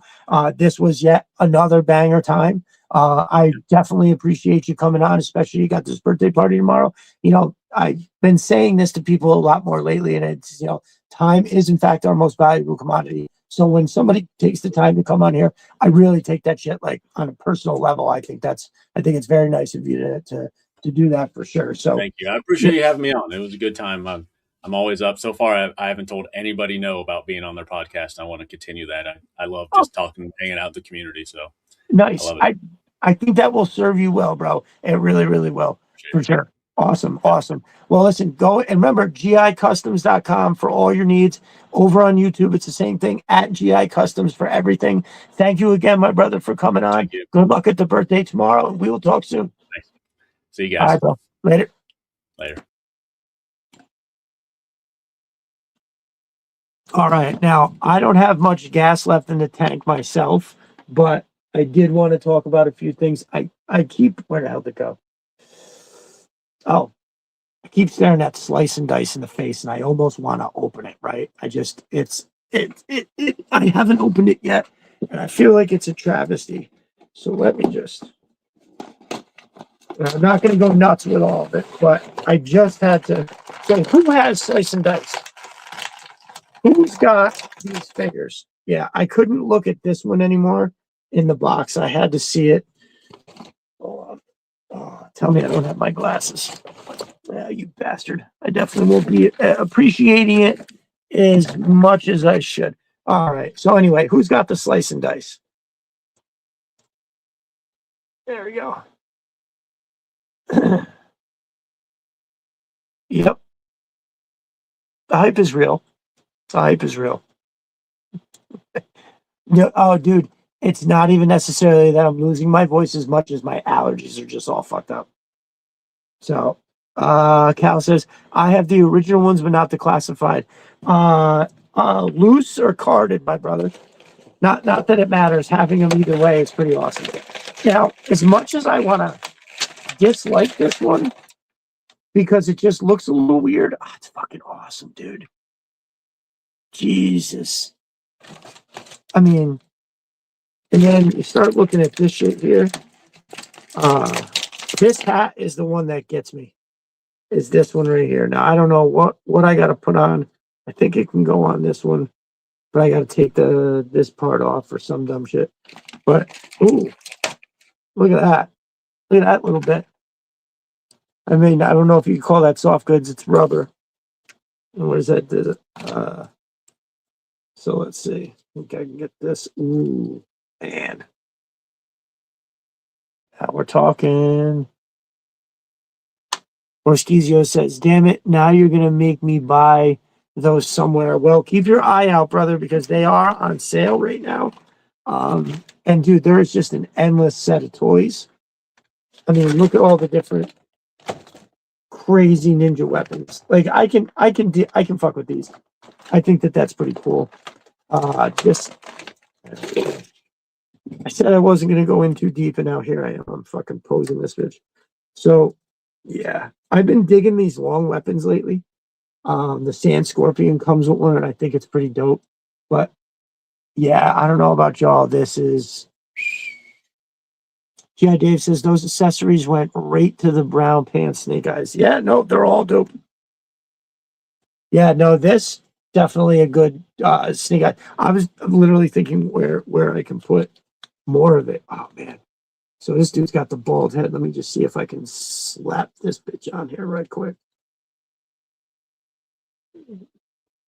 Well, I got to mess with it to make it right, but boy, oh boy, how awesome does that look? I've seen the pictures, right? I've seen all the different photos that people have taken, especially our boy, Complete Carnage, if he's still in the house. He's done a lot with it. Well, here, I'm just gonna hold it. But look at how dope that is with the brown, like big ass neck gaiter. It's the biggest neck gaiter I've ever seen. Yeah, the Raiden headgear is dope. Ellis says, I think I want them now. Here's the thing. I kept them in a box because for a minute I remember they were sold out on Pulse. They weren't popping up as many places. Like people were really starting to pay for them, and I was like, all right, maybe I don't want to open mine because I'm interested in like, maybe I like it better if I trade it for something, instead of opening these. I'm gonna switch this up real quick. The red one is looks really dope with this, but I have a feeling that this guy is gonna look better with it. Oh, hold on. Oh wait, how do I? Sorry, I'm trying to get the hat on, but the hat has a neck thing that doesn't open up. How do I get that over this? Like that? Something like that. That's so crazy. So I can't put this on his neck. So the tassel that's in there, right? Okay. See, that's great, but how do I get this on with that on his neck too? But how dope does that look, y'all? Holy shit.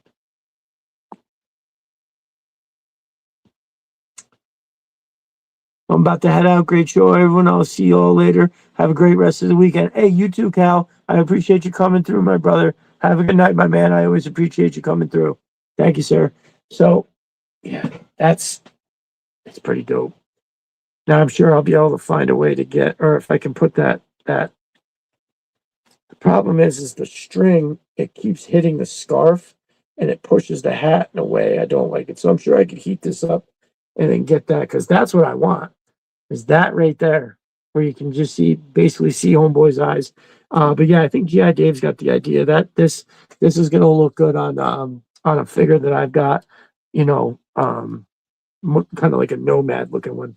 There is a few figures that I have that I've been wanting to try to customize, and I have the pieces all set out. I can never fucking get it done. Ooh, look at that. So it covers up the goofy part of the mask, right? Wow, that's pretty awesome. This is pretty sweet. So I mean, right now, I'm calling it a must have. If you find it at that $20 price point, like you can't fuck around. You gotta buy this. There's a lot of shit here. Like this is the kind of stuff where I feel like if Chris from Sister Arsenal made any kind of I'm sure you could use a lot of the different racks and stuff. These are all really cool. It's all the weird ninja knives and shit, stuff with the hook, this big ass battle axe.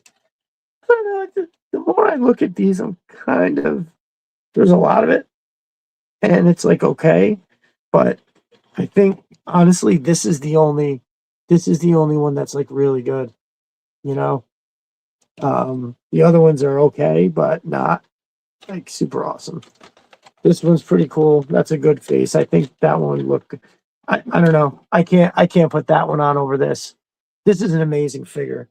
The paint app on his shirt with the fade from red to black, amazing.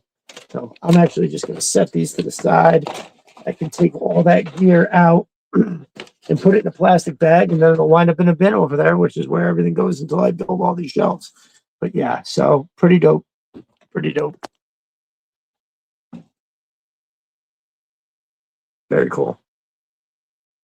Commander Unicron says, "Gotta love those ninjas." Yeah, they're pretty dope. I'm enjoying them, and I can't wait till I get my shelves up because that's what figures like this are good for. You know, I'm not going to really do like block pictures with them. I may pose them both and take a shot, but that's it. These sitting on a shelf will look incredible. And this is a cool staff. Look at it, it's got the monkey paw at the end. Yeah, man, this thing's no joke. And I always like to see how they scale because it's like you can make a weapon like this, but is it big enough? Does it look right in his hand? So like this here, where he's holding the base here, we've got this one up kind of high, just to kind of hold it in a you know, like a stance. It's cool. It's good. It's very good. I like it. So, all right, I'm gonna run through some stuff real quick that I know most of you have probably seen, but I just want to show off a couple of the latest things I've gotten from Chris from Sys 3D Arsenal. Stuff I have not had time to do photos of, and it's making me nuts. So this thing is fucking dope. It is perfect to stand behind. Actually looks just right. Like you really can't go wrong. Perfect for shots. Real life chemical barrel stuff. Really can't go wrong. When you put these together like this, look how dope that is. You get somebody pushing that, you've got a full-on civilian scene. Now to go along with some of that, and actually to use in those exact shots, look at these cones. They're so dope. Scale perfect, look right. I love it. These cones, they come in a set, right? So these cones, these pylons, complete with fucking concrete bolt heads and everything right there. These also come with, I think they're in here. Yep. Clipboard. Bang. Look at how dope. So you can take that clipboard for your notes on your Cobra podium. Now, of course, all the different colors, all the different insignias, all of that.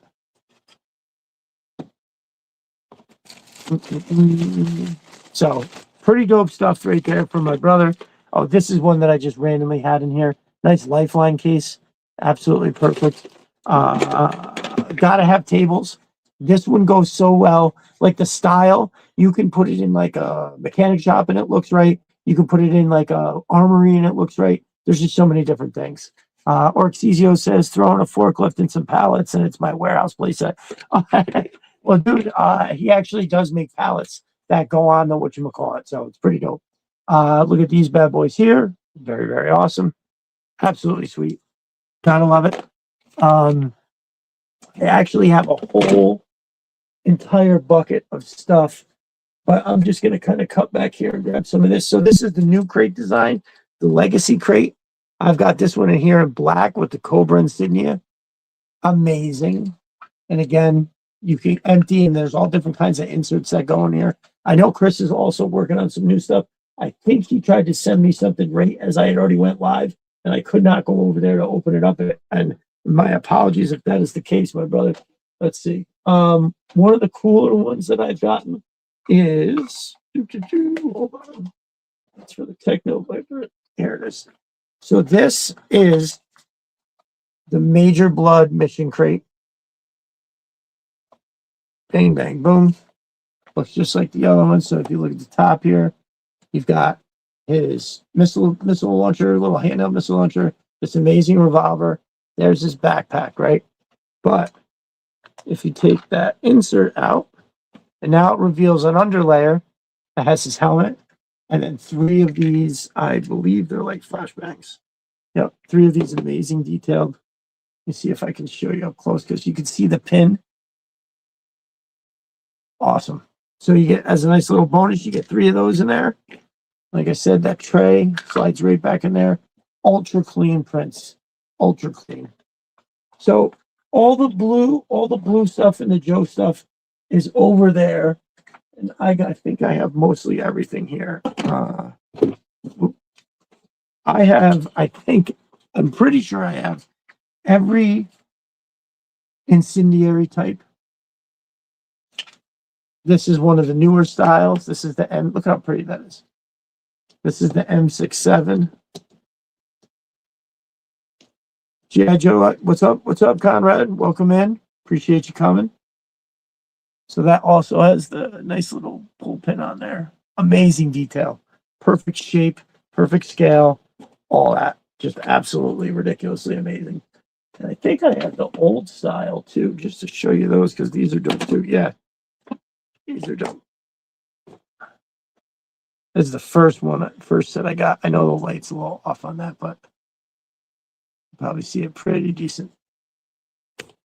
Does the latest Major Blood still lose his missiles in his? Yes, it does not hold the missiles in his backpack. It is loose as a goose, brother. You know that. No, the Chris's prints are tight as fuck, but no, it's hilarious. Unfortunately, once you take them out, they fall all over. So I got this is that same chemical barrel. I got it in black. Chris did tell me that this is not resin, but he uses. Oh my god, I'm never gonna. He gave me the explanation for it. Looks totally dope, and I love it. And I have so much more of Chris's stuff over in the other bin, but I'm gonna kind of just move this along because it's getting a little late. It's almost midnight. So make sure you can go see everything that Chris has to offer. And I at sis3darsenal.com. You can also still use the Etsy store. So if you have like that Etsy premium and you get free shipping from them, you might want to use that, whatever works for you. But you definitely go over and check out what he's got going on. Absolutely amazing stuff. A fantastic guy. Great customer service. I had ordered a while back. Oh, I got a bunch of stuff over here. Look at me. The open top. Love it. Here is the short fuse. Right? We know he only came with one. But now here in this, there's 9 of these.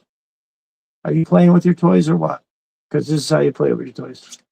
9 of them in this crate. Very affordable too for like the amount of detail and stuff that's in this thing right here. One of his newer designs, this open top with this little railing. I love it. I think it's great. Anyways, I had accidentally only ordered this. I thought I got them all. But I ordered the top, right? And it came and I was like, ah, shit.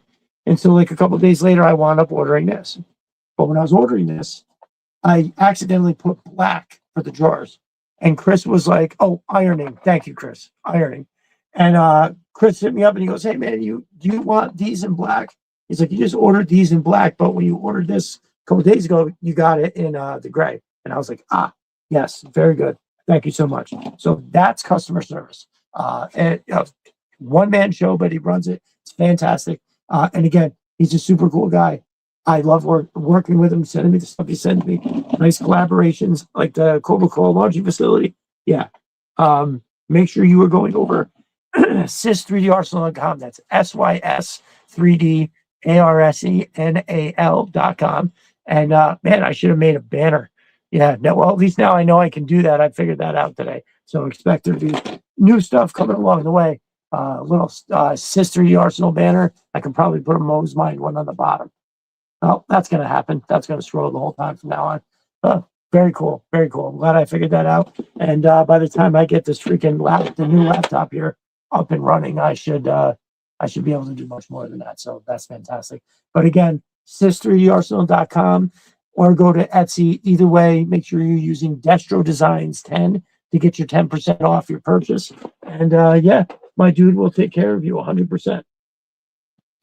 Now, this came up a couple times in the chat, and I'm glad that it did because it's amazing. This is the Oracle from Mo's Mind. Ellis, thank you for coming by, my dude. Have an excellent night. I appreciate you. Oh, thank you for coming by, G.I. Dave. You are the man. I will see you tomorrow on those Twitter timelines. I appreciate you very much, my brother. I will text you, as a matter of fact. Here it is. This is with the bat. Hold on. The bat display. Let me turn this shit off.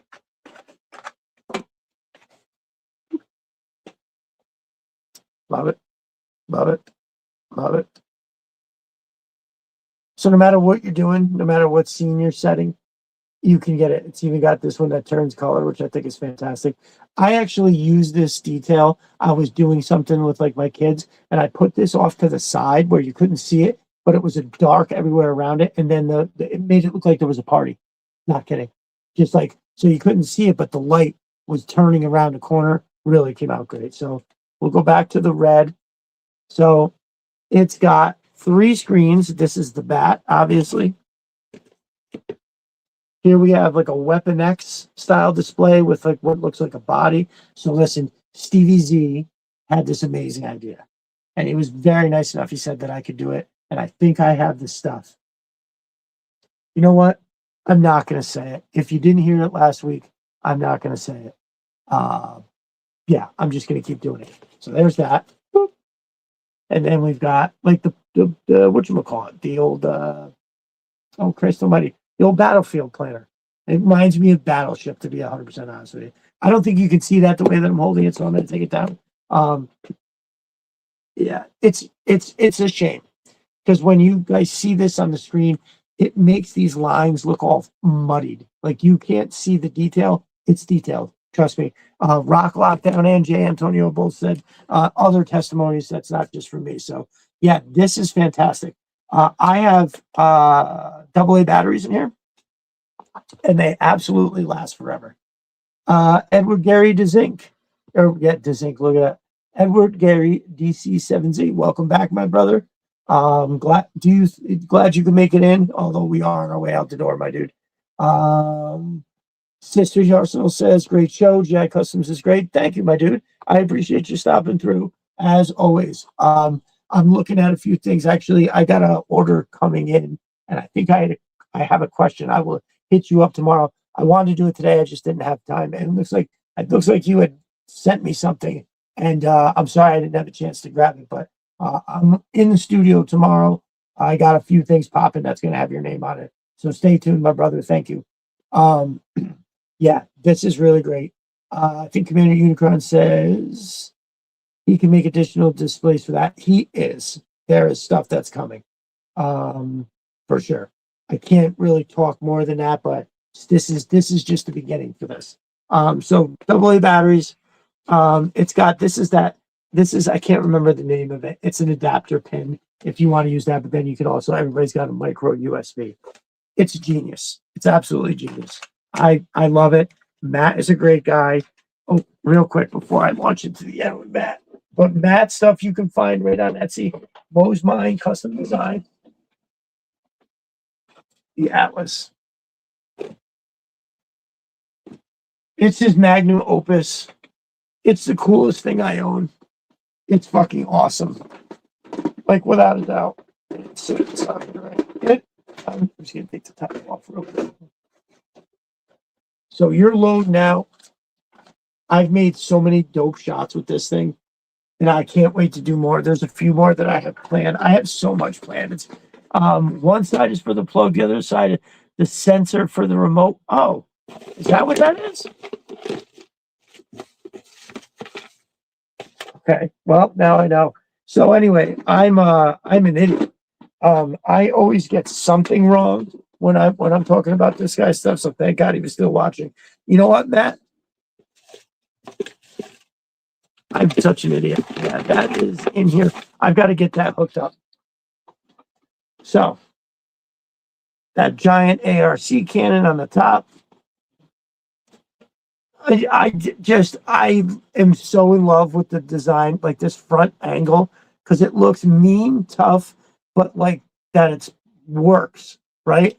It's because on the inside, while there is the actual visual opening, which I can take really good shots from, this pulls down like this, so you can position your figures exactly how you want them. When it comes to toy photography, this is a feature that and I hate to use other things as a reference, but when I look at the Phalanx, it gives me anxiety because I can't get in the back of that thing. Like there's all this action that's happening on the inside, and you can't get to it. Like I don't know.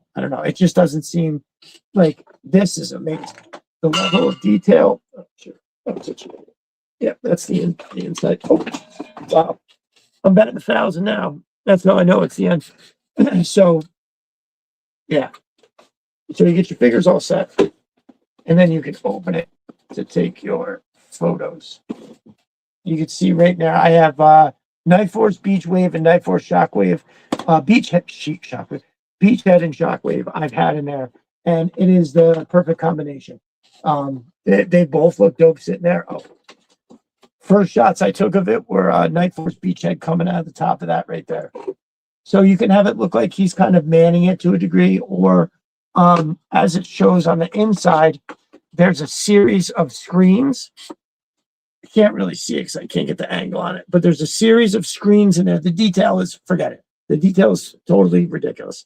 And it comes with a template that what you can do is if you print out stickers, you can, of whatever you want to put on the screens, the template will go over and you can use them to trace the exact perfect size. So I love it. This is, like I said, it is the coolest thing I own. Matt is working on variations where the back is different. I know that an Arctic one is in the works, which if I'm getting an Arctic Hiss and a Snowcat, I have to have the Arctic version of that. So that'll be happening as well. Orsizio says that thing is a beast and a beauty. I call it the Magnificent Beast. That is definitely what it is amazing. Replacement parts are in the mail. No, what did I break? I dropped the yeah, again, more great customer service comes from my brother without a doubt. Oh,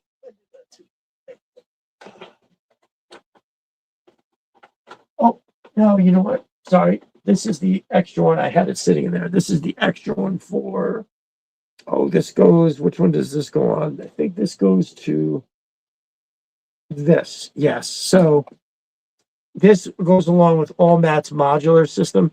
That's right. And I have this. So this will help me adapt. And I think that's what that is, right? Oh my God, I'm doing it again.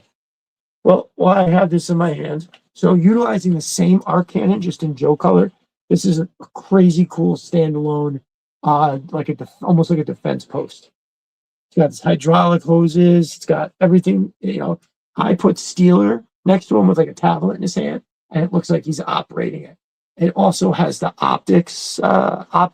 So it looks like, it can defend itself.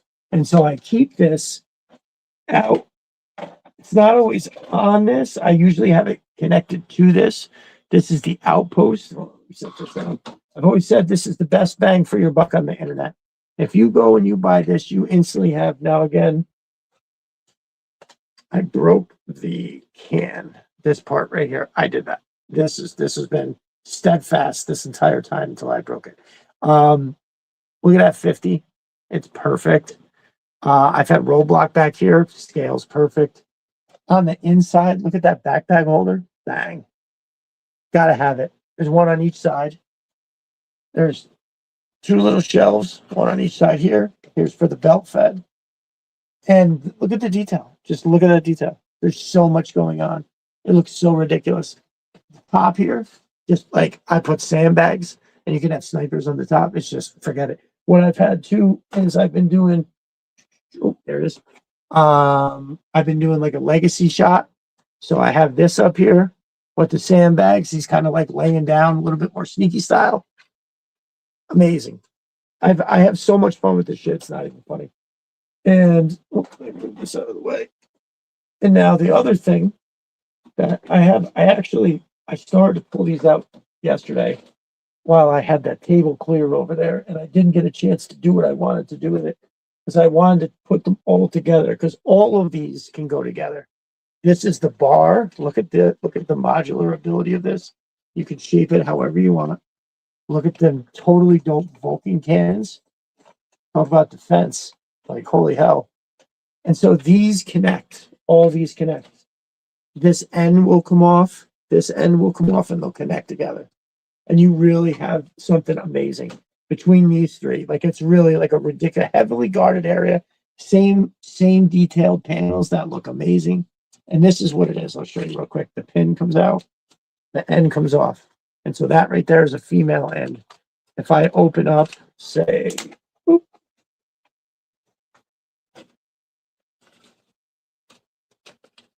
yeah, there's the male. So this one would go right between the other two. When all three are slid together, I put the pin back in, and that's it. So please go over and check my brother Matt's Etsy. That's Mo's Mind Custom Design. And make sure you're using promo code Destro Designs 10 to get 10% off your order over there. And listen, if you like this Atlas, take advantage of the price why it's still there for free shipping. I hope you're still doing the free shipping. Mad about it, you're saying that. Listen, again, another amazing dude who's making totally amazing products. And at the very least, it is worth your time to go over and see what he has on his shop because he makes amazing shit. I love both these guys, Matt and Chris.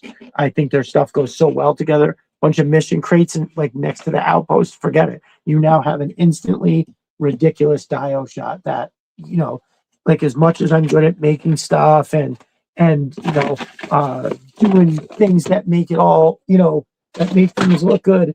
I don't do anything as good as having this shit in the background, especially when I bring it. And this is how durable this stuff is.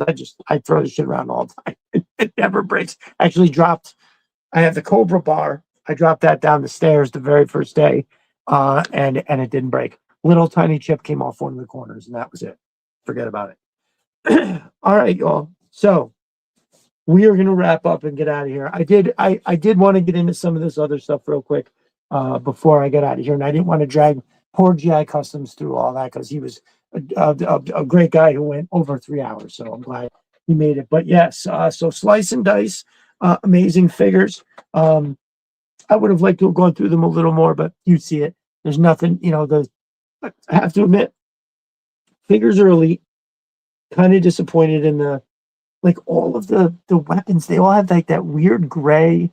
Like, do you remember there was those vehicles? They were like laser something, and they were that you could put GI Joe figures in them, but they were a real cheap version of stuff. And it was this one long gray one that had like this red lid. Anyway, I could show you a picture. You all know what I'm talking about.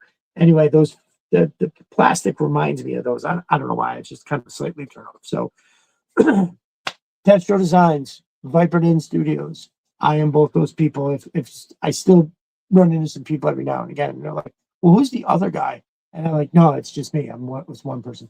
Viper Den Studios has turned out to be a lot of like my finished work, and Destro Designs is where I'm doing everything else. I had a contracting page that I was doing like progress videos and tool review and like all kinds of shit like that. And now I'm slowly morphing into nothing but toys. It's our GI Joe, I should say, mostly. So Destro Designs, Viper Den Studios. You can find those on Twitter, Instagram, Facebook, and now TikTok. I'm over there too. The YouTube is Destro Designs. You're watching it now, but that's Destro Designs on the YouTube. Make sure you subscribe, like the videos, the whole thing. Turn on your notifications. I go on randomly sometimes during the week. That you can find me every Saturday here on the show. This is live from Viper Den Studios, 8 p.m. Eastern Standard Time. I've had nothing but the greatest guests and nothing but the greater guests coming up. I've got Talib from Figure Fight Club coming in next week. 2 weeks after that, I have Laser Pants from the 3POA podcast. Very generous to come in here. I'm very excited about that. On Mondays, you can find me over on Destro as my spirit animal. On Tuesdays, which again, shout out to Mark. He is amazing. I'm so happy that he continues to have me on the show as much as he does. It's like the most popular show. So of course I'm always just like, oh my God, it's gonna disappear at some second. But no, Mark is awesome. I love going on there. I have a fucking blast. I literally make sure that I plan my Tuesdays to do as little as possible so I can enjoy myself when I go on there Monday. I'm not kidding. Tuesdays, I try to swing by Figure Fight Club open mic night as much as I can. Make sure you're checking all them boys out. They're awesome. Next Wednesday, we are doing our first episode of the Power Hour, which is I'll have Jay Antonio at the Bearded Sumo will be here. We will be talking about just all the stuff that's happening roughly during the week. We will try to get as many of those in as we can. Time will dictate as we go along there. But I'm very much looking forward to getting that first episode in. We've been talking about it for a while, and there's been so much happening. But nope, we're going to make it happen next week. I am fucking excited. Very, very stoked for that. Also, serpentorslayer.com. I am dropping articles Tuesday and Friday. So make sure you're looking out for those. I really appreciate every share of anything. I don't actually get a chance to make too many of my own posts. Usually I get a finished photography photo out when I can. The articles that I do for Pentor's Lair, the podcast, that's a majority of my original content, right? So anytime I post that stuff, I really appreciate anybody posting it, reposting it. It helps. Believe me, it does. It also helps being lucky enough to have great guests and being able to go on great shows like Mark Destro's My Spirit Animal, Figure Fight Club, shows like that. GI Customs, I was on there. He's got a big following. I think dude's got like over 2,000 subscribers to his channel. So, and he's crushing it. So also shout out to GI Customs for coming on. Greatly appreciate it. I hope he has a great day tomorrow.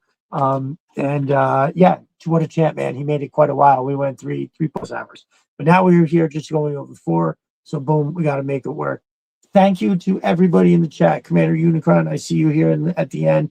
Call sign Smash. I know there was some Matt from Mo's Mind is still here. Conrad in the house. Thank you, brother. I know there was Commander Paul Morales in the house till the end as well. GI Dave was here. Yep, very good, very good. So thank you to everybody else in the chat. That I'm sure I'm forgetting somebody. I know Cal was here just a second ago too. Just another jerk.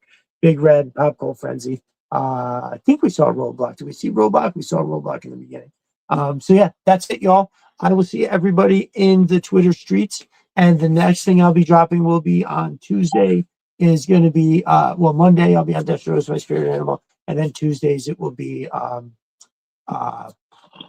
Figure Fight Club, and dropping that Pentor's Lair article.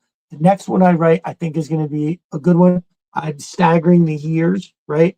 Where I'm doing talking about individual years, right? For like where I'm just going into depths of the figures I had and whatever. But I'm staggering those in between other articles, so it's not just every year in a row.